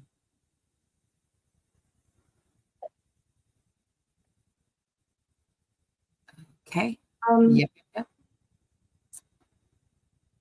So Jen dropped some information in her interview today about further DNA testing on some hairs. Yeah, she did. And you didn't see that interview yet, right? Did not. Do you want me to pull it up and show it to you? You can. I mean, she had some really great things to talk about. Yeah. I was surprised when I heard it. I was like, dang, Jen, you go. Because I wasn't expecting them. I wasn't expecting them to talk about anything that wasn't part of the record already. And there, I mean, it wasn't a big secret that there was a bunch of hair. But I wasn't expecting her to talk about that. She did. Jen is a fireball. I really, Baddie. yeah, she is a baddie. I highly respect Jen. If I ever get myself into trouble, call Jen. I don't care what it costs. I'll sell my house if I have to. But yeah, I'm so proud of them for finally getting out there and saying what they need to say. they are. You know, they saw all the same awfulness and ick that I saw, and then some. Because while I had to hold Kathy's hand, they had to hold Rick's hand. You know, I've never had a private conversation with Rick. I've never had a conversation with him at all.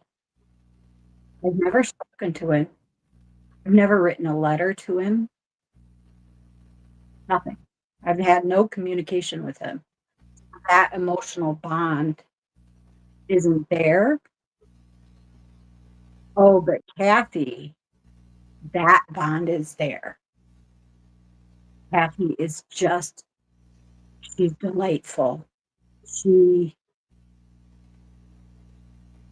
When she smiles, it's just sheer joy. I can see why he loves her. But, you can't help but get close to people when you meet them at their hardest moments. And so you can't help but to feel that. And so I could understand as Andy was talking about, his moments with Rick. I get it, because those moments that he had with Rick, we had with Kathy. Erica and I were Kathy. And,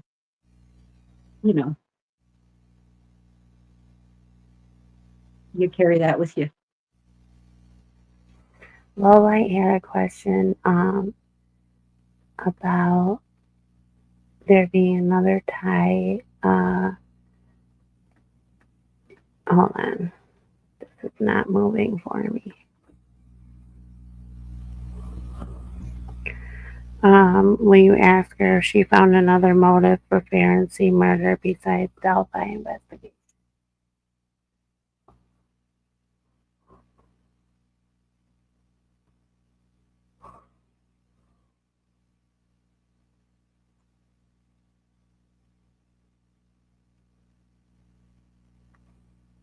That's a no.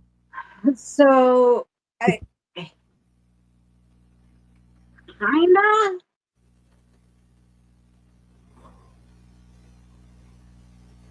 I didn't I didn't I didn't really work on Ferenczi's homicide. So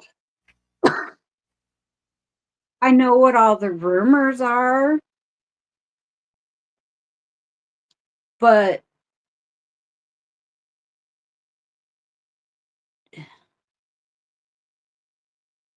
his work involved terrorism, and his work on that task force was going after the Vinlanders.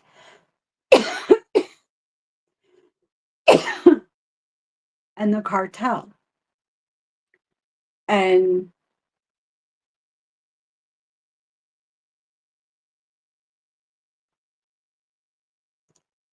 those things also coincide in some ways with Delphi. So is it because he was investigating Delphi, or is it because they're the same set of shitheads? I don't know.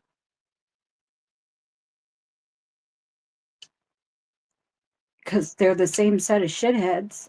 You know what I mean? Like it's the same flavor of ick. They run amok. They do run amok. So his work was the same circle of it that I kept bumping into over and over and over and over. It's not like these things popped into my purview once or twice. It's not like it was a rumor that a person brought me. No, no. This was a repeated undercurrent that was so loud you could not ignore it. And Ferenczi's work,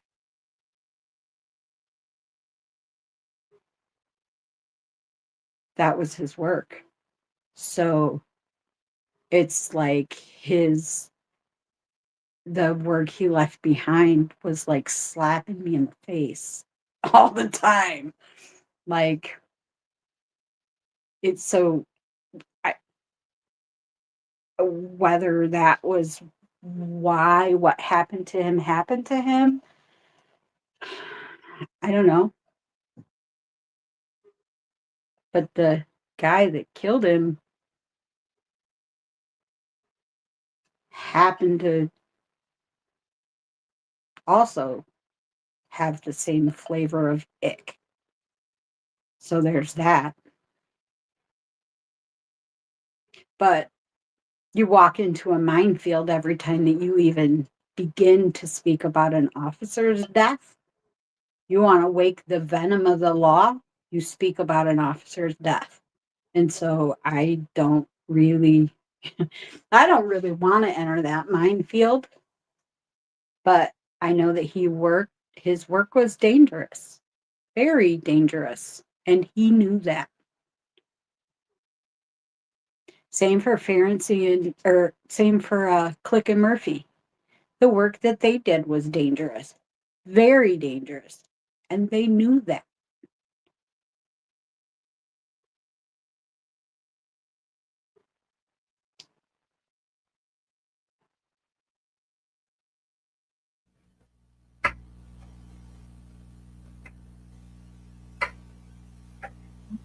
My glasses.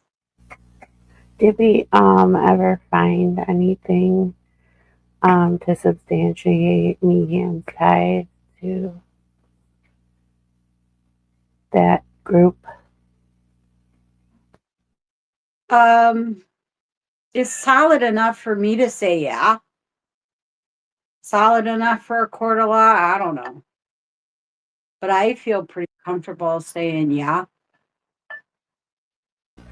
I heard his social media had a lot of it, and then it got scrubbed.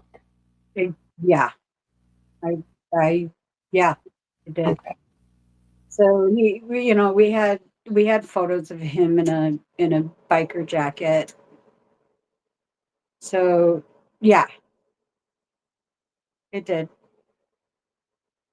So there's some of that trail still around, but it's hard to find now because cops close ranks. You can't be having the world know that a cop's work got him killed. It would be a much cleaner explanation to blame it on some crazy ex-girlfriend, some boyfriend of the girl. You know what I mean? It's much cleaner to say anything but it was his work. Because if his work got him killed, then there's the whole financial payouts that gotta happen. Like, that's huge. You get killed in line of duty. That's an expensive motherfucking mistake right there. So I don't know. Well, and the possibility, and this is something I'm saying, this is not necessarily the views or opinions of anybody else, but if they're trying to maybe not let people know that his work got him killed because other officers covered it up, and the person that did it was somewhat of an officer of the law. I mean, he wasn't. He was a CEO, but he worked in a federal prison, and he ran for mayor of his town. So, I mean, he was trying to make moves, and if it came out to be anything other than some weird jealousy over a wife or I've heard soccer game, the dumbest shit. Right?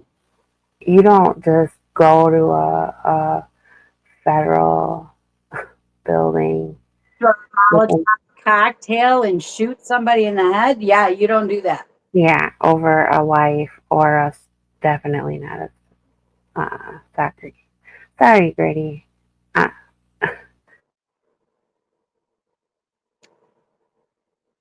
Yeah. I I'm so behind in the chat. Like I'm scrolling down. I finally found the for a long time. So there's probably that chat is probably really long. well, I was looking for the interview because I tried to find it. I don't know why sometimes I have the weirdest luck. So like if I look for something and search for something on my phone, like I can find it on my phone, but sometimes like I'll go to use my laptop and when I go to search for something, it's not, like I can't. So I got to go back through my phone and then scroll through my history and then locate it. But I found it if you still want to watch it. Is it very long? No, I don't believe so. This one's like, I don't know how long it is exactly. What? Do we still have people left with us? Of course, we got over 100 people watching. Really? Yes, ma'am. God. Yeah. Yes, ma'am. We are on it. But I mean, it would be cool for you to see it too, and then your reaction. I So, so yeah. Yeah, let's see. all right, let's get it. I'm gonna share the screen. Meet some Jennifers. So I am always down to watch. And you'll get to see my live reactions. Right? She's so pretty too. She is. View today's menu. View today's.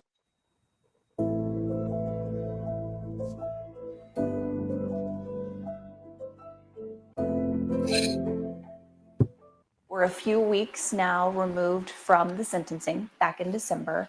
I wanted to start with how you are doing, how the defense team is doing. We will be okay. It is gutting when you pour your heart and soul into something that you believe in, and it doesn't work out the way you hope it will. And the consequences of that are heavy. And so, you know, it's been gut-wrenching. For 6 weeks of my life, I did almost nothing but Richard Allen. Andy Baldwin and I and our investigator, Matt Hoffman, who's fantastic, lived together in a condo in Logansport. It was, you know, 24/7. And so it's hard, but we'll get through it. I hope and pray Rick will get through it, and we'll go on to the next step. And how is he doing? No one knows. He went through RDC, which is Reception Diagnostic Center, in record time. That is generally about 30 days. They do assessments. They meet with, you know, mental health professionals if needed. And it's generally about a 30-day process. He got through in, I think, 6 days. I don't know why DOC continues to treat Richard Allen differently than any other person in the state of Indiana, but they do. They sent him back to Westville Control Unit. I talked to Kathy 2 days ago. She still could not contact him. So I don't know how he's doing. When we left sentencing, he was positive and looking forward to the next steps. So I hope he's doing well. I worry about that.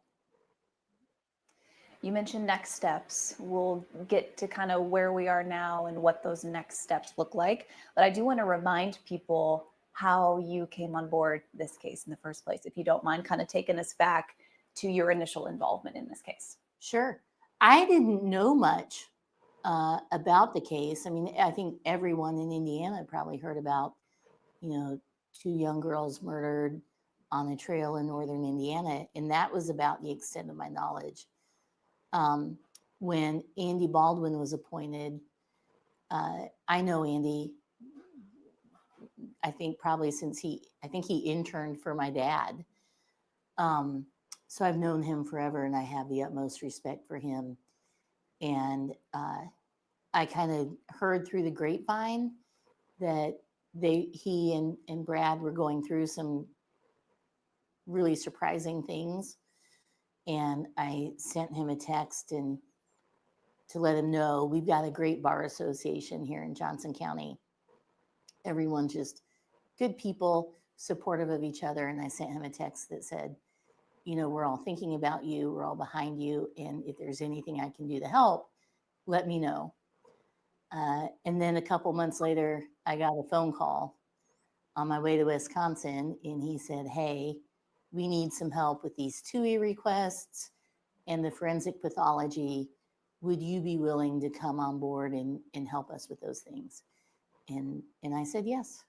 And it was, you know, all encompassing from then on pretty much. Well, that's what I was going to say. You came on initially thinking we were going to be talking or maybe focusing on this kind of specific part of the case. Your role grew significantly to the point where you mentioned you're living with this team to do everything you can during this trial. Did you expect all of this as we sit here today? No, shockingly. In hindsight, it should have been very evident. I knew that Brad and Andy had death threats. I knew that there was a lot of talk about it. But the extent of it, you know, people, it's just a different environment now with social media. People chasing us around with cell phone cameras and, you know, a constant influx of emails. That was not something I was expecting. The focus of my questions are, of course, on the trial. So we'll talk about that in just a second. I do want to clarify, though, before the trial, before we took this thing to trial, did you visit Richard Allen in prison? And if so, what did you see or what did you hear? Like, I can't talk about what Rick and I talked about. Yes, I did. There were several Zoom meetings. Those were the easiest because of the distance. It's a day to go see him. I did go see him. I wish everyone could take a tour and see the conditions where he was confined. I didn't see him at Westville. I saw him at Wabash Valley, and he was in a cage, basically, and not doing well at all. And as I got to know Rick, he's a super good guy. He has a sense of humor. He is incredibly compassionate and empathetic, and was really incredibly understanding and patient through the whole process. So let me ask you this when we talk about the trial, just point blank, first question. Did Richard Allen receive a fair trial in Carroll County?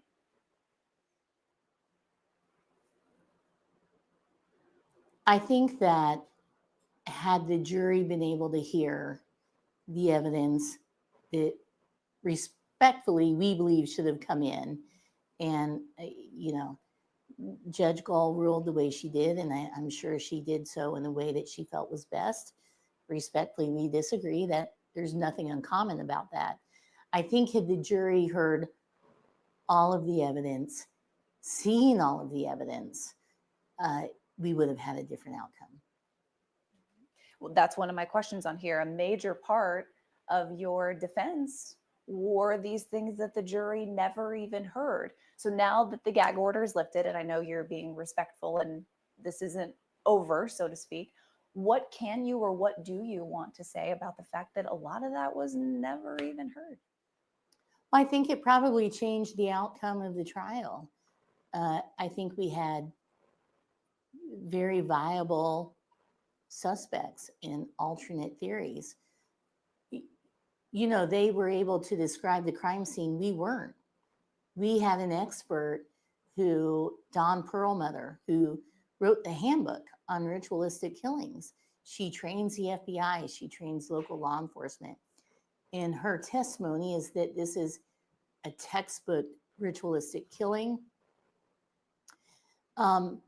The composite sketches that look nothing like Richard Allen, which just goes to support the fact that, not a single person who was on the trail that day identified Richard Allen in court, and the descriptions they gave of him don't describe Rick Allen.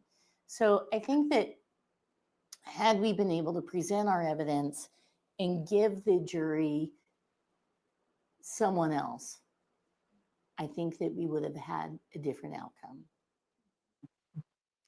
What about from our perspective, when we had the opportunity to be in the courtroom, this seemed like a very engaged jury. Did you guys feel the same way? We felt like they asked a lot of good questions. We felt like they were listening. Did you guys feel the same way? Yeah, they asked great questions and a lot of questions. I felt that they were engaged, and that's hard. It's hard to sit and listen. Imagine being in a class for 8 hours a day. That's hard. And they were very engaged, asked thoughtful questions, seemed to have some background on some things. And so, yeah, I applaud them and appreciate that. So on that topic of the jury, was there, and these two questions kind of go hand in hand, in your opinion, was there a pivotal moment for you guys and for the state where you guys thought, the jury is maybe leaning one way or another? Was there a pivotal moment that you remember for either side? No. I shockingly was genuinely surprised with the verdict. Me too. It's so hard to read a jury, and I try not to look a lot because I feel like that sometimes people can be offended by that. I don't want to invade their space, if you will, but when I did, I felt like we had, no one seemed offended, no one seemed shut off at all. People seemed open to us. And I've had juries who, found my client guilty, who said, wow, you did a great job. If any of us never ever need an attorney, we're going to call you.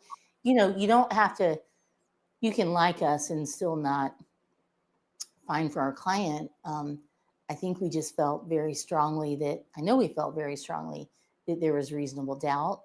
The timeline for the state doesn't add up at all.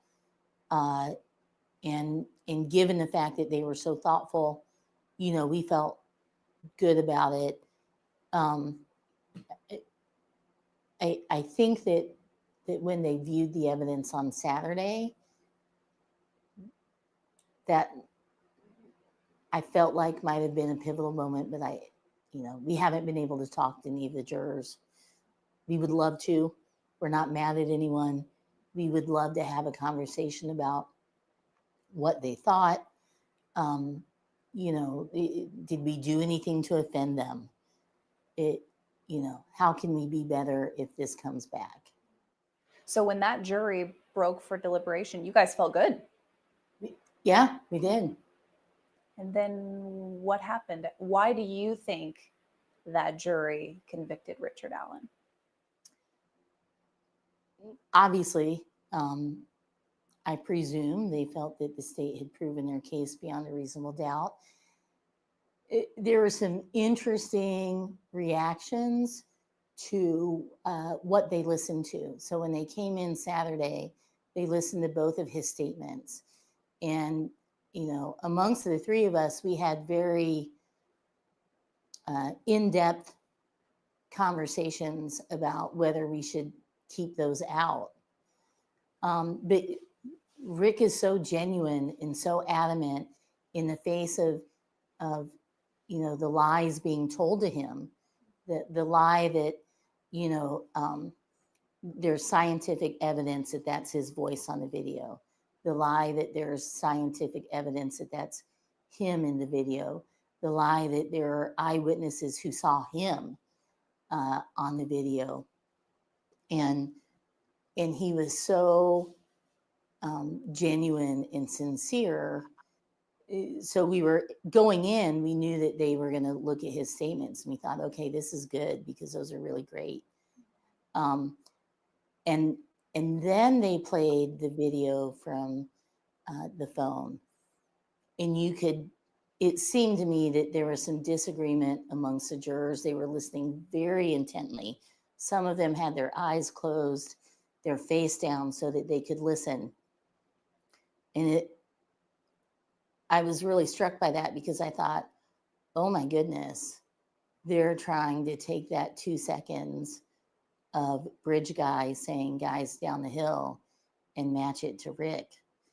And they're listening to Brian Harshman say, yeah, that's him on the video. He has no background, no training experience to say that. That's when I got worried. There were a few specific things that happened that I wanted to mention, though. One of them, when we heard from Jerry Holman during the trial, who admitted that mistakes were made.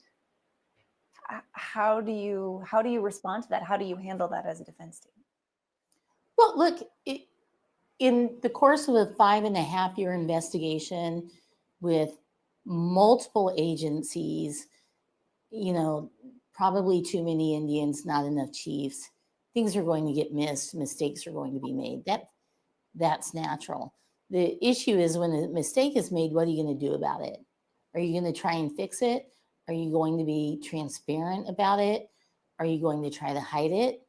What's going on here? Exactly. Yeah. Thank goodness for Ferenczi and Kevin Murphy and Todd Click and Todd Click, especially that, he's the assistant Rushville police chief who paid an attorney, this is unheard of, to write a letter to the prosecutor to say, you're missing our suspects. Please pay attention to this, basically. And that wasn't turned over for months. And without that, I don't know, I wasn't involved then, but I don't know that we would have had the evidence that we had that we felt should have been presented to the jury. Another key moment that happened was, and we've received a lot of questions about this, was the hair found at the crime scene.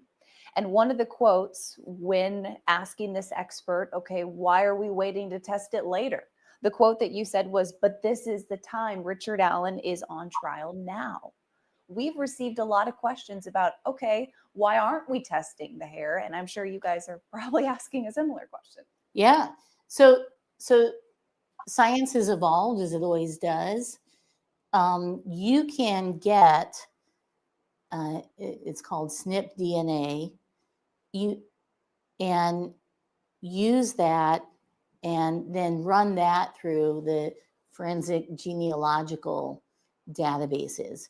So you have to hire 2 different labs, one to get this SNP DNA from a hair shaft, and then another one to do the forensic genealogy. And there was just a case in Hawaii. I think the Innocence Project probably were the ones. They went in and they were able to identify and exclude the person that they had charged. And I think this man was even in prison for a while.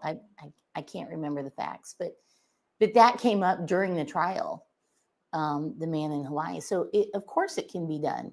And it was really disappointing because, we had met with the state's expert, and she talked to us about, they were putting together a SNP DNA lab to be able to do this. And then to come in and turn around and say, yeah, it's not really, reliable. Well, then why are you spending the money for a lab? And it is, it's been used in other cases. And the fact that she doesn't know that is a little disturbing. There is male DNA profiles from the fingernails that they haven't had tested.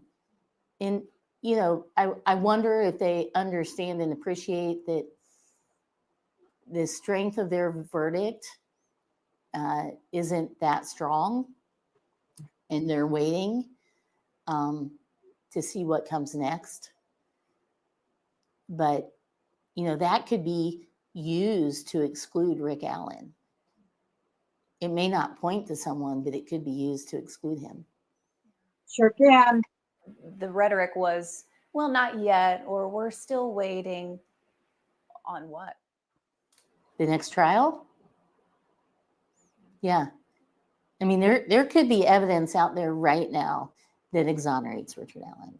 Yep. There were, I think, over 15 hairs found at the scene.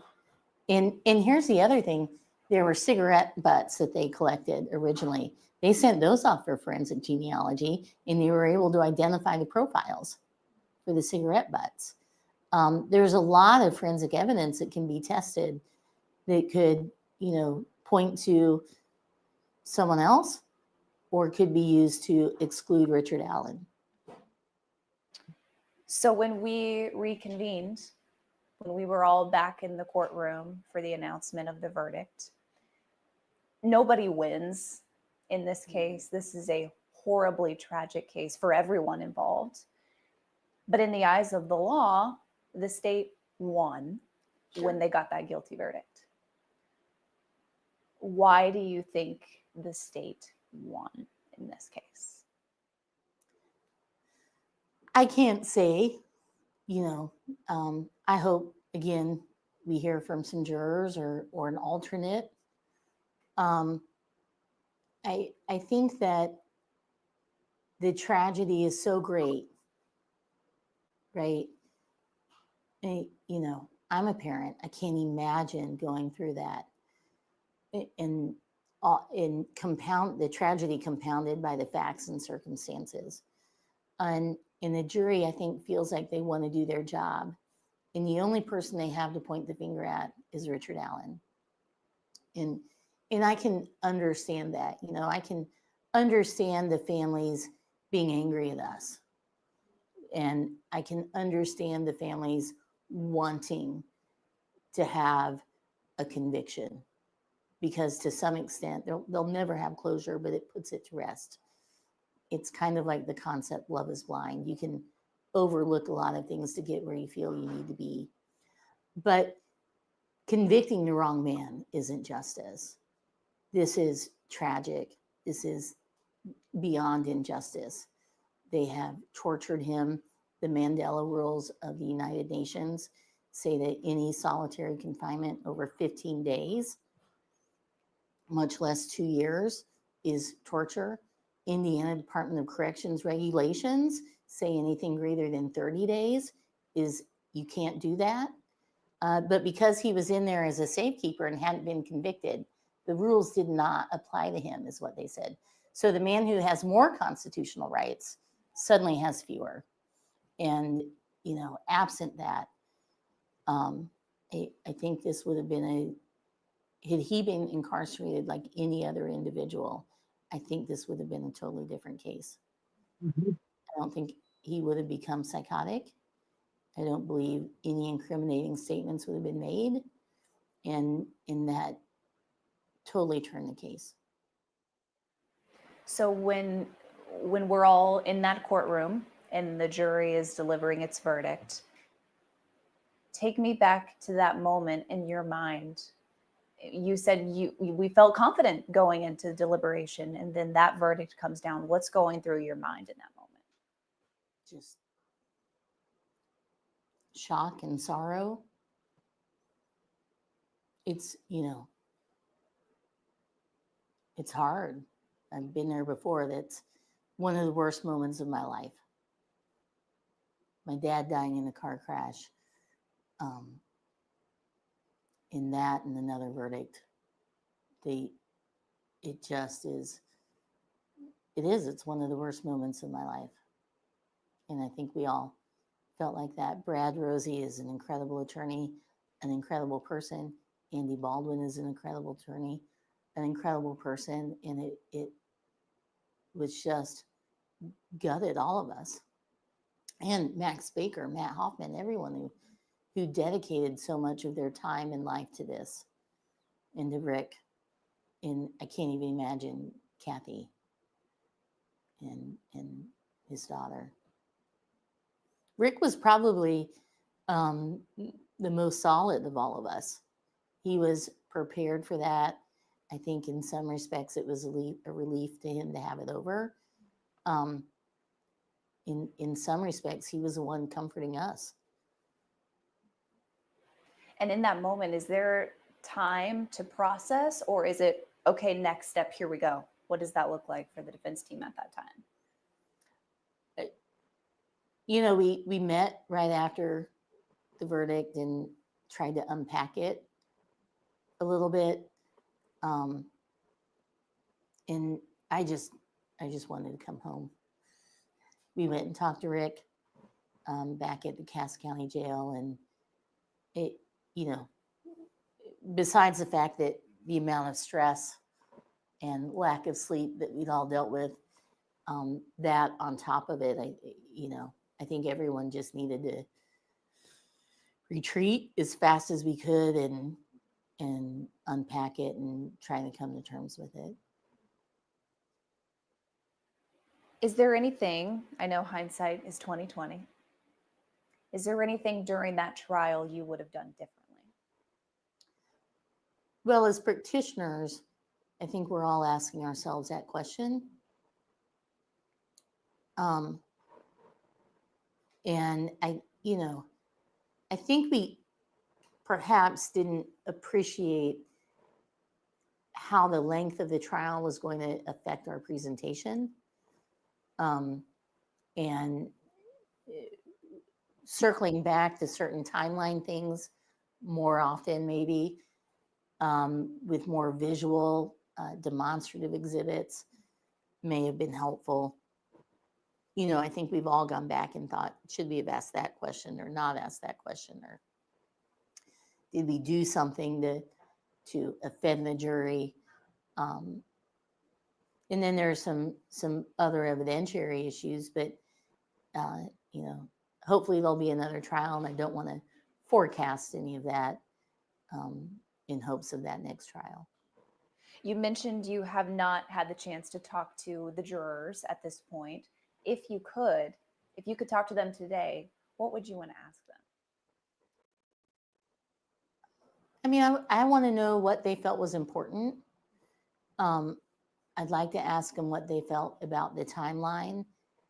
To me, and this was my area, right? So I have a deep-seated attachment to this. But if you believe the state's timeline and you believe what the state story is, Libby's phone was under a shoe, under a body from at the very, very, very latest 3:50 p.m.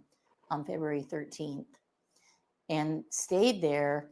And I've gone back again to look at the crime scene pictures. You cannot see that phone where it was, and it stayed there from 3:50 p.m. on the 13th until 12:15 p.m. on the 14th. During that time, according to the state, that phone never moved. Rick Allen never came back. But to me, the irrefutable evidence is at 5:44 p.m. on the 13th, someone manually plugged in headphones, and at 10:32 p.m. unplugged them. That is absolutely inconsistent with the state's timeline. That is consistent with those bodies weren't there at 5:44 or 10:32, or they certainly weren't there in the manner in which the state says they were. I think more likely the bodies were somewhere else. And so I'd really love to find out what they thought about that. If they believed in the Apple discussion group that came off the internet. And again, I'm not mad at anyone. I respect their decision. I respect them. I appreciate the fact they gave up so much of their life to do this. As a practitioner, what did I do that you didn't like? I want to always be better and always improve. So those are the types of things I'd like to know. After the case, or after the trial had ended, state police had some strong words aimed at the defense team, including essentially calling you incompetent and that your work was ridiculous. Your response to that? Sure, that was their work. If they're talking about the Odinist angle, we did not come up with that. I can assure you, Brad Rosie and Andy Baldwin didn't. I love you, Jennifer. That was a great clap there's back. Odinism here. Absolutely not. That came from the U.S. Marshal's Office BAU report. That came from the FBI agents we deposed. That came from the Todd Click, Kevin Murphy report. This was their evidence that we followed up on. And it was, I felt, very strong evidence. You had a man who said to one of the detectives, hey, if my DNA is found on the body, but I can explain it, will I be in trouble? So this wasn't something we made up. This is a legitimate line of investigation that we followed up on. I think that makes us good lawyers. I don't think that makes us incompetent. They called us unethical. That the personal attacks on the attorneys, I've never been involved. I practiced in 3 states for, I think, 29 years. Math isn't my strong suit. I think 29 years. I've never been involved where there were such vehement and personal attacks on the attorneys. I felt respectful and nice to Nick and Stacy and Jim. I think they're good attorneys.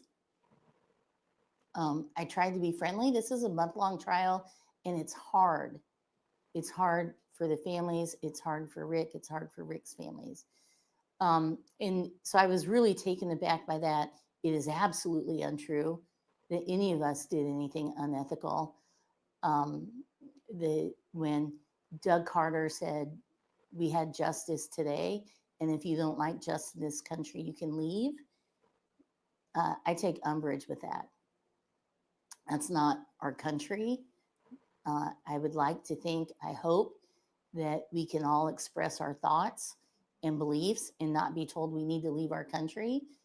You know, if that were the case, the Memphis 3 never would have been exonerated. The Brooklyn 5 never would have been exonerated. My son wanted me to watch the hurricane with him. Reuben Carter. You know, it's people speaking out in these types of cases that so often are the driving force in finally getting justice. And Rick, there was a theme throughout the sentencing and carried out in the press conference, that a plea to Rick Allen not to appeal. Yeah, he has an third. absolute constitutional right to an appeal. We believe strongly that mistakes were made and that he should appeal. He believes that too. And trying to induce him not to, I just don't think that's right. You've mentioned justice a couple times. Did this jury, did this court give justice for the families of Abby Williams and Libby German? With all respect to their decisions, because I know that they feel otherwise, no. No. Convicting the wrong man isn't justice. It's not justice for Abby and Libby. It's not justice for their families or friends or our system. It is absolutely, certainly not justice to Richard Allen. It only compounds the tragedy. It compounds the injustice. And so, no. Respectfully. So that leads us to where we are now, and the fact that we expected that there could be an appeal process, and that's what we're seeing now. So talk to us about, is there one specific angle or area of focus in which the appeal process is happening, or are there kind of several things that have said, hey, these are all adding up and here's why we've decided to appeal? Well, thankfully, some really fantastic attorneys have been appointed. Mark Lehman from Logansport, Stacy Uliana, who's a local attorney, and they are incredibly intelligent, fantastic appellate lawyers. I know what I believe should be included, but they're the appellate lawyers, and I would certainly defer to them. And that's what's great, to have people come in and take a second look and have that more objective opinion. You know, we're so in the weeds right now, it's a little hard to unpack all of that. So what does that role look like? Just because I don't know, for the three of you, and then now the two new appellate, how does that kind of all mesh together? We know, I don't know Mark, but Mark is friends with Brad Rosie. I know Stacy, Andy knows Stacy. So we'll work together as best we can to do whatever they need, to give them whatever they need, to help them with whatever they need. We're dedicated to Rick Allen. We're not stepping away other than to let them do what they need to do with all help that we can give them. So for something like this, what does the timeline look like? What can we expect next? Sure. So we need to make sure everything is in the record. There were some proceedings that happened after the jury view on that Saturday. So we're making sure that everything is clean in the record. There will probably be a motion to correct errors to make sure that's cleaned up. The judge can not rule on that, and it's deemed automatically denied. She can deny it, or she can set it for a hearing. So we'll see what happens with that. And then once that deadline, once that's ruled on, then they have 30 days to file a notice of appeal. This case has been so emotional from the very beginning, let alone these last couple of months. How did you and your team handle just the hype around this case and the conversations and the attention that it was getting quite literally around the world? Yeah, that I made a decision when I got involved to kind of keep my head down and not pay much attention to that, because I thought it was going to be distracting. There were so many rabbit holes that we went down, and those were an incredibly small percentage of what was presented to us or we heard about through social media. And we just didn't have the time. We had 26 terabytes of data from the state. We had our own investigation and preparation and background and research. In hindsight, I think that was a mistake, because I think that there were some things out there that may have affected certain things in the trial. But there are only so many hours a day. And, there were the 3 attorneys. We had fantastic investigators, Matt Hoffman, Max Baker, Brian Alvey. But we all have other cases. And even had we been able to dedicate our entire professional life, we wouldn't have had the time to get through all of that. Because there was a lot. Yeah. I mean, I would, my kids would send me things, my friends would send me things, and it was a lot, and it could be really distracting. And so now, not only like one of the third party suspects that we talked about back in July gave a lot of interviews on podcasts and things. And so, I would get in the car to go somewhere and turn on the podcast and hear what they had to say. And it just gave a whole nother level of the amount of information that was out there that we needed to deal with. We talked briefly about just the emotion of this case. Indiana is home for you. You're a mom yourself. The emotions, the highs and lows of all of this for all of us who have been involved in it. What do you take away personally from this experience, either personally or professionally? Well, my doctor would tell you I need to take a lesson in stress management. Mine too.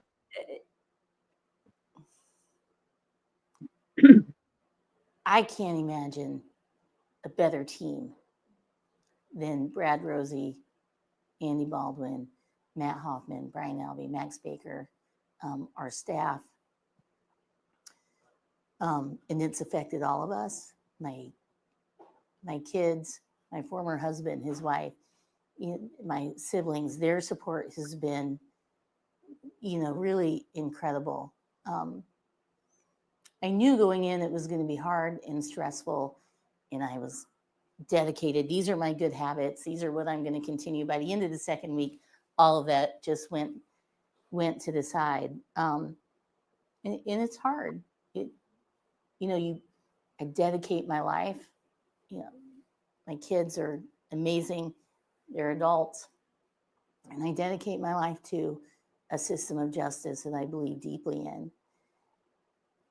And to have an outcome that you feel is not just, makes you question a lot of things, and it's hard. But I hope that I'll be a better lawyer for it and a better person for it. And I know we're all kind of working through this as best we can, but it is hard, and we're parents. I feel I can't. What they've been through is unimaginable, and we've all kept them in our prayers as well. The world has watched this case now for nearly 8 years. What do you want, and what do you hope that all of us take away from what has happened over the last 8 years? Sure. I am really, what happened to Richard Allen as a pretrial detainee, which is different than anyone else in the state of Indiana, should never happen. Absolutely. Every single person should be horrified by what they did to him at Westville and continue to do at Wabash Valley. Our society has no place for what they did to him. Absolutely.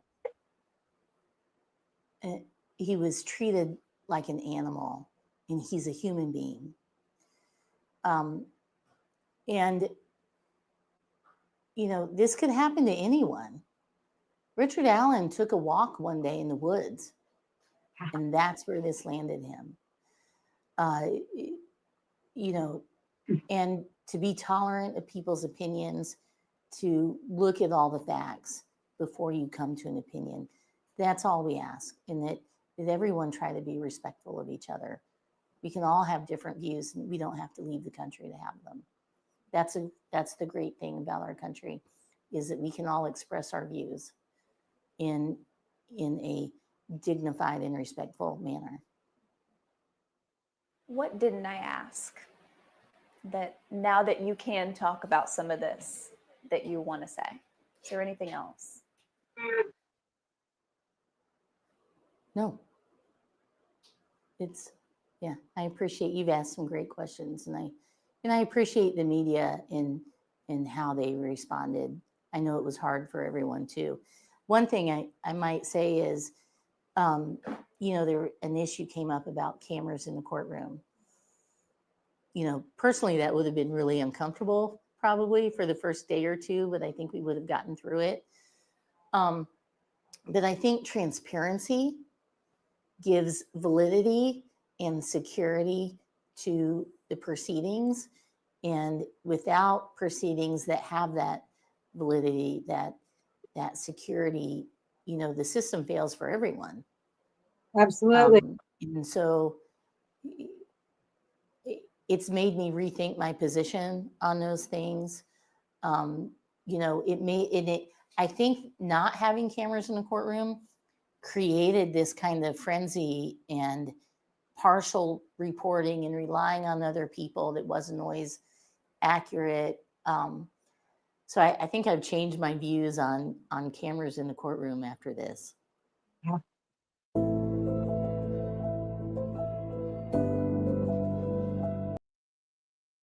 She's a rock star, man. I don't know. I love it. Like It's too. what she had to say, I felt like she's right on the money. And she doesn't mince words. Definitely. I love that.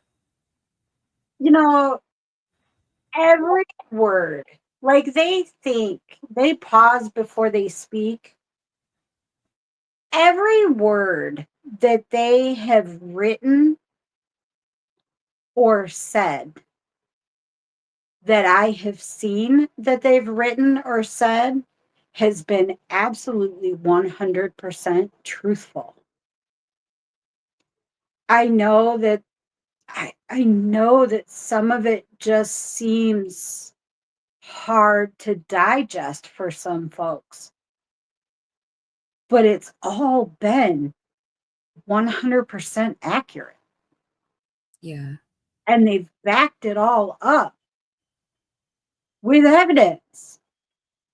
Like the Franks memo had footnotes, for crying out loud. So it's been really hard to watch them just get trashed. Right. When I have seen where their stuff is coming from. Like, they're not lying. But the only thing I can say is trust me, bro, because I can't show you any of it. Like, Right. it's such a frustrating place to be. And because there weren't cameras in the courtroom, y'all couldn't watch it for yourselves either. You know, usually when you watch a trial on TV, you can even see the discussions that happen outside of the jury. So Yeah. you get to see more than the jury sees, even. You, in this case, you got to see nothing. Absolutely but fucking nothing. It's frustrates me. That whole situation frustrates me. Because you had also people picked and chose the press that they wanted to listen to based on who they liked. And some of the press even wasn't getting it right. Intentionally so. You know what I mean? Some of them, whether it's their own bias that got in the way of their honesty or whether it was intentional, God only knows. But some of it, the reporting was like, were they in the same courtroom I was in? Because that ain't what I heard. Right. Or that's what I heard, but that was not the right context. Like a lot of, you know. Yes. Yes, I absolutely agree with you 1,000%. I understand what you're saying because it's been such a confusing experience. Yeah. E- I mean, and not human nature for sure. it's not even just the jury during the trial process either. Like you Yeah.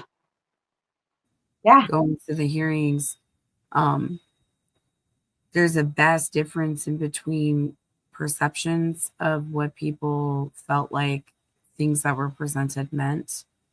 Um, in my opinion, you know what I mean? Like everybody's interpretation of what they hear is different. Mm-hmm. Sometimes we hear stuff, like I would hear somebody say something that I didn't even hear at all. Like, I don't even know where you got it from, but Yeah. keep it moving, keep it pushing, whatever. Cause like, I know I didn't waste my time driving to and from those hearings, sitting outside the hours that I had to sit outside to get in there to deal with no BS. You know what I mean? It's like, and I went there to focus on what needed to be focused on. And I felt like when the verdict came in, for me, it was such an instant gut punch. Yeah. I instantly felt like I just wanted to vomit. Yeah. Like it just, I was in shock. I was in yeah. absolute shock. And I felt so bad for just the families. I felt so bad. All of the families, everybody, like friends, family, whatever, whoever. It didn't matter on what side it was. Everybody lost in this game. Everybody lost something out of this. And it's just so heartbreaking to have to watch. Yeah. And mostly Carrie and Anna. Yeah. They're gonna have to do this again. Well, like even the last day, like the closing arguments day before court started, you know, and we were waiting for everything to gear up. I saw Anna. She was standing there with her mom and her stepdad, and Anna just had this. She broke down like crying. You just heard this gut wrenching, like it was the most intimate, like feral cry that a mother could have for her young. I my heart just instantly broke and like it just went out to her because it was like, well, what are you saying? What do you do after all this time? You know what I mean? Like this is a long road. They've been through the ringer, man. Yeah. Yeah. Yeah. But Yeah. that I will never forget the sound of Anna's Yeah. that cry out. They like I will never forget the sound of what she sounded like that day when she cried out like that. I mean, it Yeah. I've heard that cry from Kathy. yeah, Yeah. It's not easy. It's not easy. Those are the moments that that you'll hear that forever. That won't ever leave. no, it'll never go away. I'll always remember. Yeah. Um, and I'll always remember this case. But That's even human though. Like that, it's almost a good thing that at this point in your journey that you did have to hear that, as awful as it is. I know, That will keep you from turning into one of those pit vipers and I act know, ass to people on the internet. That yeah, will keep you in the next case that comes along. That will keep you from going after a widow or the family of a dead toddler. You know what I mean? Like mm-hmm, if you ever step into another case and mom's boyfriend has killed her baby, you won't go after that mom because now you know. Now you right. and you won't act an ass. Well, You I know, think that we for all me, as we go along. Like for me, this case, I will this being on the defense side of things, I will definitely be approaching suspects in a whole different way than in yeah, the past. A whole different that approach. I look at some things that I have done before and I'm almost embarrassed. And I'm pretty conservative. I'm not one of those out there in your face, act like an idiot. yeah, I still, you get so driven to get to that end result mm-hmm, that I know that I have handled people's feelings recklessly. And I will yeah. not make that mistake again because of this experience. I will not make that mistake again. That I will be taking stock and good humans do that. It's important to be measured too. Yeah. You can't just. I think a lot of the times, in a lot of this situation too, is there's been a lot of allowing your emotion to override your logic. Yeah. Um, Because it's so tempting to be like, I have this file and it's got all this dirt, investigation of like every creep in town. And when one of those creeps irritate me with what they've done online, it's real, you know, it it's something I would never do, but it's real tempting to be like, look, motherfucker, I know you did this and this and this. right? You can't do those things. And I Nope, you would can't. never, but Right? uh, But if but kind of listen, if the I craziest. I totally would. I know Mm, people that would. I'm not gonna. But it's real hard to sit there and be silent when someone mhm, you know is a total creeper mhm. just running it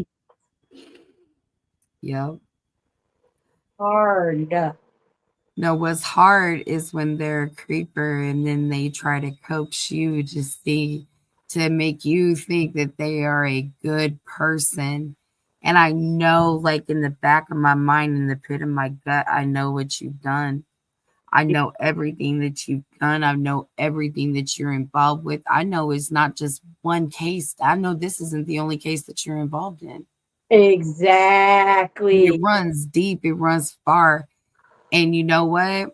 Hard. I hope you're somewhere praying, because karma's gonna come for you in one way, shape, or form. It's coming. Right? So, I like, don't know. there's this one, and I am not going to name a name. So, Right. yes. Yep. And don't even go rumor looking, because I'm just not even going to give that kind of clues. But for example, there's this idiot that somebody gave them a piece of evidence, or what they thought was evidence, from that area, that trail bridge area, and they refused to give it to law enforcement, and instead kept a hold of it and tried to hide it. And for the next several years, went on to talk about how they're going to solve this case and they're going to fight for justice and whatnot. I had to sit and watch for years, 2 years, Preach. nut job was running around talking about being Captain Samaho, stealing money from people, knowing full well what I knew. And I couldn't say a word. Right. Like, holy crap, what it, yeah. So that's one example of, like, there's your vanilla example. You can't figure out who it is or what it was. Hmm. Not saying. So don't Yeah, ask. you just gotta roll with the punches, and That's the kind of stuff that you see, and you're like, well, hell. That just that it like humans are just doing humany stuff, and yeah, they're it sometimes. yeah. When you're choosing who you like or who you don't like, and who you follow and who you don't follow, and who's a good guy and who's a not good guy, Mm-hmm. you never really know. No. Like, you never really know who you're dealing with when you're dealing with somebody from the interwebs. Right. You don't really know who you're dealing with, because they can paint themselves to be anyone, Right. That's especially true.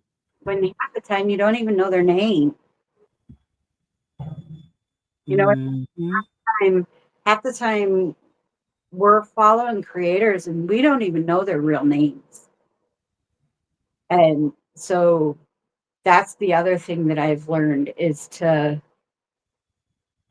um, is how easily some people are swayed Yep. by And how easily some people are fooling others, right? and they still haven't figured it out just yet. I'm hoping and praying they will figure it out, because I don't want to be that person to have to say it. I don't. Like, I want to let them figure it out for themselves, because sometimes when you try to help somebody, people get upset that you try to help them and they get mad at you. So best let them figure that out on their own Yeah, at that point. yeah, yeah. Yeah. You can't It's a little bit disturbing. people. And Like And also, you can't it, save people. no. Like if I did, even if I was like, oh yeah, I'm gonna bust out a name right now, Mm-hmm. I know that most people would be like, nah, there's no way. Yep. There's no way. You know what I Yep. mean? So what Yeah. would be the point anyway? It would just cause more harm. It would, yeah, it would cause a rift for you, or it would just be like a 747 going over their head anyway. So, Exactly. And so, because I'm a rational adult and I can think and speak in a measured way, I yep. know busting something like that out there in the world, that would just cause a whole bunch of heartache, because the people Yeah. that get suckered would either decide that they're not listening to it anyway, they don't believe it, or Mm-hmm. feel devastated. And that helps Yeah. no one. But Mm-mm. it might make me feel better for a hot minute, but it won't really help anybody. So there's 1,000 examples like that. The geofencing data, that that's got the location of everybody in town. The geofence was the entire fucking city of Delphi. Like, if the whole thing was entered into record, you don't think that if that was made public, you don't think that every wife that wondered where her husband that day wouldn't be checking that? Like, there's a reason why some things, even when they make it to the court record, don't get shared or they get parts redacted. Because, Yeah. it, it, that's why there are rules of evidence. That's why there are laws that keep people like me and lawyers and others from just yanking stuff and being like, oh, here it is. Here, the Mm-hmm. this. Like, that's why there are rules against that. Yep. And we saw that happen a couple of times. There was two times in this case that I can think of that people were just miraculously on my case at the right moment to Yep. snatch up records that should have been sealed. And they put those right on out there for the world to consume. Mm-hmm. They're those things, when things are supposed to be sealed, there's usually a reason for that. Mm-hmm. But in this case, I think shit was just supposed to be sealed because of the gag, because I don't remember what was taken.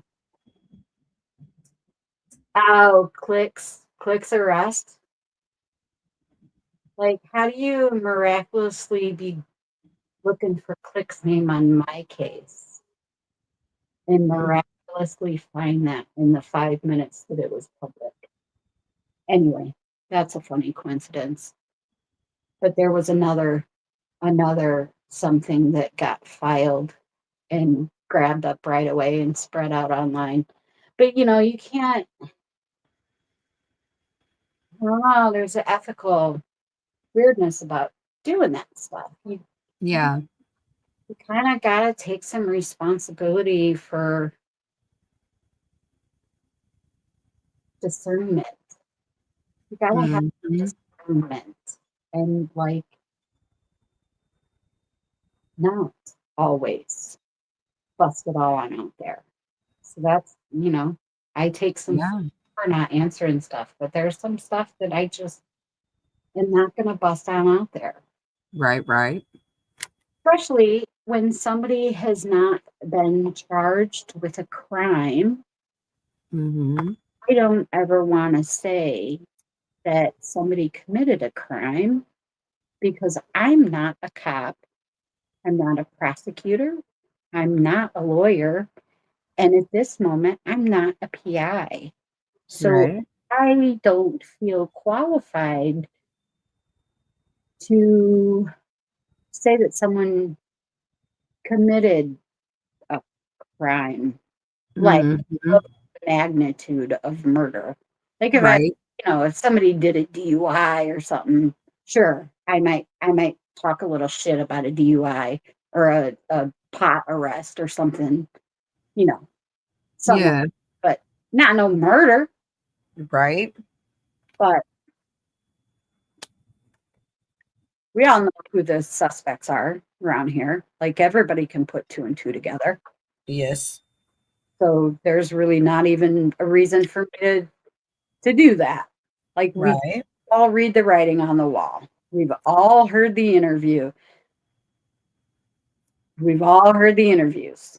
Like we all know the group of folks that are solid in eyesight. Like everybody knows. Mhm. It should come as a surprise to no one. So there's not really even a reason for me to do that. Right. So these days, I just sit around and kind of tell you stuff that you already know and try to entertain you with thing. Try to entertain you with what it's like to be me, apparently. As if anybody really cares what it's like to be me. Right. Some of y'all might want to be PIs someday. And I think I can turn y'all into better sleuths. Although some of you are wicked smart. Mhm. You know, I I am still working as an advocate and an activist and still doing missing person stuff and Yeah. doing homicide stuff and you never know, like I may need help on some of that someday. So Yeah. there's also maintaining all of that. And so Well, I also was really excited. Like I know you and I had talked about, that law firms would probably need people like who do what we were doing. And even Allie said it, when she was talking to Miss O'Shea, like law firms really need to invest into this because I I do. mean, it, social media has been very helpful in a couple of different cases. Yeah. And it's helped to, solve crimes and things like that. But I think that if it has to be used in the proper form. It's like if you use it, it's not. You shouldn't use it for like an abuse. You know what I mean? Like use your discretion appropriately, I guess, There if was you're a doing it for that purpose. there was a cold case homicide in Michigan City, Indiana, that Nikisha Hodges Hawkins was her name. She was shot at her 20 no, at her 18th birthday party. Um, Yeah. and that case was cold. Cold, cold. Like Ooh. hadn't had movement in many years. And there was a conversation on Facebook and somebody said, "Yeah, well, I knew where you hid your clothes after you shot her," or something along those lines. Yeah. And the dad caught wind of it, that there was this back and forth exchange on Facebook. He went to the police department. The police department was not interested. Ooh. Um, they refused to do anything with it, anything about it. They said that that wasn't proof. Um, and they really just didn't engage. So Calvin, he is a wonderful, wonderful man. Her father, that's Keisha's father, and her mom's name is Janice, and I went to school with Janice. Uh, Yeah. Calvin decided when he left the police station, he was fucking livid. Right. He wrote a book called The Father's Pain, about that case and the aftermath and just all of it. And it's so good. And he has a podcast too. Saving Our Babies, I think is what he named his podcast. But he went home and he got a poster board on a Sharpie and he made a sign and he went out in front of that courthouse and hit the Facebook Live button. Oh no. I am standing here until these people find out what happened to my Keisha and they go and arrest this man. Right. And he sure as shit stood outside that, out on the courthouse sidewalk every day. The prosecutor had to look at his face every time he walked in or out of that building. Sure as shit. People started once it started to spread, people Yeah. to join him and it became a thing. They could How not, long did they have to stand there before something got done? That's probably the question. A week? a week maybe. Ah, man. I Yeah. don't think that they would end up the same way in Delphi. I think they would just keep walking right past you. Yeah. They got major traction. There was talk online immediately, like Right. that same day. Like people were commenting all over the police department's Facebook page. They Mm, in all of the neighborhood groups, Calvin's live feeds were just going wild. Hey right. guys, It was That was all social media. They would have never investigated and reopened. It wasn't really closed, but they never would have gone back to investigating Keisha's murder if he had not done that. hey Right. guys. Yes, Miss Woman. Um, it's 6:56 hours that we've been on. In Wow. my experience, past anything past 7 gets deleted. Yeah, Oh, okay. So you got about really. 3 minutes to wrap it up. Well, uh, do you want to do an Irish goodbye where everybody just says bye and hangs up? Sounds good to me. Sounds All good. right. Thank you, Catch you everybody. on the flip side, y'all. Bye. Bye.